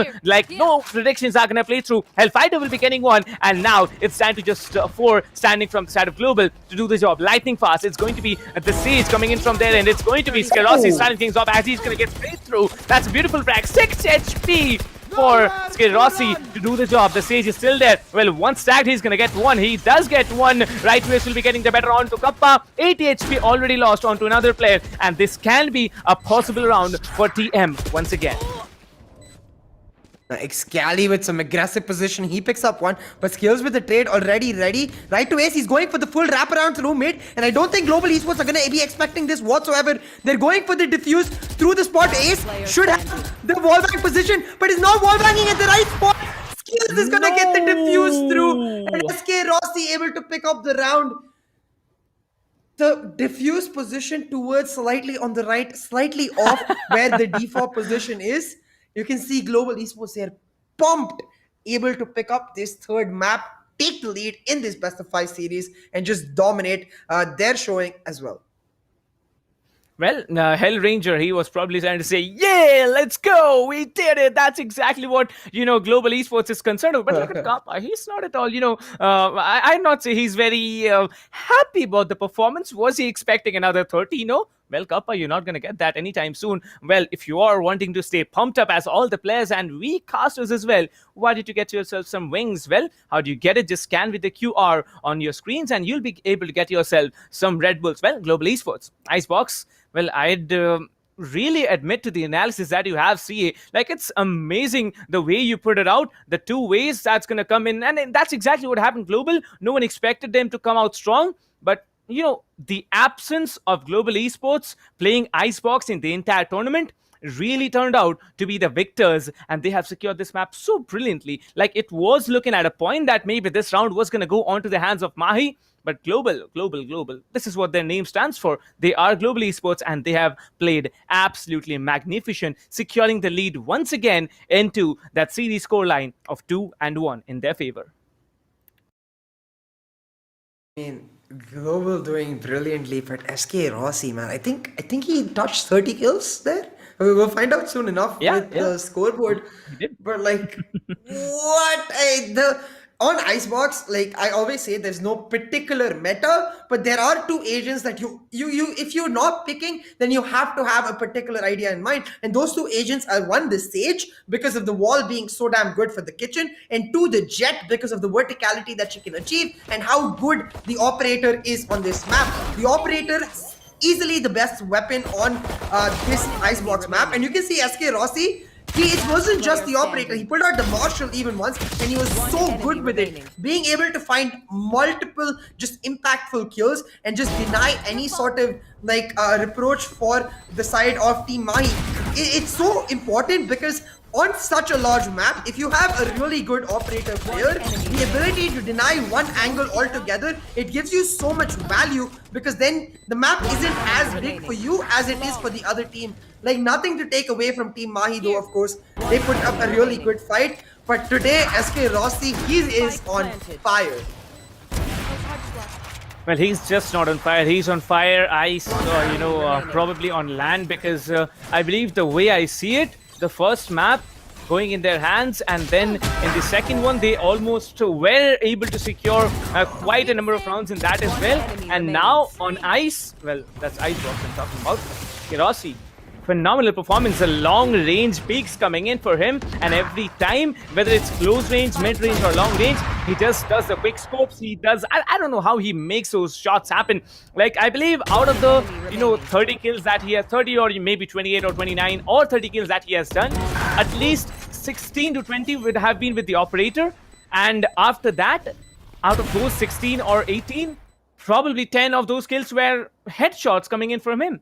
And that's exactly how accurate he is.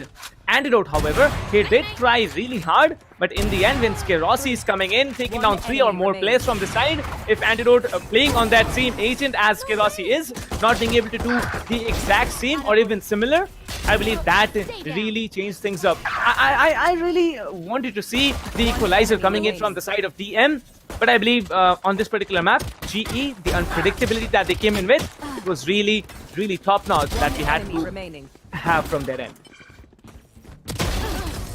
Yeah, GE was absolutely top-notch. As you said, Captain, like, there were a few rounds where TM looked really good, but the consistency for GE was just way more, able to continuously pull out these advantages. They came through from the first half with that 4-round lead, and they were able to maintain most of it as they close off this map with a significantly just like huge performance. I think this particular round we're seeing on the replay was the turning point. Like before this, both of the teams looked very equal, but this Thrifty, where SK Rossi single-handedly with the Blade Storm gets 4 kills, was so humongous to the momentum, because after this they didn't lose a single round.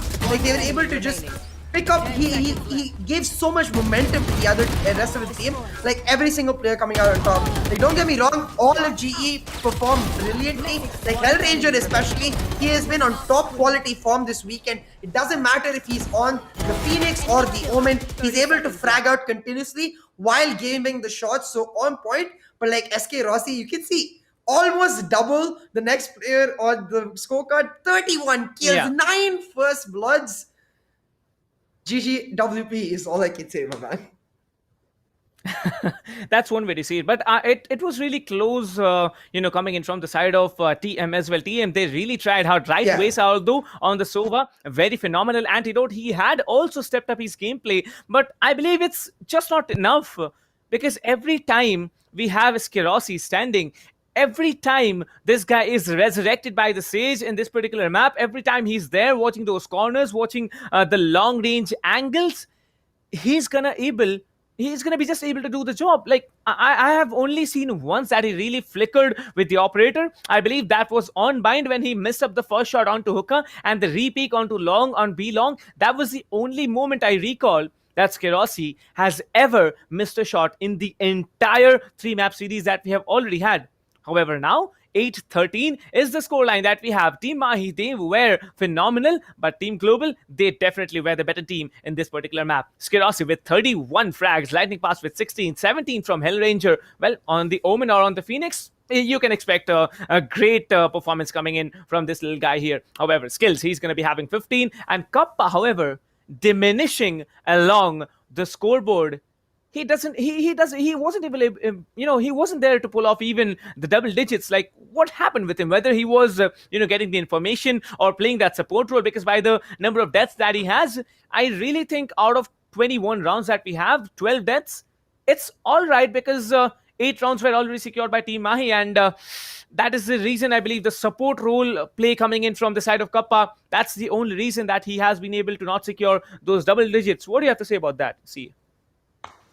Yeah, it's exactly that. Like the Sova, especially when your jet is popping off that much, you need, it would be actually bad for Kappa to try and take fights himself. You should be trying to give as many resources as you can to that jet when she has that operator online. And that's exactly what Kappa was doing. Like the recon bolts always on point to enable his team. And you can see it really worked out for them, right? Like the way Lightning Fast and Hellranger have those skills, it's because that the support was coming out for them. Despite the Killjoy and an Omen also being slightly supportive agents, the fact that Kappa took a lot of the load onto himself allowed them to be a lot more free with their gun duels themselves, picking up those kills.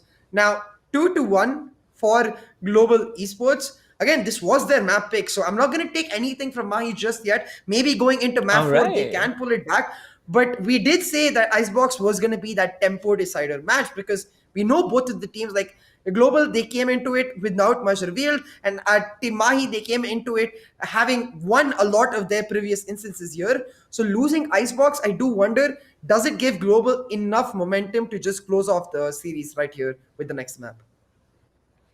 I don't know, man. I don't think the next map is going to be that easy for Mahi, just because of the fact that, this was Global's pick. But however, not showcasing any of their strategies, not showcasing any of what they were able to do in this game. It exactly is the reason that Global is sitting with that 1.8. However, Team Mahi, a bit disappointed, because they have played this map so many times on the tournament or offline scrims. It's disappointing, but it is what it is. 2-1 lead now sustained in favor of Global. They're going to be absolutely mad about what they have, and they also have to be careful not to get it into their heads, because, one more map, if Team Mahi gets it, we are going to have that 5, map finals that we are all expecting. I believe it will be fun if, Team Mahi is able to get the next particular map, and then we move into the 5th one, and that's the decider.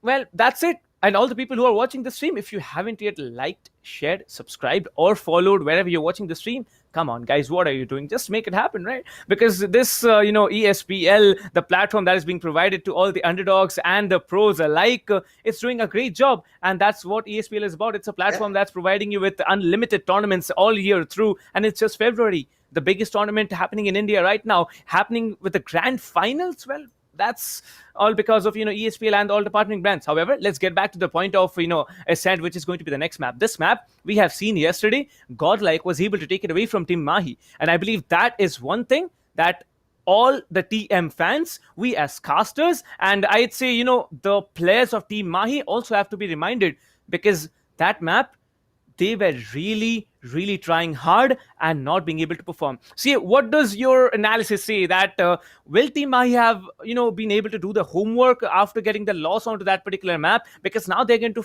face off against a much, much stronger team, and they have been facing them off. So I believe some sort of a work has already been done. And, what do you have to say about this? Like, what kind of a play can we expect now from TM? Because this map, it is their map. They have to claim it whatsoever. Otherwise, they're not going to be able to be crowned the champions.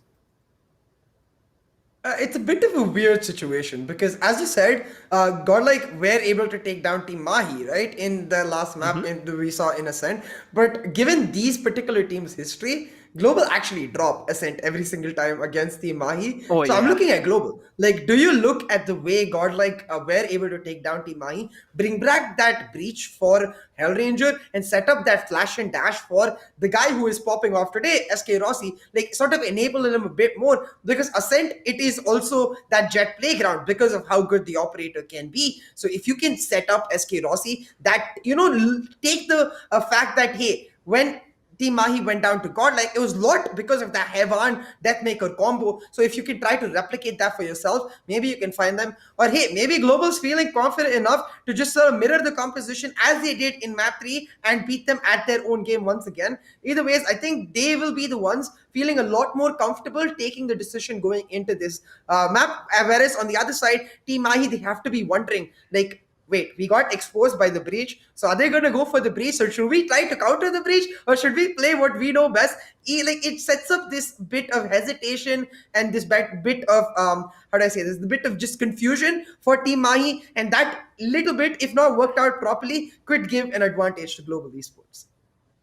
Well, I'd say personally that the first breach pick onto Bind, it was a bit unorthodox, and it really didn't, onto Haven, the breach pick, it really didn't turn out as they wanted it to, because 13-0, in spite of having the breach, that was not something they were actually looking forward to. Maybe they were not looking at a victory because Haven, as we all know, not just Haven, none of the maps were ever dropped before by Global. None of the maps were given away to any of the teams. But now coming in, that breach can be either a phenomenal change that either TM or Global is able to pull off, or there's not going to be a breach at all. I'd say a Cypher or a Killjoy, then there has to be an Omen, probably a Brimstone. I'm not sure whether any team is going to commit for that, but 2 duelists along with the Omen and a Killjoy, I think there's going to be a Sova on the either side. So that really leaves out the possibility of having the breach onto any team. The Sova, Kappa probably will be there on the Sova, then right to Clutch, right to Ace, he's popularly known as right to Clutch. Well, he can be there on the Sova as well, and that really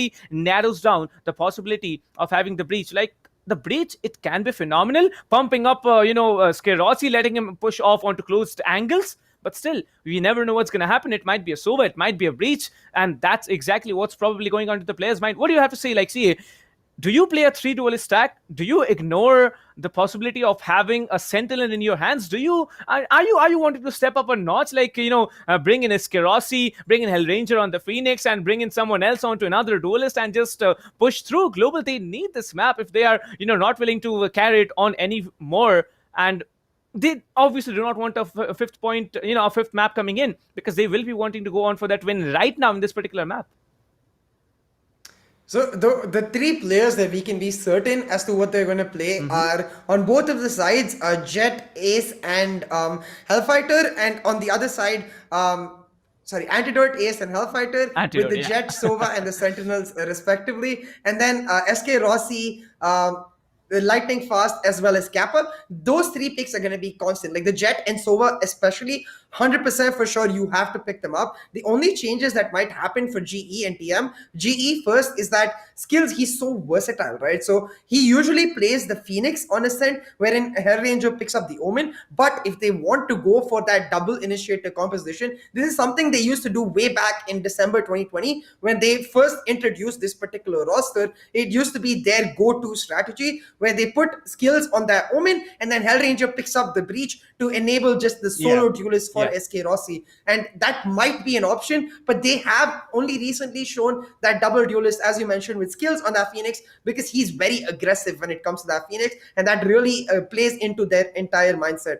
Now, on the other side, this is what I meant by hesitation for TM, because they have shown us the triple duelist, and the triple duelist meta really came about as an answer to that double initiator breach meta. Like the triple duelist composition, a very good answer to that breach pick. So you have to be wondering as TM, like, do we think they're going to go for the breach? Then do we go for the triple duelist? Because if you go for the triple duelist and they actually don't pick the breach, go for that standard sentinel lineup, then it becomes a very shady composition there and a very tough fight to pick through. So TM, they're gonna have to try and get into global esports, specifically Hellranger's minds, try to understand that are they the kind of team that will to go for the experimentation, look towards the way Godlike won, or are they the kind of team that will just stick to what they know best? I think it is going to be the latter, and both of the teams likely going to end up with mirror compositions on each side. I'd say it can be anything, but in the end, we all know that both the teams, they have done whatever they could have. Like, nobody's gonna ask you whether you were like, I'm just giving the possibilities. We all know that's not happening. Like, nobody will be interested to know whether you will be having some problems going on with you, whether you're not being able to play so better, whether you're not being able to possibly unite with your team. Although that's not the case. This team, both the teams here, the rosters have been going on for quite some time, and I really find it hard to believe that something could have possibly gone wrong. It's just because of that evolution that has come into global. Now, we remember previously, back in November or December, global, they were getting taken down by TM, but recently in January and in February, TM, they are facing a lot of problems. Like, I'd like to just remind the audience, there was a particular map into the, I believe, group stages where, TM actually lost a map for a player disconnection. I believe it just is bad fate or something or the other. But global, they have evolved greatly. And now we are looking at the finals. However, let me just mention you guys that the prize pool of this tournament, those who are still unaware of it, it's going to be 7.5 lakhs, 4 lakhs for that first place and 2 lakhs for the second, third and fourth place. Well, it is going to be Tempest and Godlike, who have already secured themselves 75,000 each. But that first place is something that we are really looking up to. Who is it going to be? Whether it's global if they secure this map, whether it's going to be Team Mahi if they secure the next two. Well, it's going to be a mystery until we end this map at least. Well, however, it's not just the players who are going to win something or the other. It's you guys, the audience, who can also claim yourselves, if you have the luck, of course, of all the goodies that's listed on the graphics on your screens, ladies and gentlemen. So yeah, why don't you tell the audience what those things are and how they can get it for themselves? Yeah, you have 4 tiers of prizes, and the grand prize, of course, a full set, including an Alloy Origins keyboard, Cloud Core 7.1 headset, the Pulsefire core, as well as the Fury Ultra RGB peripherals, to just give yourselves a full setup that you can really lavish yourselves with, and just take your game to the next level. But hey, if you don't get that tier 1 prize, there is multiple more options. In the tier 2, you get the Cloud Core 7.1 headset or the Alloy Core RGB. In tier 3, you get that Pulsefire Raid mouse, and then in the tier 4 you get the Fury S Speed mouse pad. So either way, it's something that you can pick yourselves up for free, just as a thank you for coming and watching really this show in the first place. A giveaway set up for you by our partners. Make sure you go get in ASAP, because at the end of today's grand finals, with the tournament ending, the same will happen for the giveaway, and we'll be announcing the winners. Don't miss out on a chance. Like, test your luck. I don't know what luck is going to be there for the audience here. Anyone can win it, but looks like Global Esports, they are looking strong as they have secured the second point for themselves. And Team Mahi, they need to get this map into their hands. They need to claim the map in their names. Otherwise, it's going to be a goodbye for them. And Global Esports are going to be crowned the champions if they are able to secure this particular map of the ESPL Valorant PowerUp India. Now, those of you who haven't yet liked, shared, or subscribed to the streams, make sure you do it, as this kind of content, this kind of tournaments, it's always going to come in throughout the entirety of this year and henceforth as well. However, now 2-1 is going to be there on the scoreboard. The grand finals are underway. 3 games have been played. Haven 13-0 for Global Esports. Coming into the next map of Bind, Team Mahi securing the victory, and now a 13-6 coming in from the side of Global once again on Icebox. My, what an evening this is. What grand finals is this turning out to be if Team Mahi is able to secure Ascent as well? Like, what are the possibilities? CA, you do a lot of homework. I know you've been doing a lot of homework on both the teams here. Like, what can be possibly their map or so? So what do you have to say as to how can Team Mahi, or is there any chance that Team Mahi can be turning out as the victors? As we all know, Global, they have always been banning Ascent as many times as we have seen them playing into the tournament. So is that something like, saving strats from the perspective of other teams, or is it just the fact that they don't want to play the map, or it's something different? Like, tell me, like, what's going on in Global's mind here? I think it's definitely like, again, the same double-edged sword, right? On one hand, not playing it does make sure that you don't have the experience, but on the other hand, you can surprise your opponents. But like for specifically Global, it's not that they're weak on Ascent as much as they're much stronger on the other maps. Like, for example, Haven, Split, even Icebox, to a certain extent, they're maps that it becomes very difficult to contest Global against. But on Ascent, I'm not exactly, like, I wouldn't say that it's because of the team or anything, more of the idea that the entire perspective that they have, like the idea of being very calm and patient, does become harder to play, because on Ascent, you have to take A main and B main control. You have to be that extra bit aggressive, and that sort of reduces the methodical aspect of Global Esports' play. That's why I want to see if they actually go for that breach, because I think it would rhyme in perfectly with SK Rossi's form, but it's also a risk because you haven't played it for a while.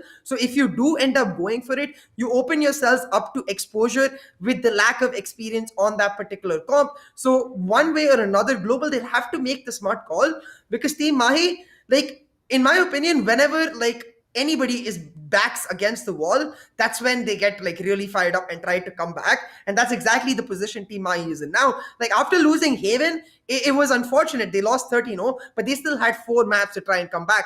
If you lose Ascent here, you lose the entire series. This is literally do or die for TM. So I'm sure they will just give it everything they've got. So Global, I think they might just end up going to what is comfortable for them, which is skills on that Phoenix. And I've seen him just pop off. So I'm going to keep my eyes on him this map. But I'm going to keep eyes on 2 particular players. It's going to be Skerossi, it's going to be Amiterasu, because I have seen both of these players really pop up their gameplay when they needed to throughout the entire evening. We know Skerossi, he has been phenomenal with the operator. We know Amiterasu, he has been playing those mind games with Global. But this particular map, as rightfully said by CA, this map has to be secured by Team Mahi whatsoever. By hook or by crook, they need to walk away with this map. Otherwise, winning Bind, it's going to be basically, a ball of paper which has been stacked up after playing the third game, losing Icebox. Well, it's going to be absolutely worth nothing winning Bind there. However, now this map, we know there are viable locations. There are particular locations where from all the agents, if you're playing that agent, will be trying to play. Let me just tell you, if you're playing the Cypher, you can set up on either A or B, and you can just, delay the players a little bit. However, if you are playing the Killjoy on the defender side, you can do 2 things. Firstly, you can delay those plants. You can use your swarm grenades, nano swarm grenades onto the default plant sites, or you can just use them to slow down players along with the alarm bot on entry of any side onto B main, onto A main under either the Arch or maybe Tree. Well, I don't know how the setups are going to come in. I don't know which agents are going to get selected, but I'm just quite confident that this particular map, we need a lot of more Killjoy than we need a Cypher. However, I think Hellfighter probably will be trying to play the Cypher from this point on, at least in this particular map. But TM, you never know what they're packing, and I really look forward as to see what agents are going to come in. And one more thing that just, CA just mentioned a little while ago, that Global, they haven't been using the single duelist meta since a long time. Whether they're going to bring it back in this map is, I believe, one of the strongest questions that Team Global needs to answer to all those thousands of fans that are watching them live playing in the grand finals of the ESPL Valorant PowerUp India. Yeah, like it's all about that really mind games. Like we've been talking about this ever since map 1 started. Like the idea that both of these teams, like unlike like the earlier aspects of the tournament, you could see some teams rely on things like gunfights or just default setups to pull through. But when these two teams are so damn good, it ends up coming down to just that simple factor of whether or not you are able to consistently pull through on the basis of the mind games. Now with Hellranger locking in that Omen, it is going to be the comfort playstyle for Global, as we were expecting the mirrored compositions, the Phoenix on both of the sides as well as the Cypher. Like, I am on the same boat.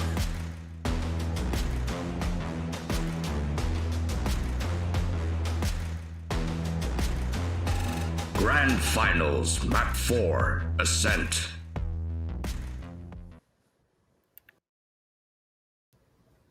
Yeah, I am like back to like what we were talking about. Like for me also, Captain, like as you were saying, the Killjoy definitely the more like objectively better agent on Ascent. But I think both of these teams prefer Cypher because they know that the rotation aspect of the game between these two teams specifically is very strong. Like, and the Cypher offers that one advantage over the Killjoy in which you can leave your utility. You don't need to worry about if I rotate, can they take the other side? And that's why both of these teams, like, to prevent any sort of bamboozle shenanigans, go for that Cypher pick.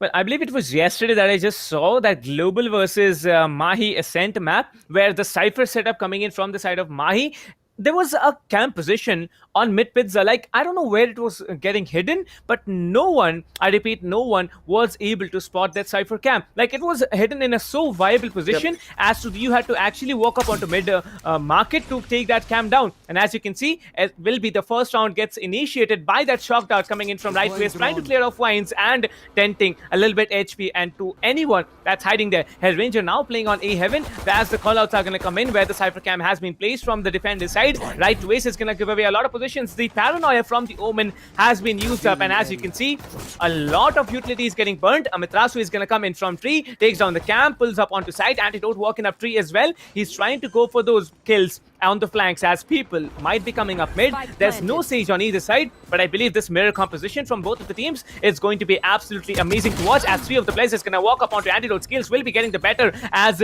there will be multiple players coming in. Kappa, however, he was lurking around mid. Amitrasu, you can see him. He's ready with the hot hands. He can drop it anytime he wants to. He will be dropping it now, but there's not going to be anyone he can possibly land any HP on. Now, Hellfighter, Amitrasu, Excali each with a kill, but SK Rossi through the A-main angle. He's pushing in, he finds one for himself. The recon ball revealing the position, but Amitrasu holding down Hellstrong. He's able to get another kill, refreshes Molly, but Hellranger, he goes for the defuse, gets half the through. The jiggles coming through for both of these players. It's Hellranger who's able to pick it up, but there's not enough. No, there is enough time. He was able to get the half defuse through. And you can see he is pumped, man. Let's go, he says. Because damn, that was close. If he hadn't done the half defuse, then that was GG. Well, I believe it's a very, very close round that Team Global almost lost, and I believe they're not going to be able to, do that once more, because Team M, they did have control of site, they did have control of a post-plan situation, and I believe now the post-plan positionings from TM, they are really getting developed over time. However, the retakes coming in from Global are always much stronger. Antidote left alone on Catwalk, that is one position that players are always going to swarm in, trying to breach up Tree, trying to break down the door, and just walking onto side there. And I believe Antidote falling, that was that exact moment that everything changed for the sides of TM. I believe if Antidote had been able to secure one or more frags on Catwalk, just hiding there beside the box, probably this would have been a different result, but what's done is done. Global, they will be securing the pistol round, and now they can actually move in for a force buy and secure the next one as well. Yeah, that round was just a pistol, but it was still so close between both of these teams. It came down to the IGLs at the end, and damn, Hellranger played it so well. Amitarasu trying his best to hold down from Hell, but Hellranger able to by a thread's margin just pull out the win, doing so well under pressure to get that half defuse through despite the molly being there, right? Like getting the half defuse, going for the jiggles, winning the duel and able to close it out. That takes a lot of just composure to be able to do in such a high stakes scenario. So kudos to him. But now you can see the buy coming through for GE. It's SK Rossi with the save, though he's going to go for the operator. The rest of them with the buys. Kappa with the first blood. And now that camera revealing the push for Team Mahi from this scouting area. As Anti dashes out of the way, they are able to get into the site and get the plant down. But Global Esports, once again, comfortable playing on that retake. Well, I believe they can make the retake happen. As you can see, Lightning Fast is going to just come in, walking into the smoke here. However, I believe a little bit of HP has been rented onto skills here. The defenders, two of them are much advantageous in the numbers matter. Now, there's going to be Antidote just stacking up beside the switch, and he's going to get taken out. It's going to be the last player, and it's going to be everyone down from the side of TM.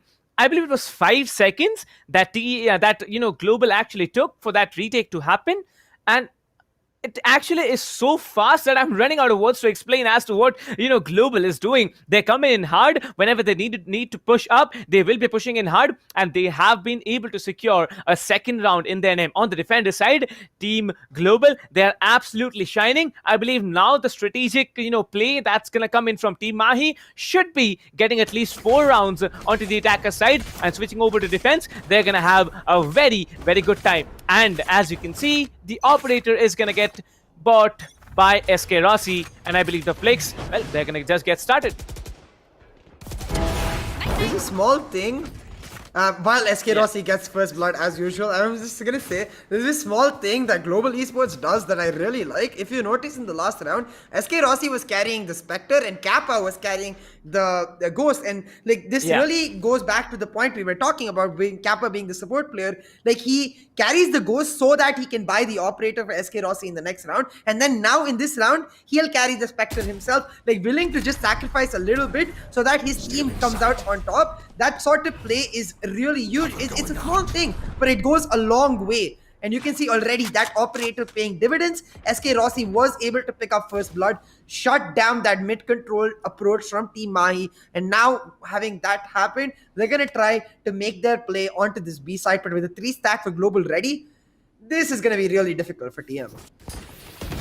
Well, it's definitely going to be a little difficult for TM. As you can see, there's going to be only 4 standing, and Hellfighter, along with his teammate, the Phoenix, is going to try and breach up this little position. Now, we know that there's one player still lurking around onto A main, and the position of A, it hasn't been left, and you can see the operator is going to peek up on there. Skerossi will be not committing anything at all, as he will be claiming that frag onto him, and you can see Amitrasu will be walking up with the Omen, I mean with the Phoenix here. He's going to get one onto the side of Team Mahi. Team Mahi will be securing 1 frag, and now the rotations are going to begin from the side of the defenders, as it's going to be Skerossi still down there inside. There's going to be only 3 defenders. That's and TM Excali on fire right now. Phenomenal plays coming in from him. Amitrasu needs to heal up. It's going to be Lightning Fast with the Spectre coming in from heaven, along with the Sova as well. Kappa and Lightning Fast to do the job. It's going to be the ping that's going to come in as Lightning Fast secures 1. Well, he's going to go for a double on it. Amitrasu is going to peek up, and he's trying to peek up hard as he's going to take 1, and he is out of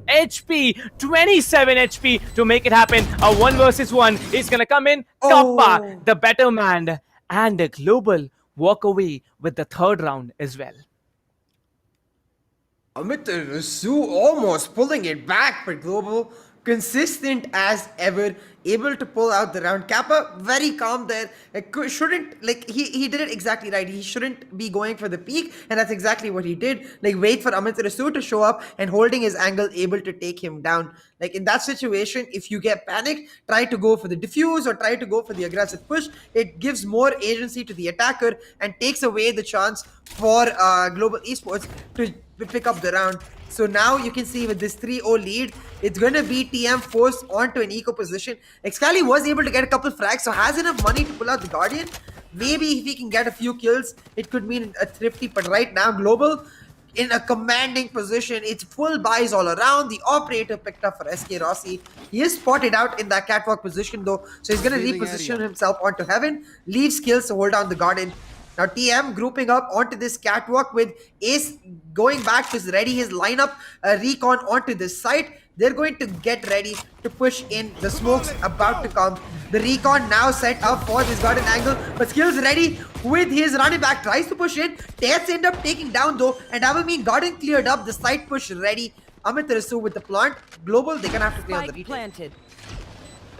Well, 5 versus 5, that's the retake you always want to see, right? Skerasi still waiting with the operator, trying to go on for a frag. I believe there's a Guardian by coming in. Oh, it's Excali with the Guardian, not being able to do anything as Hellranger will be shutting him down. It's going to be Skills walking up from free as Skerasi will be peeking up on from Heaven. He's going to go on for the peaks here. Amit Rasu will be getting one, a double frag coming in, triple coming in. Oh my god, Amit Rasu, he's on fire. Right to Ace with those sheriffs along with Amit Rasu is going to be absolutely massive as Hellranger is on a 4K. It's again a 1v1. Antidote with that Guardian trying to come in. He's going to get shut down. Hellranger with an ace and a clutch coming in. He is on fire right now. Hellranger, look at him. He's so confident of the plays he's making. Not once, not twice. This is going to be thrice. He's going to come in a clutch situation and being able to do the job. The ace and the round for Team Global Esports. That was a huge play from Hellranger. Like he didn't even have full HP. He was faced up in a situation where Antidote knew where he was, but comes out swinging, able to dodge out the shots by Antidote. The crosshair placement from him on point, an instant headshot with the Vandal. He picks up the round in a 4-0. Like the way Amit Rasu and Right to Ace were getting those sheriff kills, I thought that was a thrifty coming out for Team Mahi, but Hellranger taking matters onto his own hands. Like, damn, he's already pulled out 2 clutches out of the 5 rounds that GE has won so far. And this is what you call, like, a true, like, leading from the front, like, captain, you know? He's setting an example of how he wants his team to play and doing so phenomenally. Damn, that was insane. It was insane. It was indeed insane. And look at Team Mahi. They are worried now. They're concerned about what they're going to do and secure more rounds. Hellfighter, he knows that he needs to make some insane plays happen, as it's going to be the operator picked up from the perspective of Antidote as well.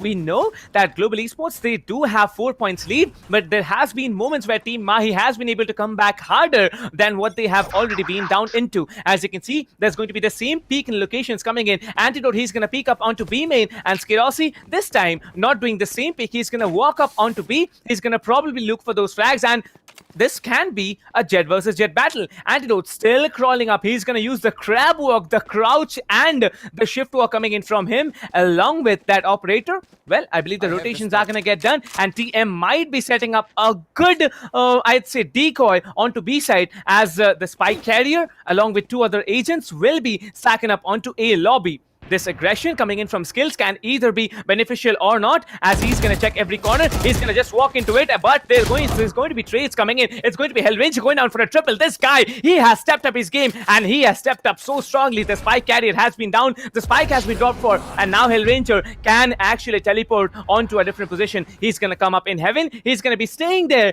for the rest of the time. And Excali, he has secured the site for himself. However, the spike needs to be planted as quickly as possible, and it's down to Antidote and Excali to pull off a 2 versus 4 clutch and also get the spike planted and defended until enough time has been secured. Yeah, he's setting up the smokes, the door smoke coming out, knows that he can expect someone to come in for afters, but no, has to go for the plant, so he's going to go for that open plant. But with Antidote's operator ready, if he can maintain his position, I mean, he's actually, yeah, he's going for the door push, now looking to back up Excali. Now you can see the Hunter's Fury is ready for GE, so they can use that to push in, but instead they're just going for a stack push in right now. The smokes to cover the hell angle, Kappa with the shot touch, he takes one down, and SK Rossi will deliver the right clicks coming in from Heaven. The pistol to Antidote's head. It's the round picked up for Global Esports. Yet another buy round loss for Team Mahi, meaning they're in an impossible situation. Global Esports running away with this map. Well, are we going to see a mirror image of what we saw in the first games here on Haven? I don't know. Team Mahi, they are pushing onto side. They are trying to commit everything they have. But the retakes coming in from Global, they are so strong. 5-0 already.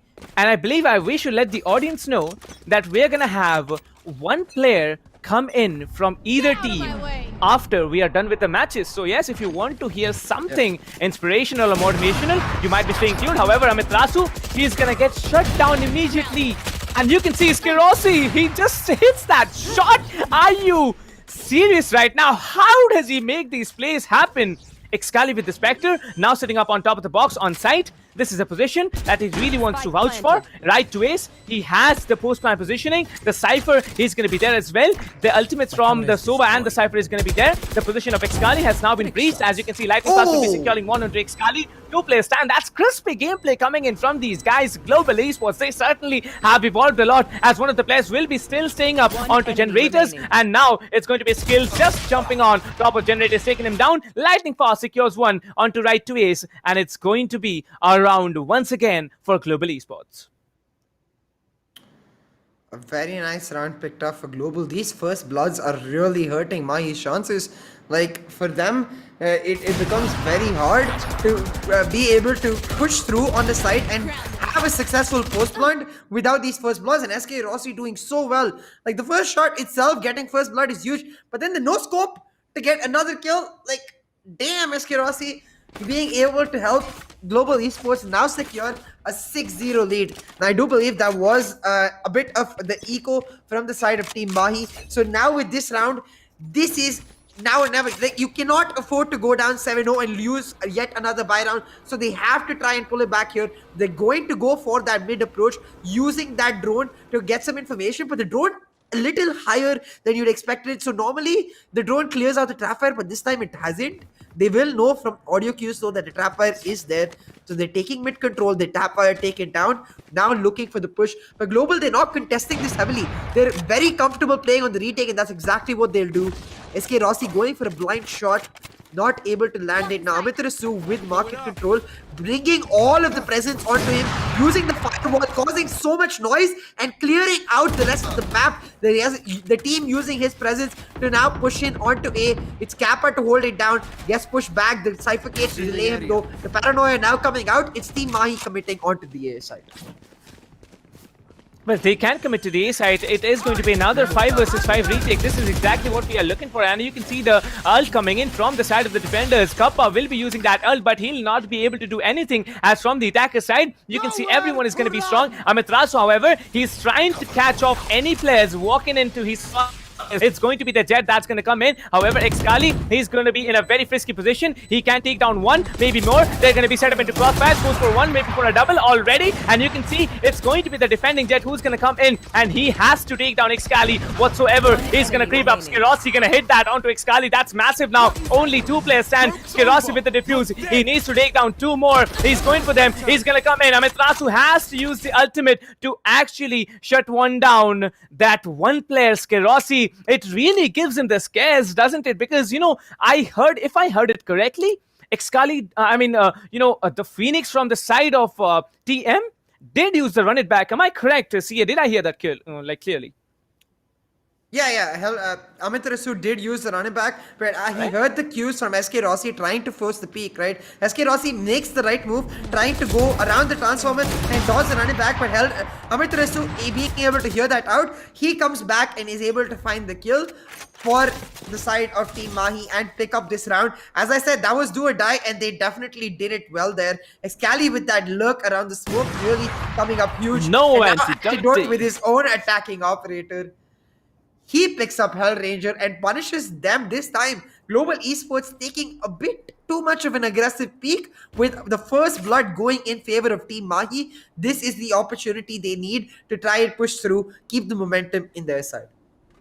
Well, they're definitely trying to keep the momentum in their side, but let me tell you, in case of a retake situation, there's the Blade Storm ready. There's going to be, the Phoenix run it back ready from the defender side. There's going to be the Cyphers and Neural Theft ready from the defender side as well. And all that Team Mahi has in terms of ultimate, it's going to be only the Neural Theft from the Cypher. However, now, in terms of man numbers, I'd say the numbers still stand in favor of Mahi, but just because this map is so defense-oriented, I'd say that this is still going to be a very hard execute that's going to come in from the side of Mahi. Mahi, however, you can see they're going to be very calm and patient and very slow on approaching into any side, as the positions that's getting holded by Team Global Esports, it's always changing every time you look at it. Now stacking up in Vines, it's going to be Kappa. However, it's going to be an A execute that's finally going to come in. The dark cover is going to get deployed as quickly as possible. Amitraz will be dropping the hot hands, trying to force out the position onto the Sova, and he gets him down very, very smartly. Well, I believe the Wines needs to be cleared before you get the spike initiated, because there might be just someone stacking there, and it was Kappa who was shut down eventually. Now, in a 3 versus 5 retake, this is going to be hard, but Antidote, he's watching off on tree. He's now not watching off on the other angles. However, the players from Team Global, I believe they're going in for a save, and that is something they are doing for their team's sake, because now pushing off a 3v5, I don't think it's, impossible, but they probably find it a little bit smarter to do in a safe, positioning. Yeah, it's just the idea of respecting your opponent team enough to know that it becomes, as you said, it's not impossible, but it's very detrimental to lose that much eco. Even though they have a comfortable eco having 1-6 rounds, you don't ever want to put yourselves in a situation where you're unnecessarily giving up guns or money. So Global, the smart move there, but Mahi playing that very well. You can see, this is what I mean. Like, when you go for the slow approach into the execute late into the round, you need the advantage and pressure on one particular side of the map to be able to execute onto a side. That's exactly what Team Mahi do. They use that first blood, they establish a heavy presence on one particular side, they pull the resources of Global Esports towards there, and then they go for the full rotation, acknowledging that if there is one man left for Global on the A side, it's likely to be in that binary. Having checked all their corners and picking up this round, Team Mahi now with a chance to really damage Global's eco if they win this round right here. Now, much more spread out this time as well, trying to find that pick for themselves. It is Antidote holding down the mid-top angle, while the rest of Team Mahi groups up towards this B-main side. They're expecting an aggressive push with the way they're holding on, and their expectation might come through here. Skills pushing in, but Hellfighter takes an unnecessary peek, gets punished as Skills gets a kill, and the value for his run it back. First blood going over to Global Esports, and this first blood so impactful, because we've seen how both of these teams translate small advantages into big leads. So now Global Esports, they're trying to do just that. The rotation coming out as Skills makes his way onto A, trying to help the rest of his team to hold it down. But the spike for Team Mahi still at B, but with this extremely defensive hold between Hellranger and Kappa in boat house and lane, this is going to be a tough push for TM onto B side. Well, definitely, it's going to be a very tough push. As you can see, B-side has been stacked up, and they are not willing to give it at all, as now 5 defenders stand. This is the exact scenario, but in the opposite favor. Team Mahi now, they are looking forward to push up as quickly as possible, as the Sova recon bolt will be destroyed. There will be information given out as to the players are walking in onto B. Well, there are going to be multiple players actually walking in. Excali gets one, but they're going for another, as the Paranoia will be hitting one. Hellranger needs to go for more. Hellranger still stuck there inside boat house, will be going for more. Hellranger finally shut down. It's going to be a 2v2. Spike needs to be getting initiated as quickly as possible. Skirasi gets one, and it's the last player standing. He will be cleaning things up. This guy, his level of accuracy, his crosshair placement is on.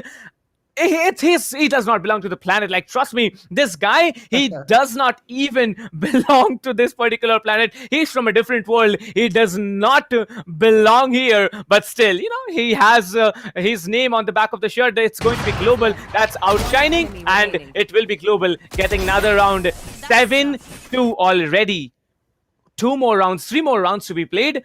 It can be anyone's round, but I believe this round, it was really important for the economy of Global to be stabilized. Now, I don't know what the economy on the side of Team Mahi has been, because the number of rounds that they have secured, back to back, it has not been so great. They had secured the previous one. However, I think another full buy round is quite possible coming in from the side of TM.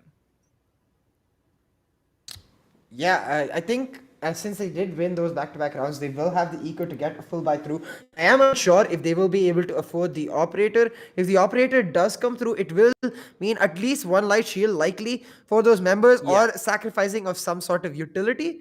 So we'll see what exactly the buys end up being for these teams. Right now, though, 2-1 Global Esports lead in terms of maps, 7-2 Global Esports lead in terms of scoreline. In this map, they're in full control to try and close off right here. But this is just the first half. So if TM can try to get to that 4-round mark, as you said, Cap Price, earlier, like they can try to make a comeback happen on the defensive side. Look to get, as SK Rossi has been doing, the own defensive operator for Antidote. Because while attacking operators are all great and all, defensive operators are much more comfortable generally, especially on Ascent, because there's so many angles for players to peek through.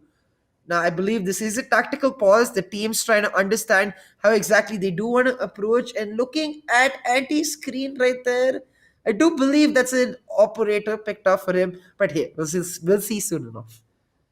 Is that an operator? I want to see more closely. Come on, production team, just show us some more operator, buys coming in. However, I believe, whatever Team Global has done so far, it's all right for the defender side, but I want to see what they do on the attacker side. The attacker side is not going to be as easy as you think, because they have either pulled up insane, they've just stacked up strategies all throughout the tournament, and now are willing to come in with everything they got, take Team Mahi down and secure themselves the trophy. Now moving into the 10th round of the game, this can be anybody's round, as both the teams, they will be having full buys coming in.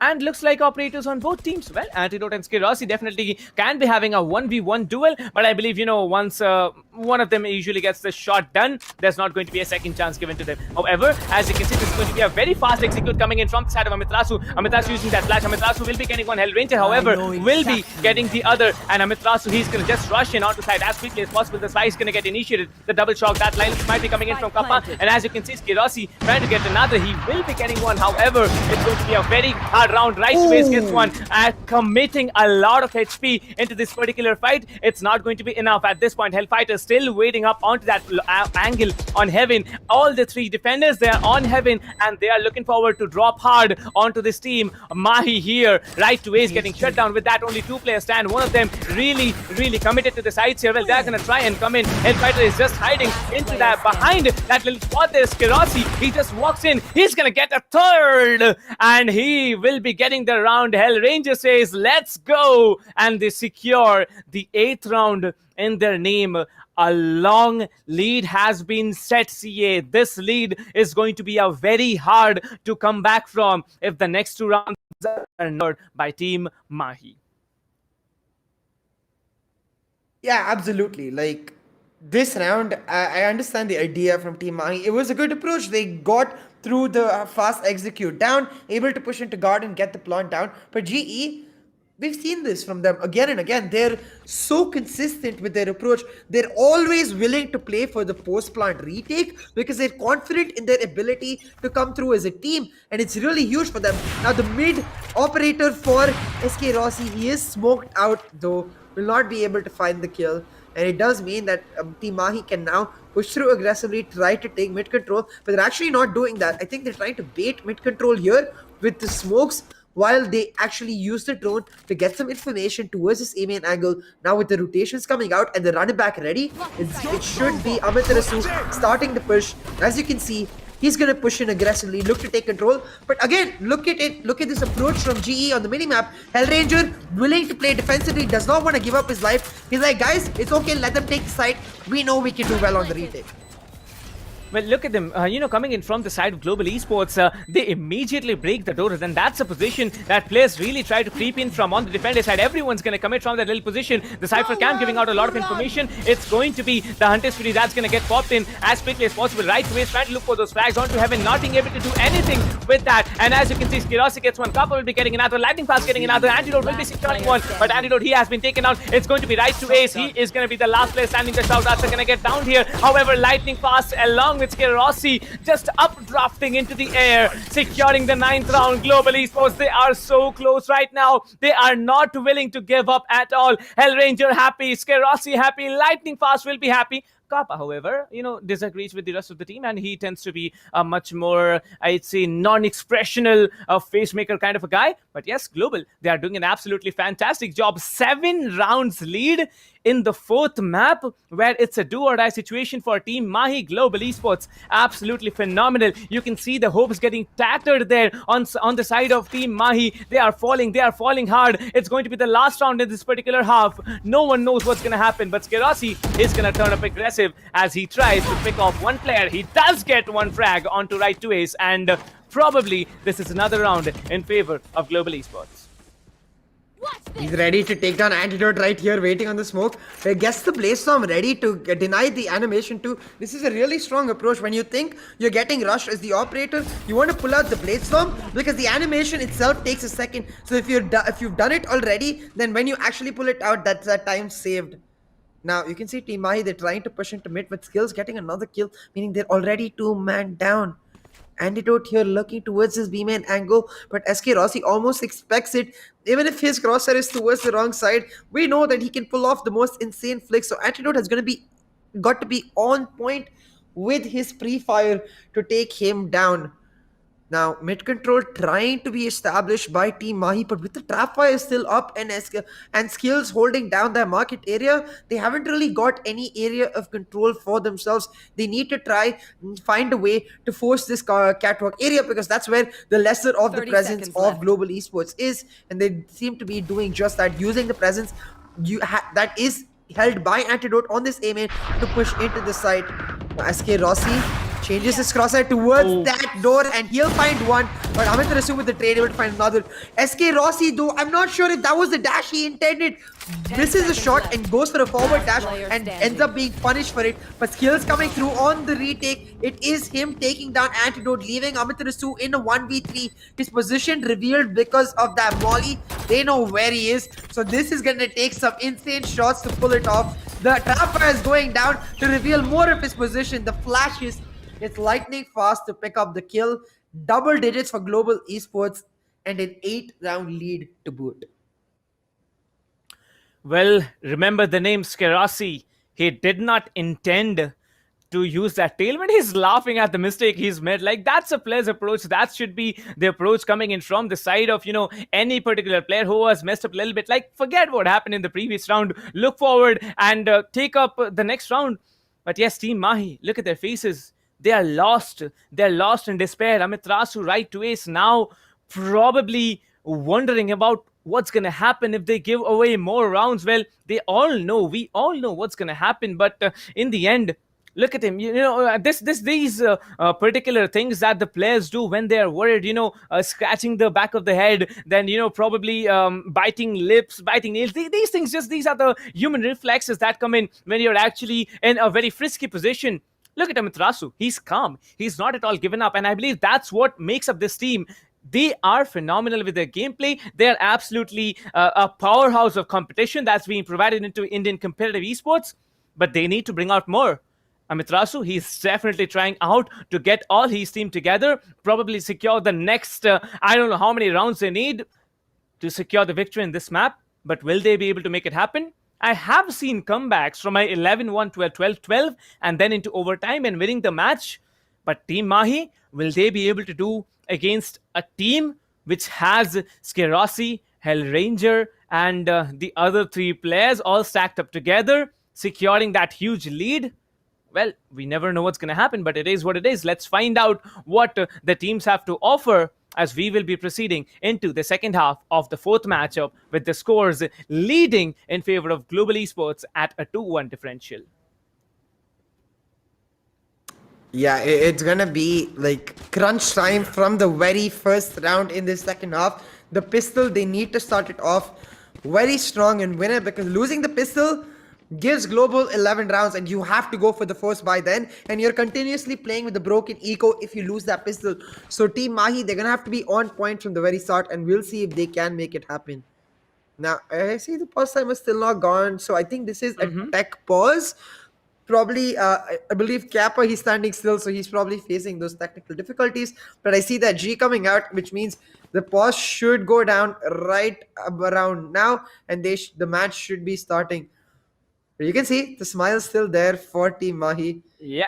They're just remaining as calm as possible. And you were talking about this, Captain Price. Like, one of the key reasons they are one of those top tier teams is they don't let that pressure get to them, right? So you can see from the smiles that they're still looking to play at the very top of their game. They're still looking to just give it all of they've got, not given up just yet. So a comeback definitely possible, but it is Global Esports in control. So if GE win this pistol, then I fear it might just be a little too far gone for TM to pull off a comeback. So this pistol, it's everything on the line. So yeah, let's see what Team Mahi can pull off here. Well, I want to see what they pull off as the clock timer. Well, okay, the match has begun. All right, the round has begun. And as we can see, this is going to be quite a slow execute that's coming in. Probably a B execute, as I can see the spike carrier trying to go up onto B side. Well, it's going to be the Cypher setup on B. So that means you need to worry about a little more of those strip wires, of those cages. Right to Ace trying to drop that shock dart and get the information. I mean, get some damage done onto the attackers. Hellfighter, he's still playing up on the stairs in this position. It's a very, very tricky one to hold, but an important one because players usually rush up onto switch. The Jet probably will be using the tailwind to get up onto switch and then walk down the stairs, push in onto site and just hold it down. But now it's going to be probably a thing that they need to be worried about. There's one player still lurking around. It's going to be Lightning Fast, who might be catching off Antidote, and he is trying to go for those frags. He whiffs the first 2 times, but the third bullet will be connecting absolutely on point, and Antidote is going to be the first one dropped from the side of Mahi. However, the Sova on the side of Global has been dented as well, and it's going to be Skills carrying the one onto Hellfighter. It's going to be a lot of players and HP dropped on both teams. However, it's going to be the Phoenix only standing, Skills with a 3k, and Hellranger just let's go, and they secure the 11th round in their name. Force buy coming in, I guess it is, because they want to finish things up as quickly as possible. Yeah, this pistol round loss for Team Mahi is really going to hurt their prospects here. It will mean that they have to go for the force buy, and a Thrifty still possible, but the force buy will still have GE with the better weaponry.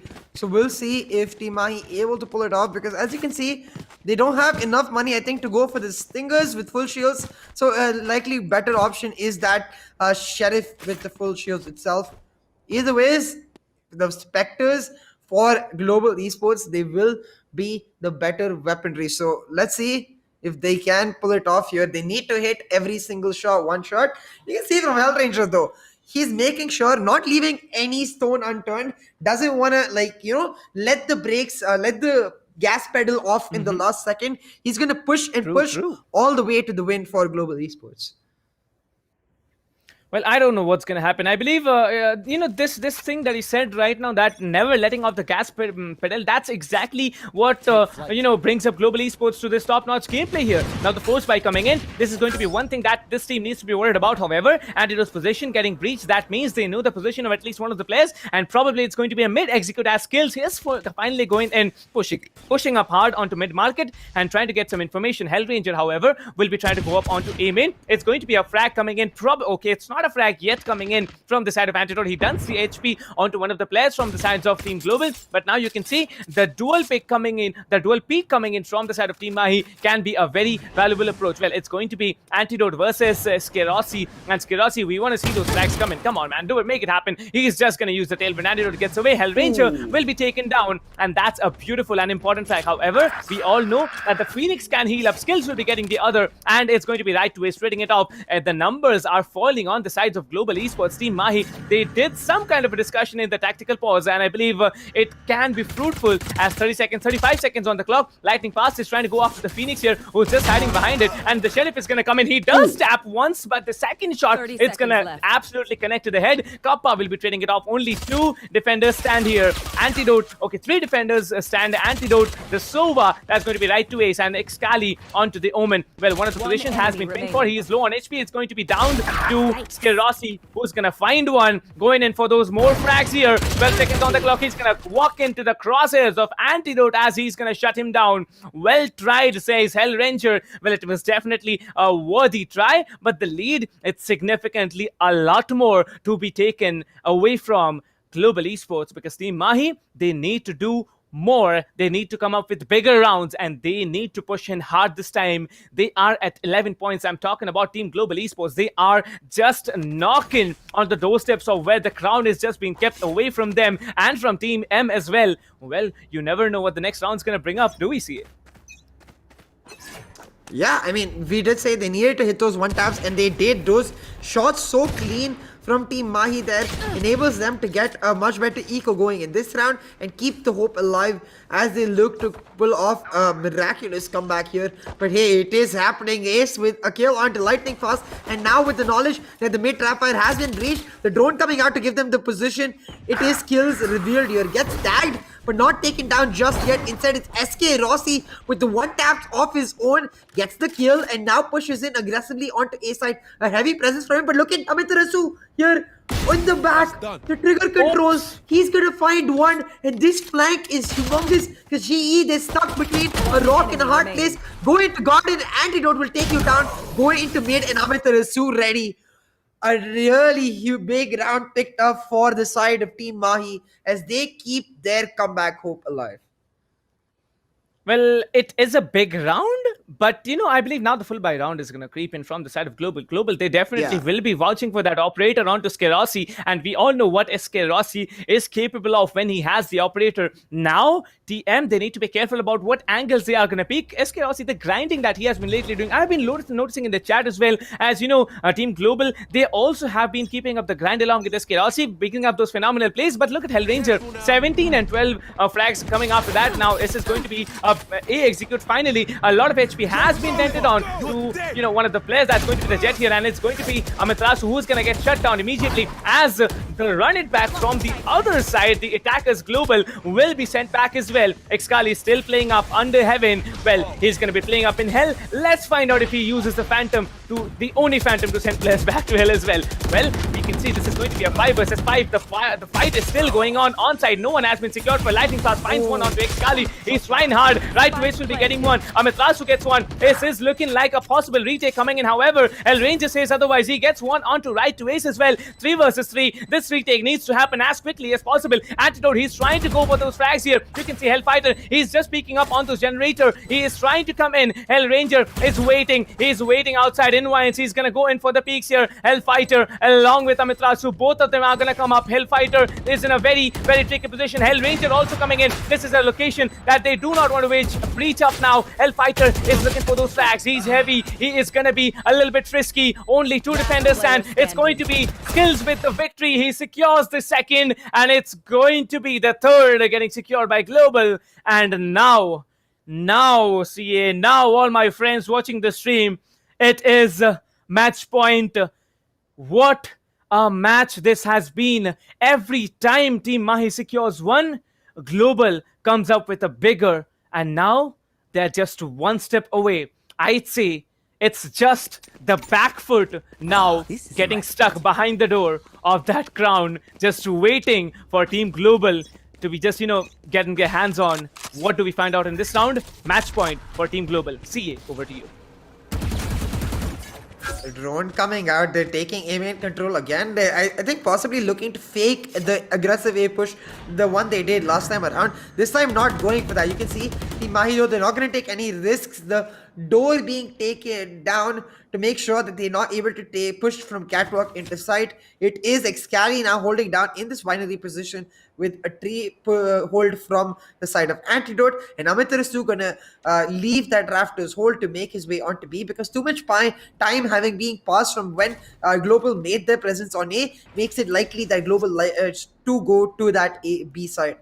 Now, in this B side, it's up to right to Ace and Hellfighter, but Kappa, what the shock does, knew that Excali likely in that binary position, pushed him into an impossible situation where he walk into his crosshair or take the shock dust to his face. And Excali going down to the shock dust is now Global using the pressure to push in onto side. Hellfighter with one, but Kappa and Skills instantly find the trades. They trade it out, and Skills with a triple recharges his molly and leaves Amitarasu in an impossible 1v4 situation.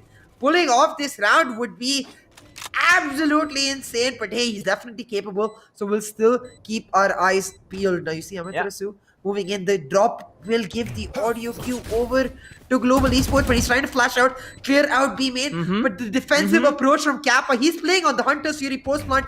Global playing the foolproof approach, refusing to give Amitarasu any peeks. He's gonna end up walking in. He finds one, but the trade comes out. The crossfire setup, beautiful. It's Global Esports, your champions of this tournament.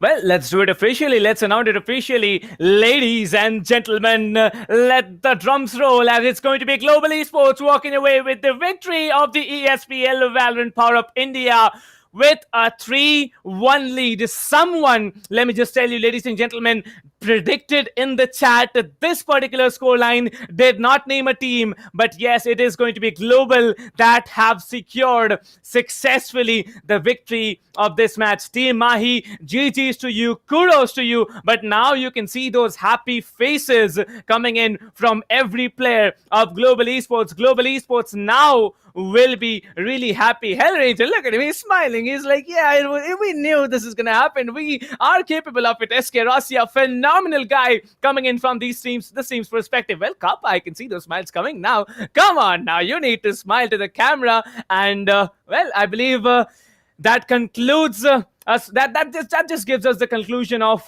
whatever has been going on for the past 2 months.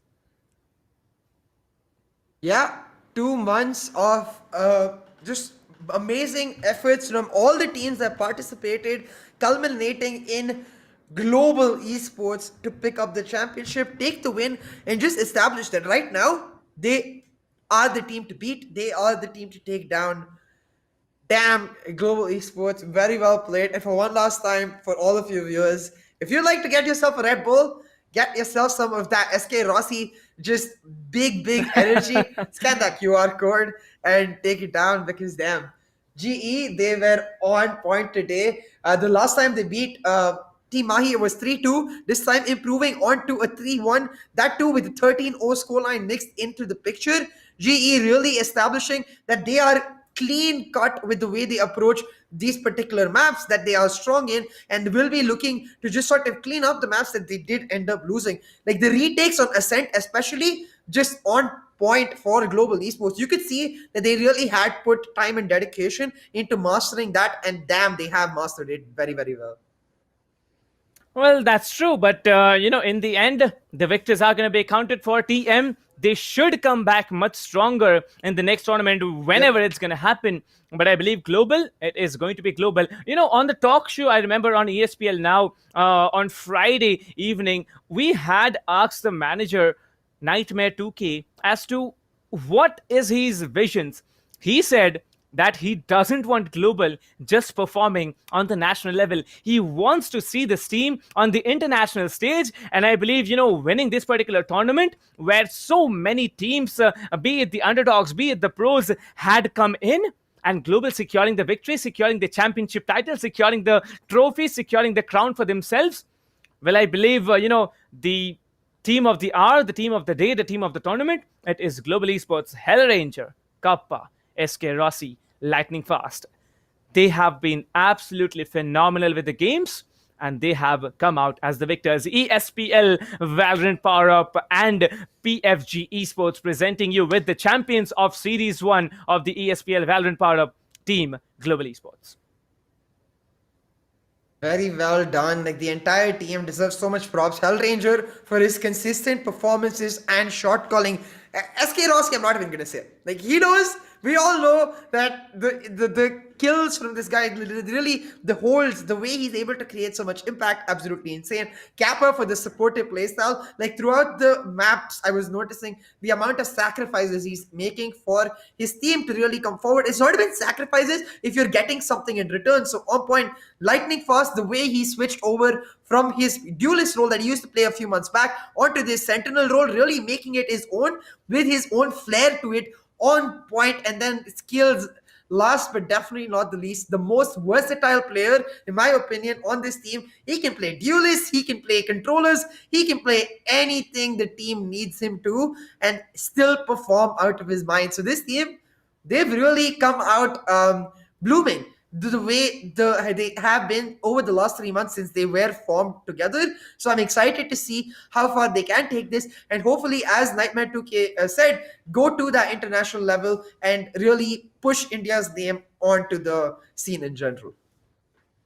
Well, who knows? We might be having, I'm it's just a thought that's just going on in my mind. I believe one of the, people in the chat also rightfully mentioned that what if Antidote and, SK Rossi are playing on the same team? Like, we don't have two Jet players, but still, if India as a whole is, I don't know, like, there were speculations about, there's going to be an esports section coming in, like we have a sports section in the Indian, the sports scene. So if the esports team of India is actually getting built, if there is a team at all that's coming in, what if we have all the top-notch players in a roster and they're performing on the international stage? Can you imagine the amount of, I'd say, zest that's gonna pop in?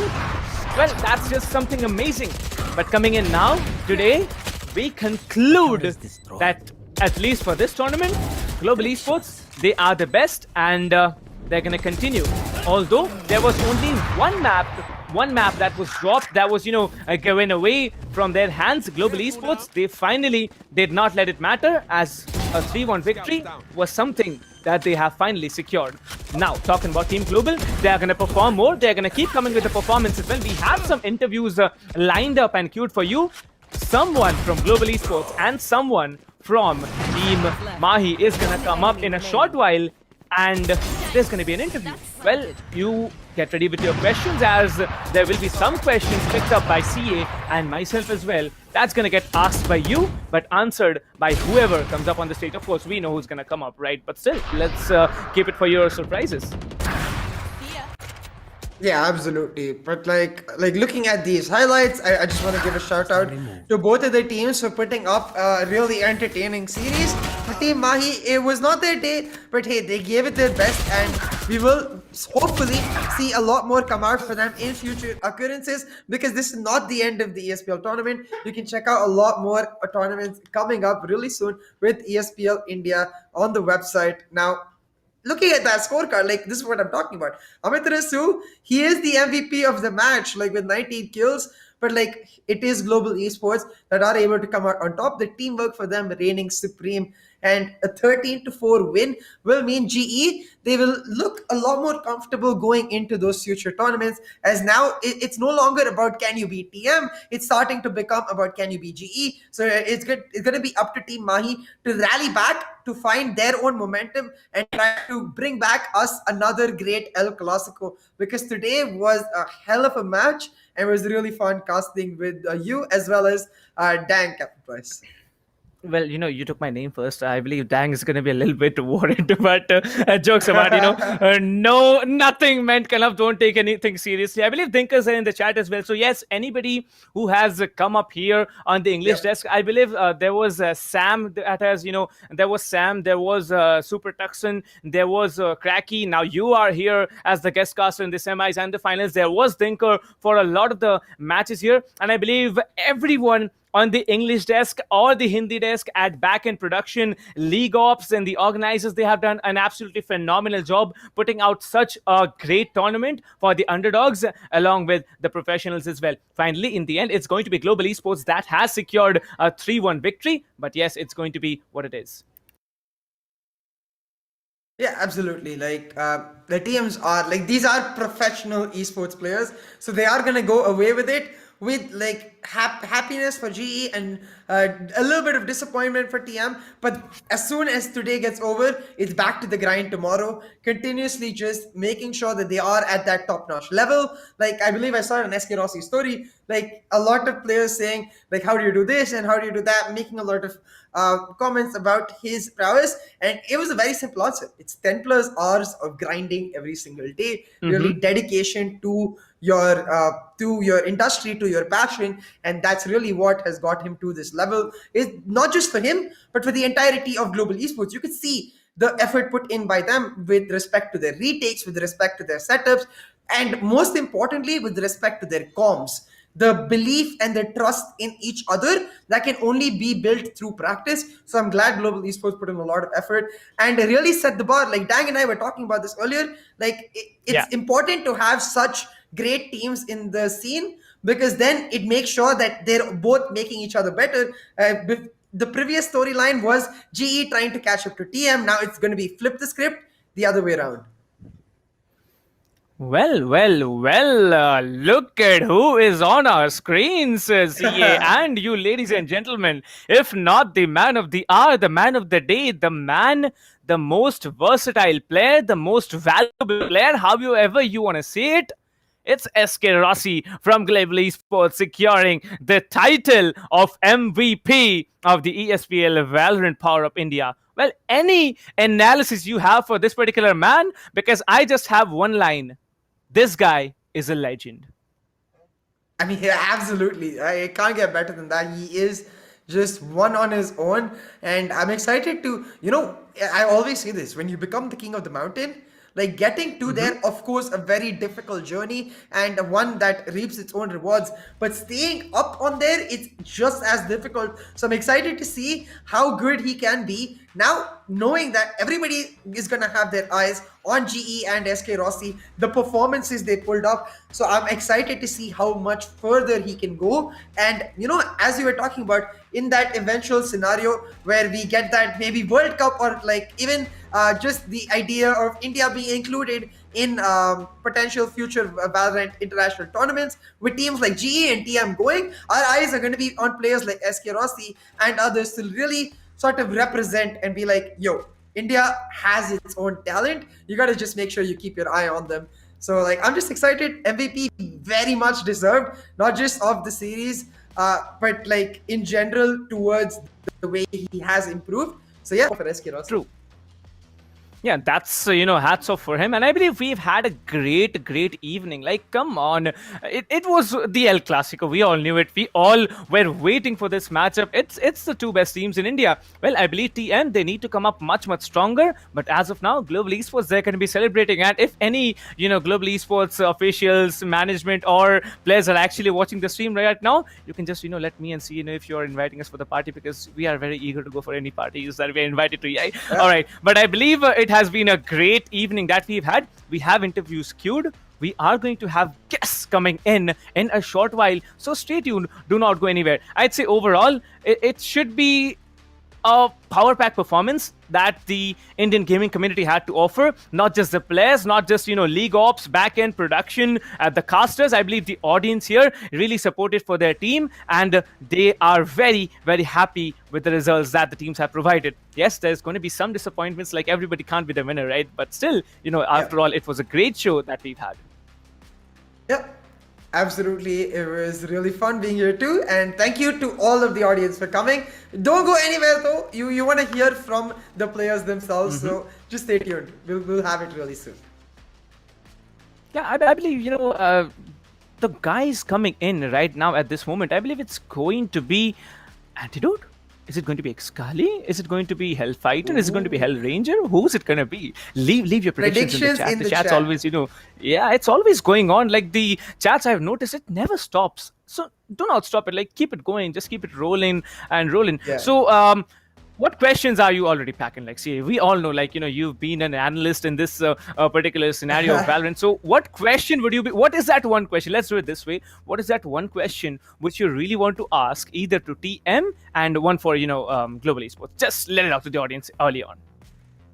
I'm done. If SK Rossi comes here, I'm gonna ask him what he has for breakfast, lunch, and dinner, and then go to Amazon and go order the same exact diet. Because right now I want to become like him. But no, seriously. I think for GE, it's a question of how you would tell. Like, I get a lot of DMs from these younger generation players who want to become like they look up to these players and they want to reach the heights that they have. So I would ask them like, how do you tell these players to put in the right amount of hard work? Because when we say it sounds a little bit all your work, but maybe hearing from their role models themselves, like it will inspire them to just keep working hard and finding the right balance between pursuing your passion, but also keeping your studies on point to like find your eventual path to here. I know that's how all of us got here. So I think that's a question that I like to ask both global esports players as well as Team Mahi players. Well, that's, I believe, a beautiful question. I believe I'll just ask one question to both the teams. How are you feeling at this moment?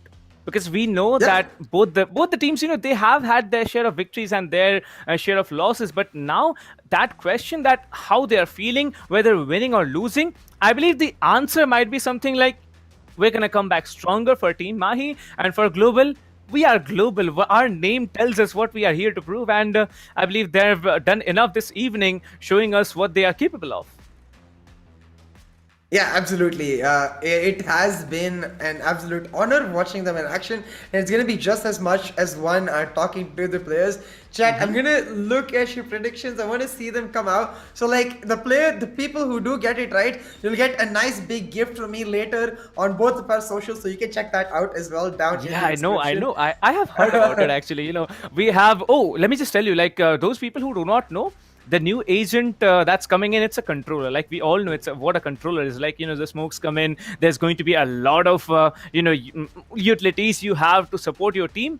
But what the controller can do, I believe CA has really something packed up for you guys. So yeah, stay tuned to his socials. He's going to be there on Instagram. He has he has something packed for you. I have seen that. So yeah, be ready for it. All right. And talking about the game, its evolution, I believe since July, the competitive scenario of Valorant has evolved a lot. And now, since the organizers, the organizations, they are coming in with open tournaments, I believe competitive esports in terms of Valorant, in terms of FPS games, is going to attract a lot more people. So if you have any friends who's going to actually, willing to try out competitive esports, be it Valorant, be it any other game, be it any other mobile, or just, some game you can play it on a portable device, you can just check out ESPL.gg, because they are keeping a stack of tournaments for the entire year yet to come and henceforth as well. However, this tournament, as we all know, Global Esports as the champions, they are going to be arriving in a short while. But still,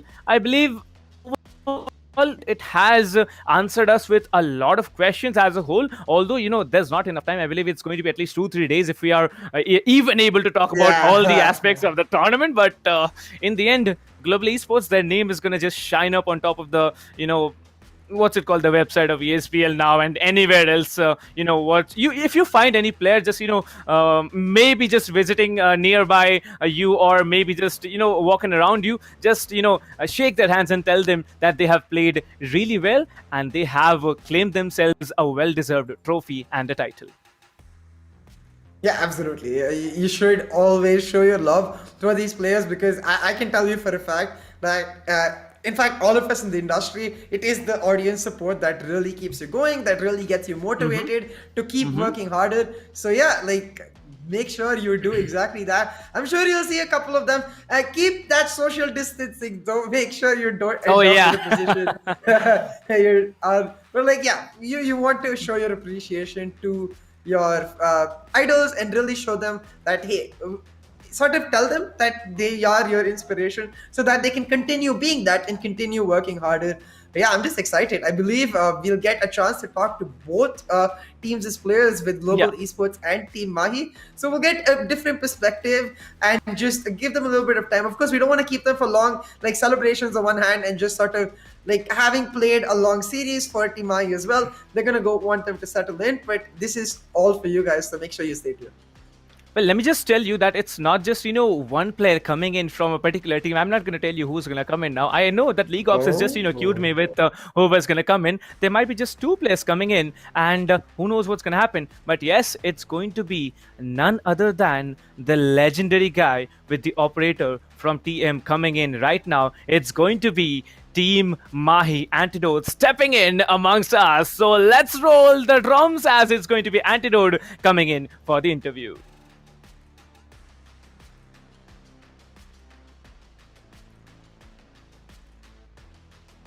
Oh, okay. I believe there's going to be a slight delay. Yeah, just informed by League Ops, it's going to be, I believe, a little bit of a delay. There are some things that needs to be. Yeah, it's a little bit like, if we have, I believe we have had a 6 hours of long stream. It's been a great day, but still, there's going to be a short time, before anyone actually steps in. So, okay, just let's do it. Let's make it happen. Chat.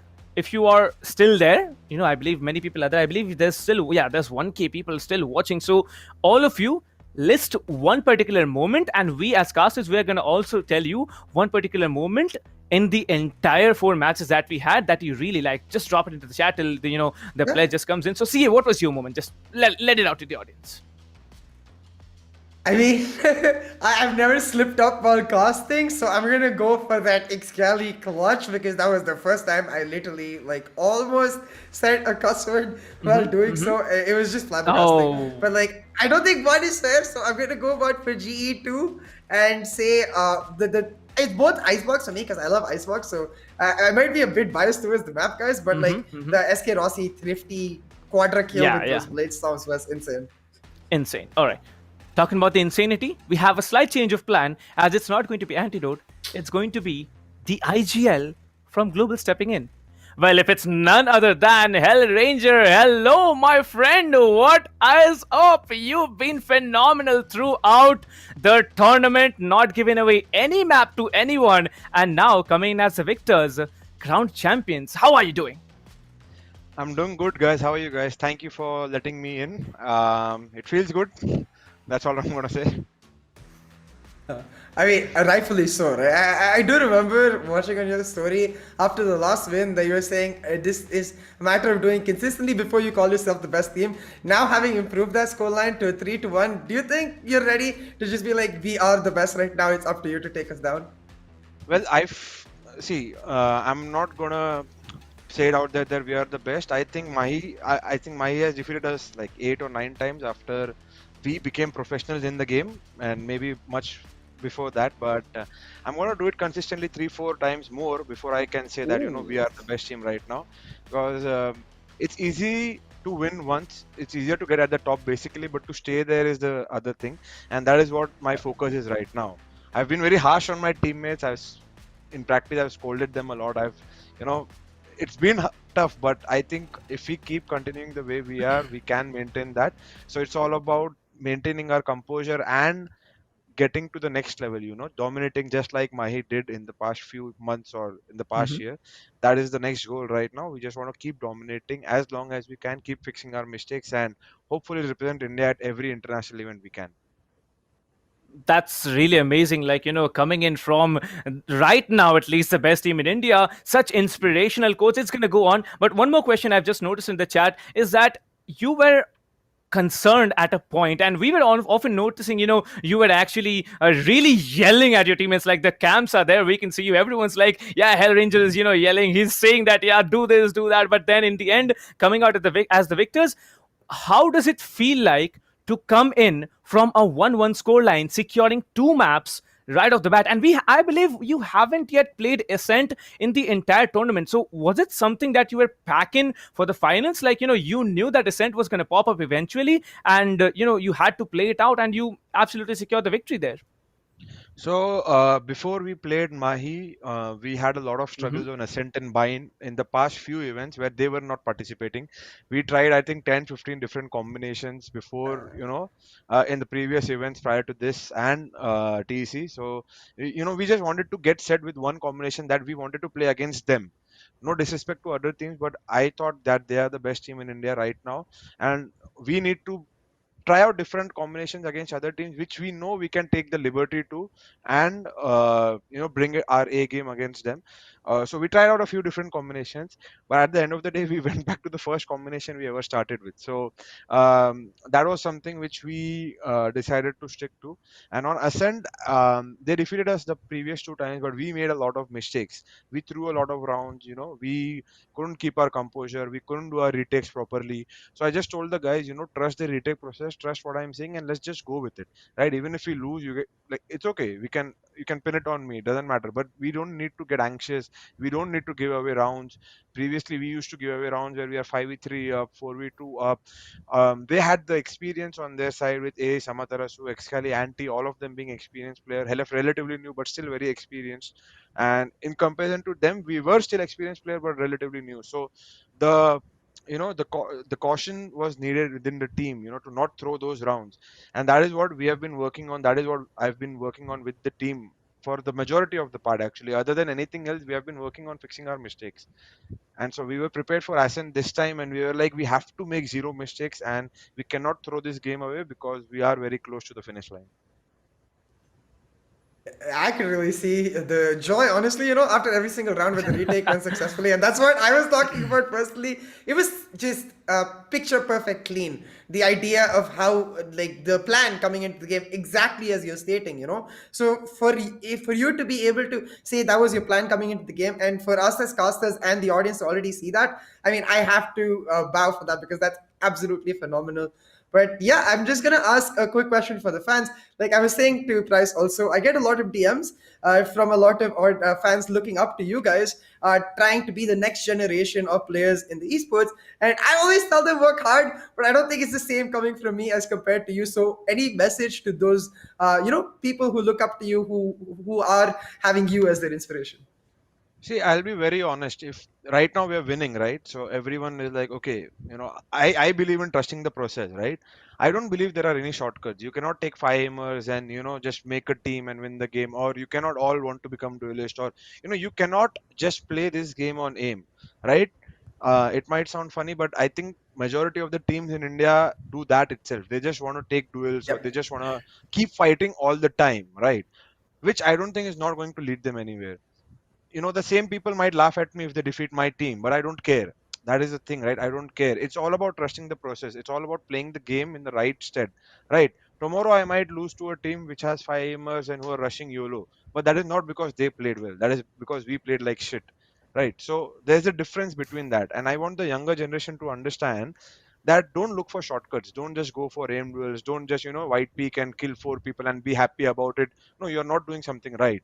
Your aim is good, but apart from that, you're not doing anything right. Trust in how you want to play the game. Understand how professional players are playing the game. Try to learn the game. You can aim at any point given time. There's no point practicing your aim for 10 hours in a day and not training your brain for even 1 hour in a day. So trust me, guys, just train your brain. And I think if you do that, your aim will be automatically polished as long as you respect the game and give it enough time. That's definitely true. Well, I have a question from Shinobi. She says, ask him how did they manage to pull out Icebox when TM was damn prepared at that map. Well, yes, I think you have never played this particular map in this tournament. So yes, how did you pull it off? No, actually, you're wrong. Icebox was supposed to be one of our best maps. So the last time we played them in TC, right? They had the exact combination we had. We had been running that combination for the past month, and honestly, we made a lot of crucial mistakes. Hellfighter played really well with his Molotovs and his positioning, and they were prepared for what we had to do. Right, because they had a lot of data on our Icebox. They had a lot of things to see. They had our exact combination. They knew what we do, and we weren't decisive enough. This time it was reversed. I was prepared for what they were going to do because this is the combination I picked. Right, even before, even like right now, this combination is being played by a lot of teams. Even 100 Thieves plays this combination. But even before they did that, we started to play this combination because I thought this is the one which can get us the best results. So as much as they were prepared for what we were going to do, we had to change things up on our T side, and on the defensive side we had to stop giving up one by one picks, which is why we lost the last time. So that is what we planned, and obviously, right, even though we planned the best, I think that one round from SK Rossi was a game shifter, momentum changer, right? I think that deflated them and that inflated us to next levels. And Bladestorm of one? course, yeah, the Bladestorm one, Yeah. the fifth round, yeah. So like people might say, oh, you almost lost, SK Rossi won you that round, that's why you're coming back. Yes, but apart from that, look at the planning we had, even Yeah. apart from that, and how we won the other rounds, right? Phenomenal. That is the thing. That's it. Thank you so much for stepping in, Hellranger. Like, it really means a lot to the people out here. Like, the team stepping up and just answering their audience. It's amazing to have you here. We as casters are also glad you're here, and the entire team here presenting you the tournament. Thank you so much for stepping in. It was a great session we had in the team. Yeah, that's it. The fans will be keeping up the support. You keep up the performances, and that's the story. Well, thank you so much for stepping in. Thank you, guys. Thank you for having me. Have a nice day.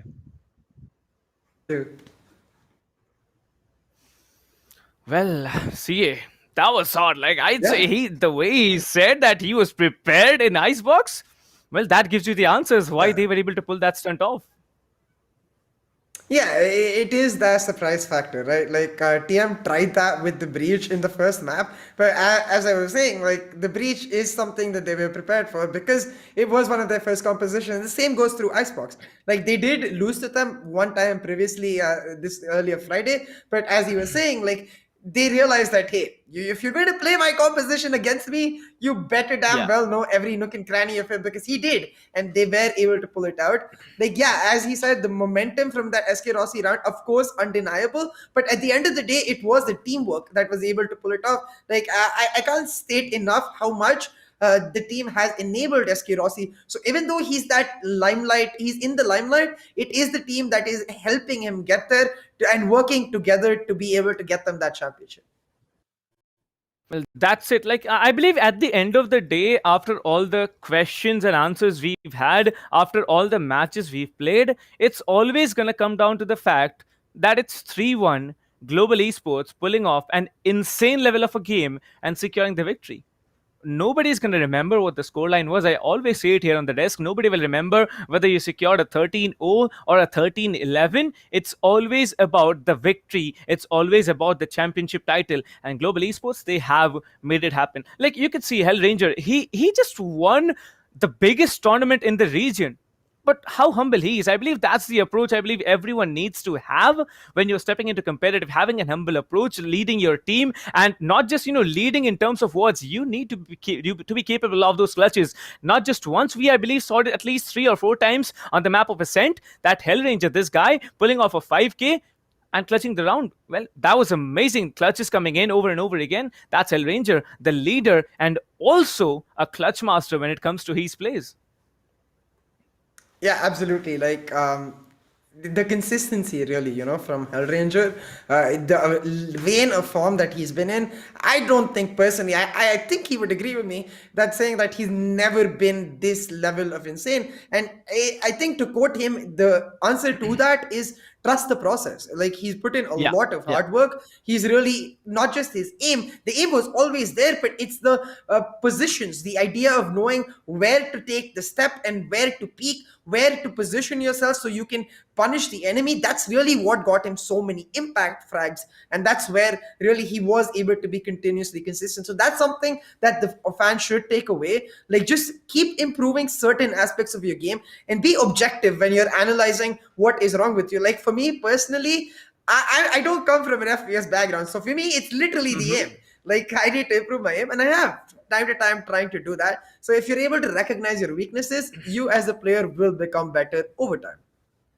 Well, he did say it rightfully that if you're training your aim for maybe 8 hours a day, maybe 10 hours a day, and you're not training your brain for 1 hour, that's going to be beneficial because out of everything, like he said, anybody can improve their aim. But if you're not working your, mice along with the keyboard combined with your brain, then your eyes, everything functioning together, that's going to bring out the gameplay. That is going to be the key factor for winning. So any words you have, CA, for the upcoming people who's actually gonna take the speech, take the message that Hellranger had for all the audience, and any summary that you'd like to pull through?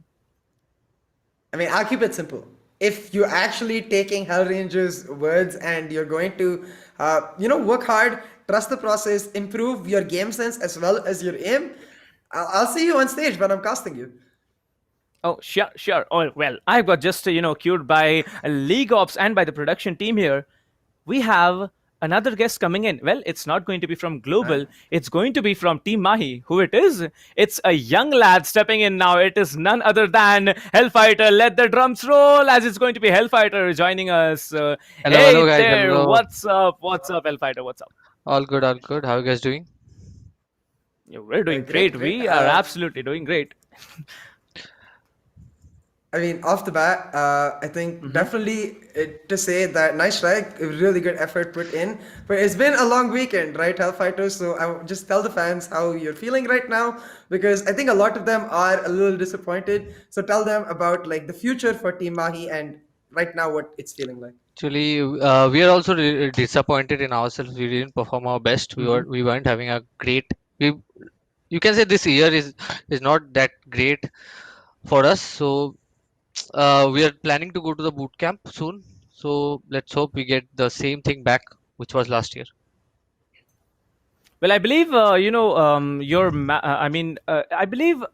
believe Anna actually said, like, Sentinel. He said that you'll be getting back soon to the boot camp, and we really expect that the performance that came in out of Team Mahi as a whole, while you were there situated in the boot camp and playing, it's gonna come back, and I really believe in TN that you are going to come in much, much stronger. Yeah. So, any short message you have for the fans right now as to what you'll be planning to come back with? Because I can say it out loud, TM, by the looks of what you have done previously, is going to come out as a much, much better team into the next tournament. Yes, of course, we will be a better team after the boot camp, and I think we are gonna do the same after the boot camp. Our mentality will be the same which we did in 2020, which is to dominate, Mhm. and hopefully we'll do that again. Yeah, that's absolutely perfect. I think for the fans, especially to hear that, hey, do not fret. This is just like a temporary lapse. We're going to be back to the form that you guys know us for. So I'll just ask you a very simple question. Like, what do you what do you see when you look at GE? Because when we were talking to her, Hellranger, he was talking about how they still would like to beat Team Mahi at least 3-4 more times before they consider themselves the Yeah. best. So in their eyes, I guess it's very much even. So where would that be for you? Like, do you think there is still effort needed to be made to like get to GE? Do you think GE is the best, or do you think we have like two best teams in India and they're equal? I think right now GE is better than us. They're like they outperformed us in back-to-back tournaments. So I can say they are better than us, and they are playing really well. And their SK Rossi, the main man, he's just going nuts. And one more thing, I like to add that Lightning Fast, the Sentinel, is also playing really good. These two guys are playing really good. So yeah, they're better right now. So we're gonna work on ourselves and get better. Well, since you're here, I have a question specifically for you from the chat here, just for you. Talking about Yes. Lightning Fast, he has been playing the Sentinel role for quite some time now. And Yes. you, as a Sentinel, you have also been quite phenomenal. I remember, I believe it was on Ascent yesterday, probably the 8th round that you had in your favor when you switched over to the defender side. You were playing under Heaven.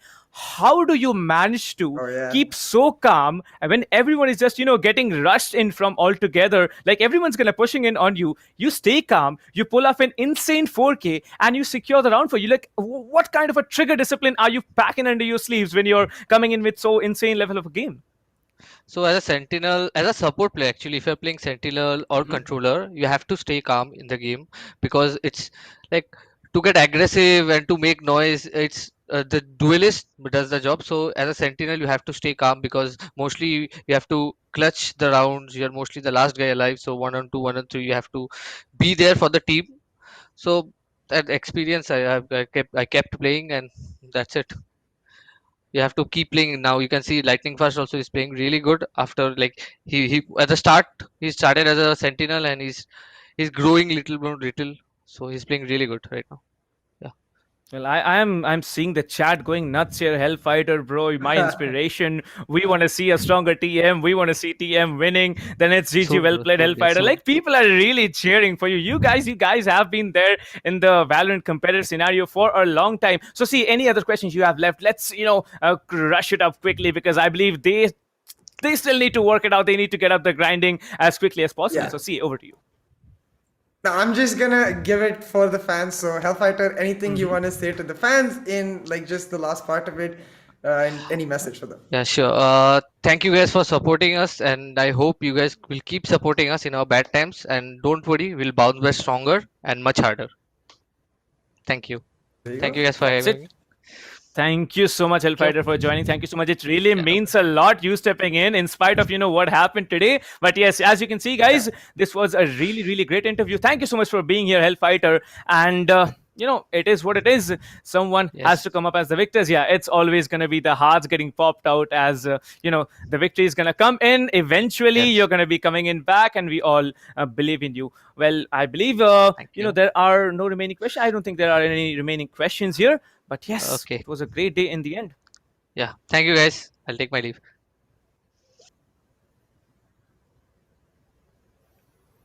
So yeah, that was a really cool chat with both Mm-hmm. the hells of the teams, like the Hellfighter and the Well. Hellraiser. And Yeah. yeah, I mean, they went through hell. I guess both of the teams, like it's a grind, playing such a long series where the pressure is constantly on you, where the stakes that are present. So yeah, kudos to all 10 players for being able to do so. They are the true testament of what an esport athlete is. So yeah, just props to them, and of course, like, props to the entire team behind this event and the production team and all the organizers, of course the casters as well. And yeah, just it has been an amazing event, and yeah, I'm really glad I was here. Well, it was definitely an amazing event. Like, I believe we started off with, only 5 people, like on the English and the Hindi desk combined. Okay, no, we started off with 6 actually. And I believe on the English desk, it has been a lot of people coming in, presenting you with excellent, a good quality casting. And if you all are happy by our casting, you can definitely follow us up on our, social handles there listed here. Yeah, so you can follow us there, and there will be content coming in from CA. So, if it's not free promotion, then what are we doing here? So yeah, if you want content coming in from CA, you definitely should follow him. And GG's to everyone, GG's to the entire production team at both ESPL and SkyEsports, and GG's to whoever's been sitting there on the other side of our screens, because what we are seeing as casters is basically a little bit of what has been greatly done. GG's to ESPL. Thank you so much for all the partnering brands. Media partner, there's going to be Talk Esports, there's going to be the tech partner Akamai Technologies, definitely the host ESPL production partner SkyEsports. So yes, everything, it has been a great journey throughout, but I believe it's a really tough thing that we have pulled off. It's going to be a wonderful year, I believe, as we have started off strongly. But yes, it's going to be a great one. On the Hindi desk, we had Nomadic Cloner, we had Sparrow, we had Games throughout the tournament. We have had Cracky, we had Dinker, we had Kanav, we had CA as the guest caster, and I was definitely there for, having most of the fun, sitting here alone throughout the tournament. Well, CA, trust me, I have seen so many matches here, but I still believe that the finals, they are definitely up a level onto whatever I have witnessed throughout the tournament. Yeah, I think Hellranger said it best, right? Like, it's what we were expecting. Also, a lot of the teams, they play those gunfight-based team comps, or the just default setups, like try to just get mini control in rush. But with these teams like TM and GE in the grand finals especially, it's a whole nother level. Like, it's the mind games. It's what really the standard should be for the best in our industry. So yeah, it's really exciting to watch, and it was rightfully so an amazing evening here.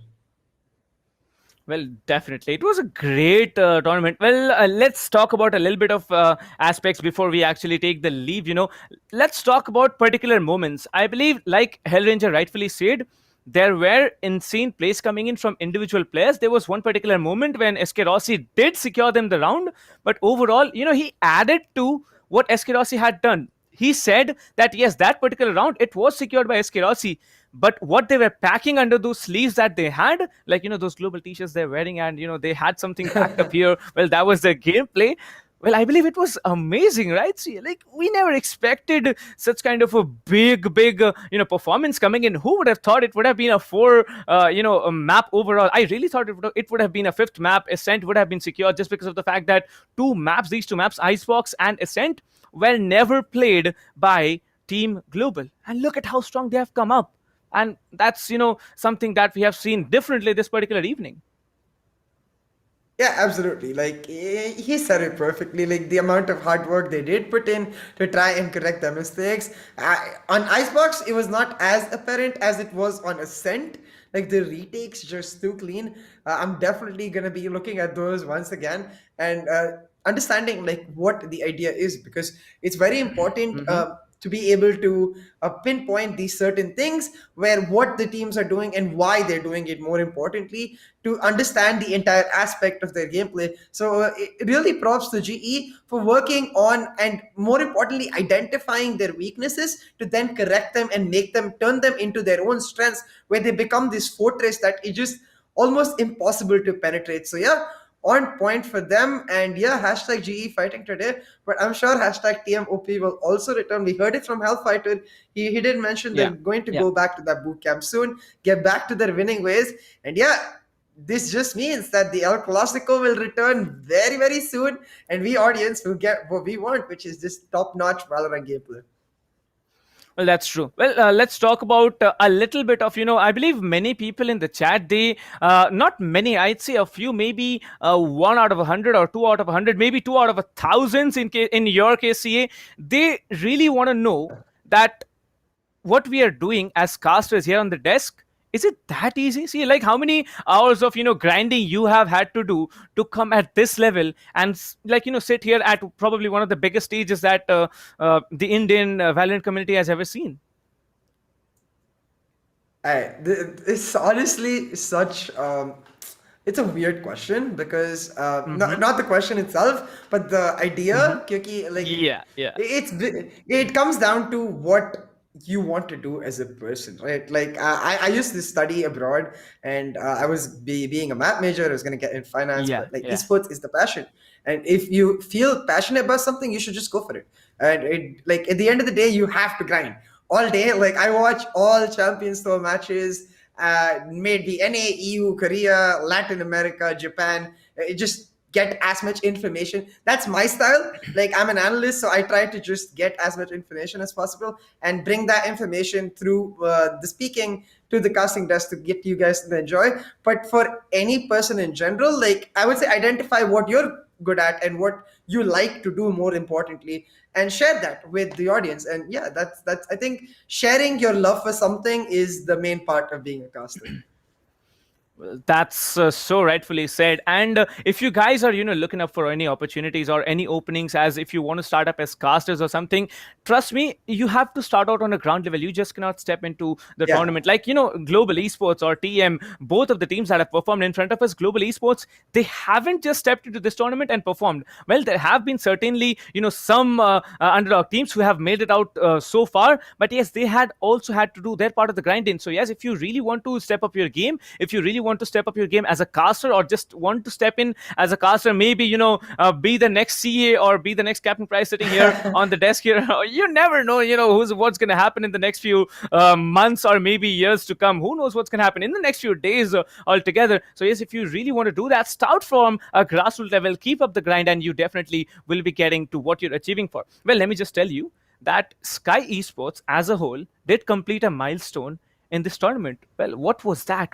100,000 subscribers, 100K subscribers on YouTube. That's a huge milestone. Trust me, in today's world, that's a really big milestone. And with that, SkyEsports has also planned for a lots of surprises to be announced on the first week of March. So yes, stay tuned onto the social handles of SkyEsports all throughout the first week of March, starting from tomorrow. That's probably 2 or 3 hours from now. And one more thing, there's another event coming. Do you know about it? See, I want to ask you first. There's a big event coming in April. Do you know about it? Yep. Yeah, well, tell me what idea you have, then I'll give you the gist of it. I mean, the first time ever that I got to participate in an event with Sky was the first version of what is coming, I believe. The League 2020 in December. So I'm excited for round 2 because, now for me, I am much more familiar with the team, and I'm more excited for the latter half of the event, specifically where the finals are going to be. So yeah, it's just one of a kind. Yeah, so it's going to be awesome. Well, there's going to be 2 particular things happening at the Sky League 2021.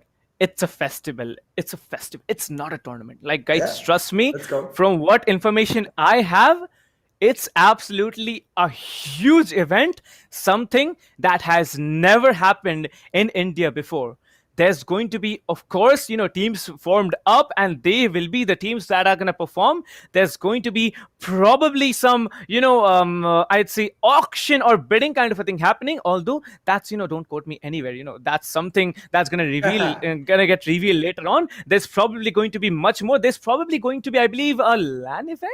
Is that so happening? Because I recall from a recent tweet by SkyEsports, anything can happen, right? We need a LAN event after the a huge hero that we had without anything. So I believe we might be looking forward at a LAN event by Sky, and you never know what more is coming in the next few months. It's a great year ahead from now on, and I believe all the people, they should be expecting more and more and more, as everyone out here is evolving and they're gonna just go on. No one can hold you down. The sky is not the limit. Defy all limits.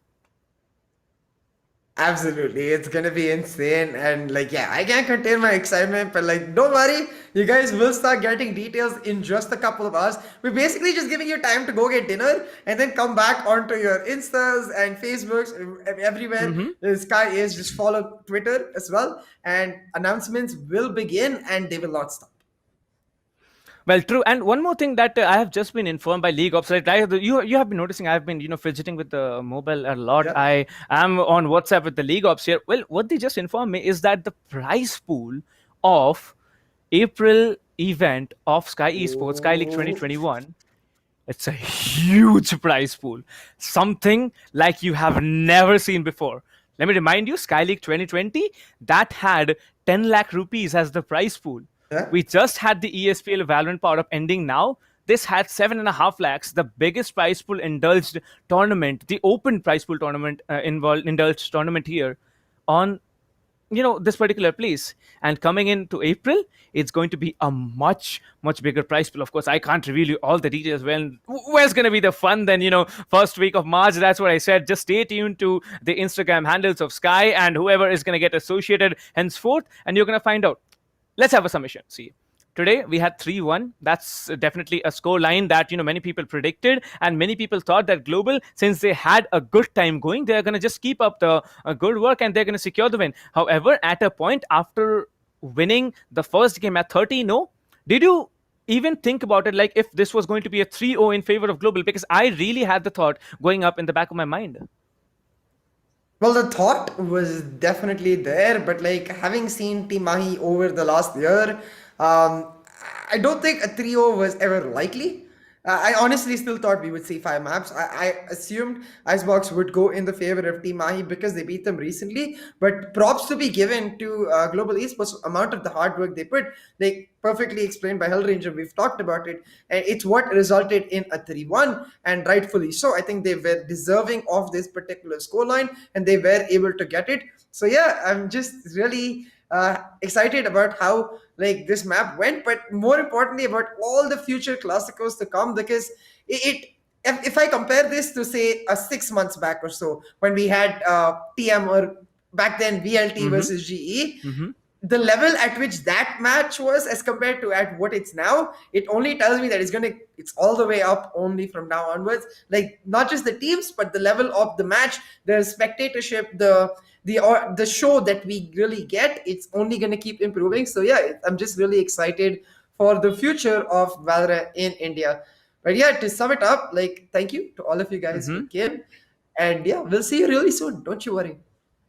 Well, we're not going to be, allowed to go away so early, CA. There's another guest coming. We predicted it. I believe the audience really deserve it. Who do you think it is? Well, let me just tell you right off the bat. Oh, yes, it is none other than SK Rossi joining us from the team of Global Esports. So let the drums roll, as it's the legendary SK Rossi joining. Hey, what's up, SK Rossi? How are you doing? What's up? It's been a really good day. It's an amazing day. It feels so good. That's it. I mean, rightfully so, right? You were the MVP of Series 1, and I don't think there was a more deserving person for that, because, bro, honestly, I have never had, been surprised as much over the past 6 months of casting Valorant. The number of shots, what and how, I mean, I know it was the grind, but just the consistency with which you're able to do it. Any message to the fans who look up to you and are looking to you as their inspiration? Message is, don't give up, keep doing what you love. If you like to play games, keep playing, not just play, try to learn something. If you're investing time, so you have to take something out of it. So keep learning, keep supporting, keep watching pro games, and you just learn and be humble, be loyal, and also respect whatever you're doing. And one day the hard work will always pay off. That's so humbly said. But yes, before letting you go and have all the fun that's already waiting from all your team members, one last question that I really want to ask. I have been seeing a lot of people in the chat actually telling us that Skerossi is probably comparable to the North American region's star of the show, Jet, none other than Wardell. So what do you have to say about that? Come on, what's going on in your mind? When people say that even on my stream and stuff, I'd say the competition over there, it's really high. So Wardell to perform like that in that competition is another level. Me, like compared to NA scene, we are not there yet, but the competition is there, but we are not there yet. So I don't think I'm equally matched to Wardell, but I am there. If Wardell is like number 10, I am there behind him at like 8 or 8.5, something like that. But one day I will reach at that level and I will perform. Well, we definitely expect you to perform at that level, probably in a global tournament. Who knows what's coming up next? Well, yes, thank you so much for being here. We're not going to stall you anymore. Thank you so much for presenting us with an excellent, show that we had in this afternoon. Thank you so much for being here, Skerossi. Take care, bye-bye, and do Bye-bye. enjoy to the fullest. Thank you, thank you. Bye-bye. Well, that's it. See, I mean, the fans asked for it. Yeah, they asked for it. They get it. I believe that's what, Exactly. ESPL and all the brands are coming together, bringing it up to the fans. Well, that's exactly what we get. And that's Skerossi. Look at the guy. He was the MVP. He's so humble. Like, how do they manage to do it? If I were the MVP, I'd probably say, hey, I'm the MVP. Respect and all, blah, blah, blah. All that's going to come through. But these players, I believe that's why they deserve to be here. That's an amazing job they're doing. Yep. Yeah, exactly, right? Like if I hit the shots he did, I'd be like, yo, best Jet in the world right here. But like no, he knows the really limits of what he's achieved today and what he can achieve. And that's really important to keep growing. So yeah, the numbers he said were very close to Wardle. So yeah, like it's just a matter of us getting the opportunity, and eventually players like Skerossi from India, they will show up and they will take those players down. And then you'll be going and saying that hopefully that, hey, you're the Skerossi of LA. Well, I believe we need to conclude in a formal way. So, yes, we will be making the conclusions right now. Well, thank you so much, CA, for joining in as the guest caster of the semis and finals. It was a really amazing show that I had casting beside you. You're a great, great caster, and I feel so humbled to be able to be here on the desk with you. However, we should mention more people and more orgs that made it possible. Well, this was the ESPL Valorant PowerUp Series 1 India, where Global Esports took down Team Mahi at a 3-1 differential, and they have been crowned the Series 1 champions. We had the interviews, we had the entire show, all thanks to just not ESPL as a whole, PFG Esports. Then we had the tech partner Akamai Technologies, we had the peripheral partner as HyperX, we had the production partner as SkyEsports India, we had the broadcasting partner as LOCO, and the media partner as Talk Esports. Thank you so much for everyone who has made this tournament possible. The back end, League Ops, a big shout out to the people who have been managing, the caster desk, everything all together. I believe Kiran doing the main production, then it was Naveen and then Mech on the back ends. Like, you guys have absolutely pulled through an amazing job. A big shout out to everyone out here who has made this tournament possible. Well, every good thing has an end, and I believe this is the end of the road for the ESPL Valorant PowerUp. More to come in a short while, but any last few words within a short span, 10-15 seconds? CA, go for it. Well, likewise for you, Captain Price, as well as Dang, it was a pleasure casting, and a big thank you to both ESPL and SkyEsports for having me.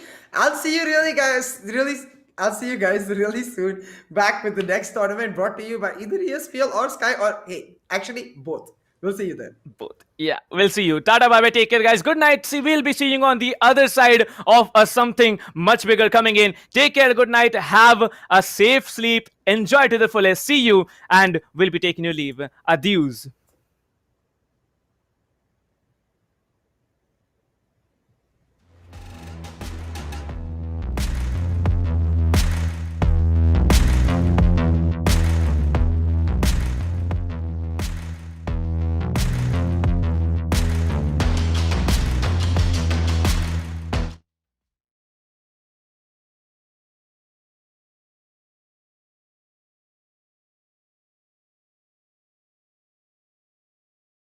down, they ain't noticed till the temperature rose. Bless the energy, then we erupt in a blaze. Mama save us, I swear the baby's lately crazy these days. People dancing like they warriors, use the passion. I got my head in the clouds, intergalactic. I'm on a venomous prowl, ready to snatch it. Are you prepared for it? Then let it happen. Rise up though, rise up though. All my people, where you at? Rise up though. Yeah, let's go, let's up. One time, go get it, it's yours, let's shine, come on. Yeah, let's go, raise up, that's right. Run with it, it's yours, let's shine, come on. Yeah, cause we warriors. Yeah, cause we warriors. Yeah, let's go, let's up. One time, go get it, it's yours, let's shine, come on. Yeah. There's nothing to say, oh God, nothing to say. I ain't have words, I erupted in thunder and rain. If your man's strong, then why call me running away? It's just a game, but nobody coming to play. Alright, I got this, watch out, I got this, boy. Raise up, max out, then blast the noise. A perpetual dream shattered by exceptional deeds. Forget what you think, live for you, resting in peace. Bless. Rise up though, rise up though. All my people, where you at? Rise up though. Let's go. Yeah, let's go. Let's up. One time, go get it. It's yours. Let's shine. Come on. Yeah, let's go. Raise up. That's right. Roll with it. It's yours. Let's shine. Come on. Yeah, cause we warriors. Yeah, cause we warriors. Yeah, let's go. Let's up. One time, go get it. It's yours. Let's shine. Come on. In these days, we push forth. We stand strong. We stand tall. All together now. Yeah. Cause we warriors, yeah. Cause we warriors. With each day we wake up, we get.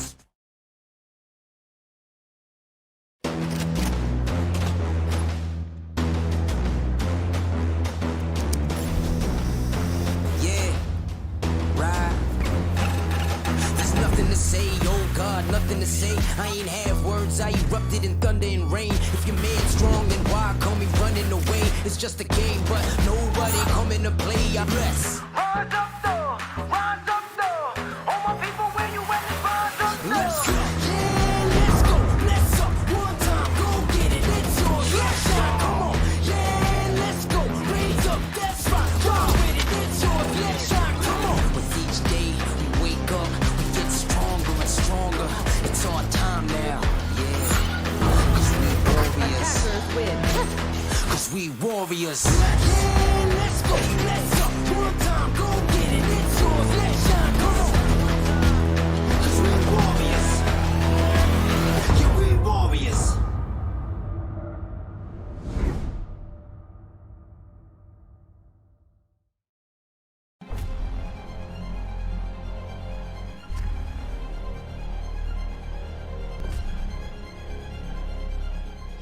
Every young gamer wants to become an esports professional. We make it happen. You just keep on winning.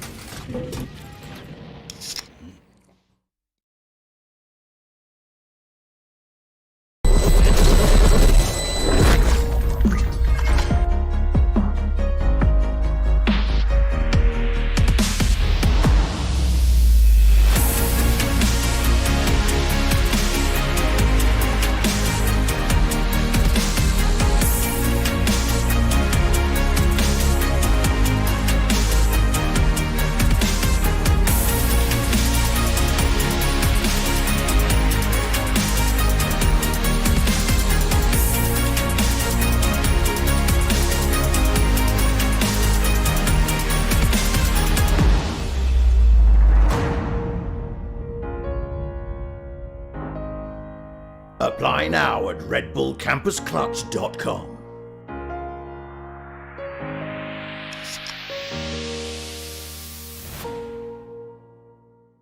Users of Roblox are all around the world, and all of them expect the same level of experience. Well, the success of games is measured by how much can you keep users engaged. So Red's mission is all about player experience first. Everything we do, the player is sort of core to our thinking. ここ数年で、リッチなユーザーエクスペリエンスを提供するために If you don't want to worry and you don't want to think about things like asset delivery and the ability to have your connectivity between your devices and your servers as fast as you can, just go with Akamai.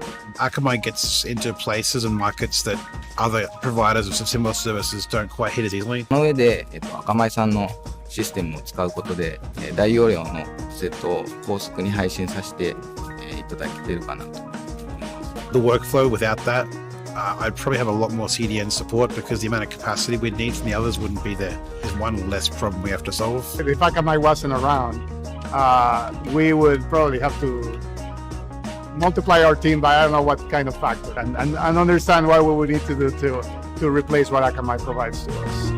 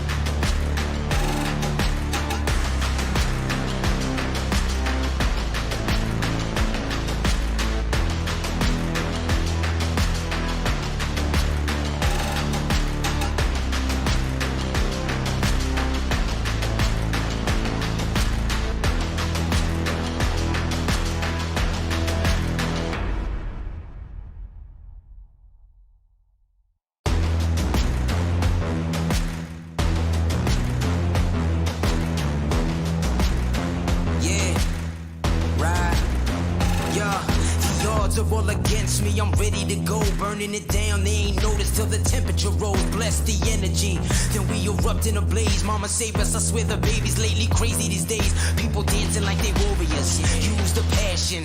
I got my head in the clouds, intergalactic. I'm on a venomous prowl, ready to snatch it. Are you prepared for it? Then let it happen. Rise up though, rise up though. All my people, where you at? Rise up though. Yeah, let's go, let's up. One time, go get it, it's yours, let's shine, come on. Yeah, let's go, raise up, that's right. Run with it, it's yours, let's shine, come on. Yeah, cause we warriors. Yeah, cause we warriors. Yeah, let's go, let's up. One time, go get it, it's yours, let's shine, come on. Yeah. There's nothing to say, oh God, nothing to say. I ain't have words, I erupted in thunder and rain. If your man's strong, then why call me running away? It's just a game, but nobody coming to play. Alright, I got this, watch out, I got this, boy. Raise up, max out, then blast the noise. A perpetual dream shattered by exceptional deeds. Forget what you think, live for you, resting in peace. Bless. Rise up though, rise up though. All my people, where you at? Rise up though. Let's go. Yeah, let's go. Let's up. One time, go get it. It's yours. Let's shine. Come on. Yeah, let's go. Raise up. That's right. Ride with it. It's yours. Let's shine. Come on. Yeah, cause we warriors. Yeah, cause we warriors. Yeah, let's go. Let's up.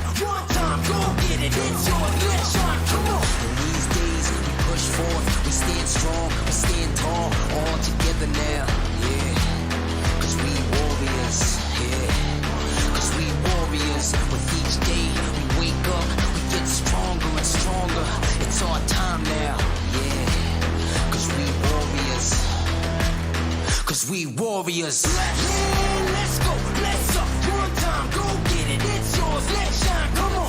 Yeah, let's go, raise up, let's rock, roll with it, it's yours, let's shine, come on. Yeah, cause we warriors. Yeah, cause we warriors. Yeah, let's go, let's up, one time, go get it, it's yours, let's shine, come on. Cause we warriors. I got you. Yeah, we warriors. Cause we warriors. Yeah, we warriors. Cause we warriors. Yeah, we warriors. Cause we warriors. Yeah, we warriors.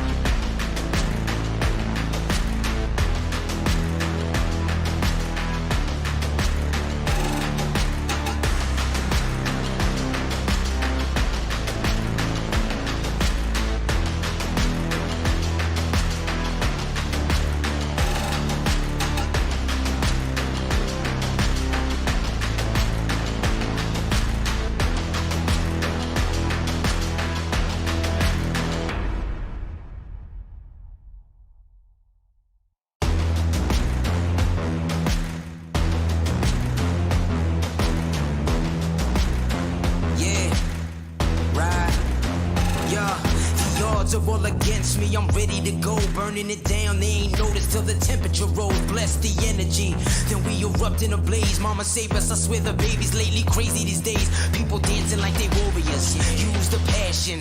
I got my head in the clouds, intergalactic. I'm on a venomous prowl, ready to snatch it. Are you prepared for it? Then let it happen. Rise up though, rise up though. All my people, where you at? Rise up though. Yeah, let's go, let's up, one time, go get it, it's yours, let's shine, come on. Yeah, let's go, raise up, that's right, run with it, it's yours, let's shine, come on. Yeah, cause we warriors. Yeah, cause we warriors. Yeah, let's go, let's up, one time, go get it, it's yours, let's shine, come on. Yeah. There's nothing to say, oh God, nothing to say. I ain't have words, I erupted in thunder and rain. If your man's strong, then why call me running away? It's just a game, but nobody coming to play. Alright, I got this, watch out, I got this, boy. Raise up, max out, then blast the noise. A perpetual dream shattered by exceptional thieves. Forget what you think, live for you, resting in peace. Bless. Let's go. Yeah, let's go. Let's up. One time, go get it. It's yours. Let's shine. Come on. Yeah, let's go. Raise up. That's right. Ride with it. It's yours. Let's shine. Come on. Yeah. Cause we warriors. Yeah. Cause we warriors. Yeah, let's go. Let's up. One time, go get it. It's yours. Let's shine. Come on. In these days, we push forth. We stand strong. We stand tall. All together now. Yeah. We warriors, yeah.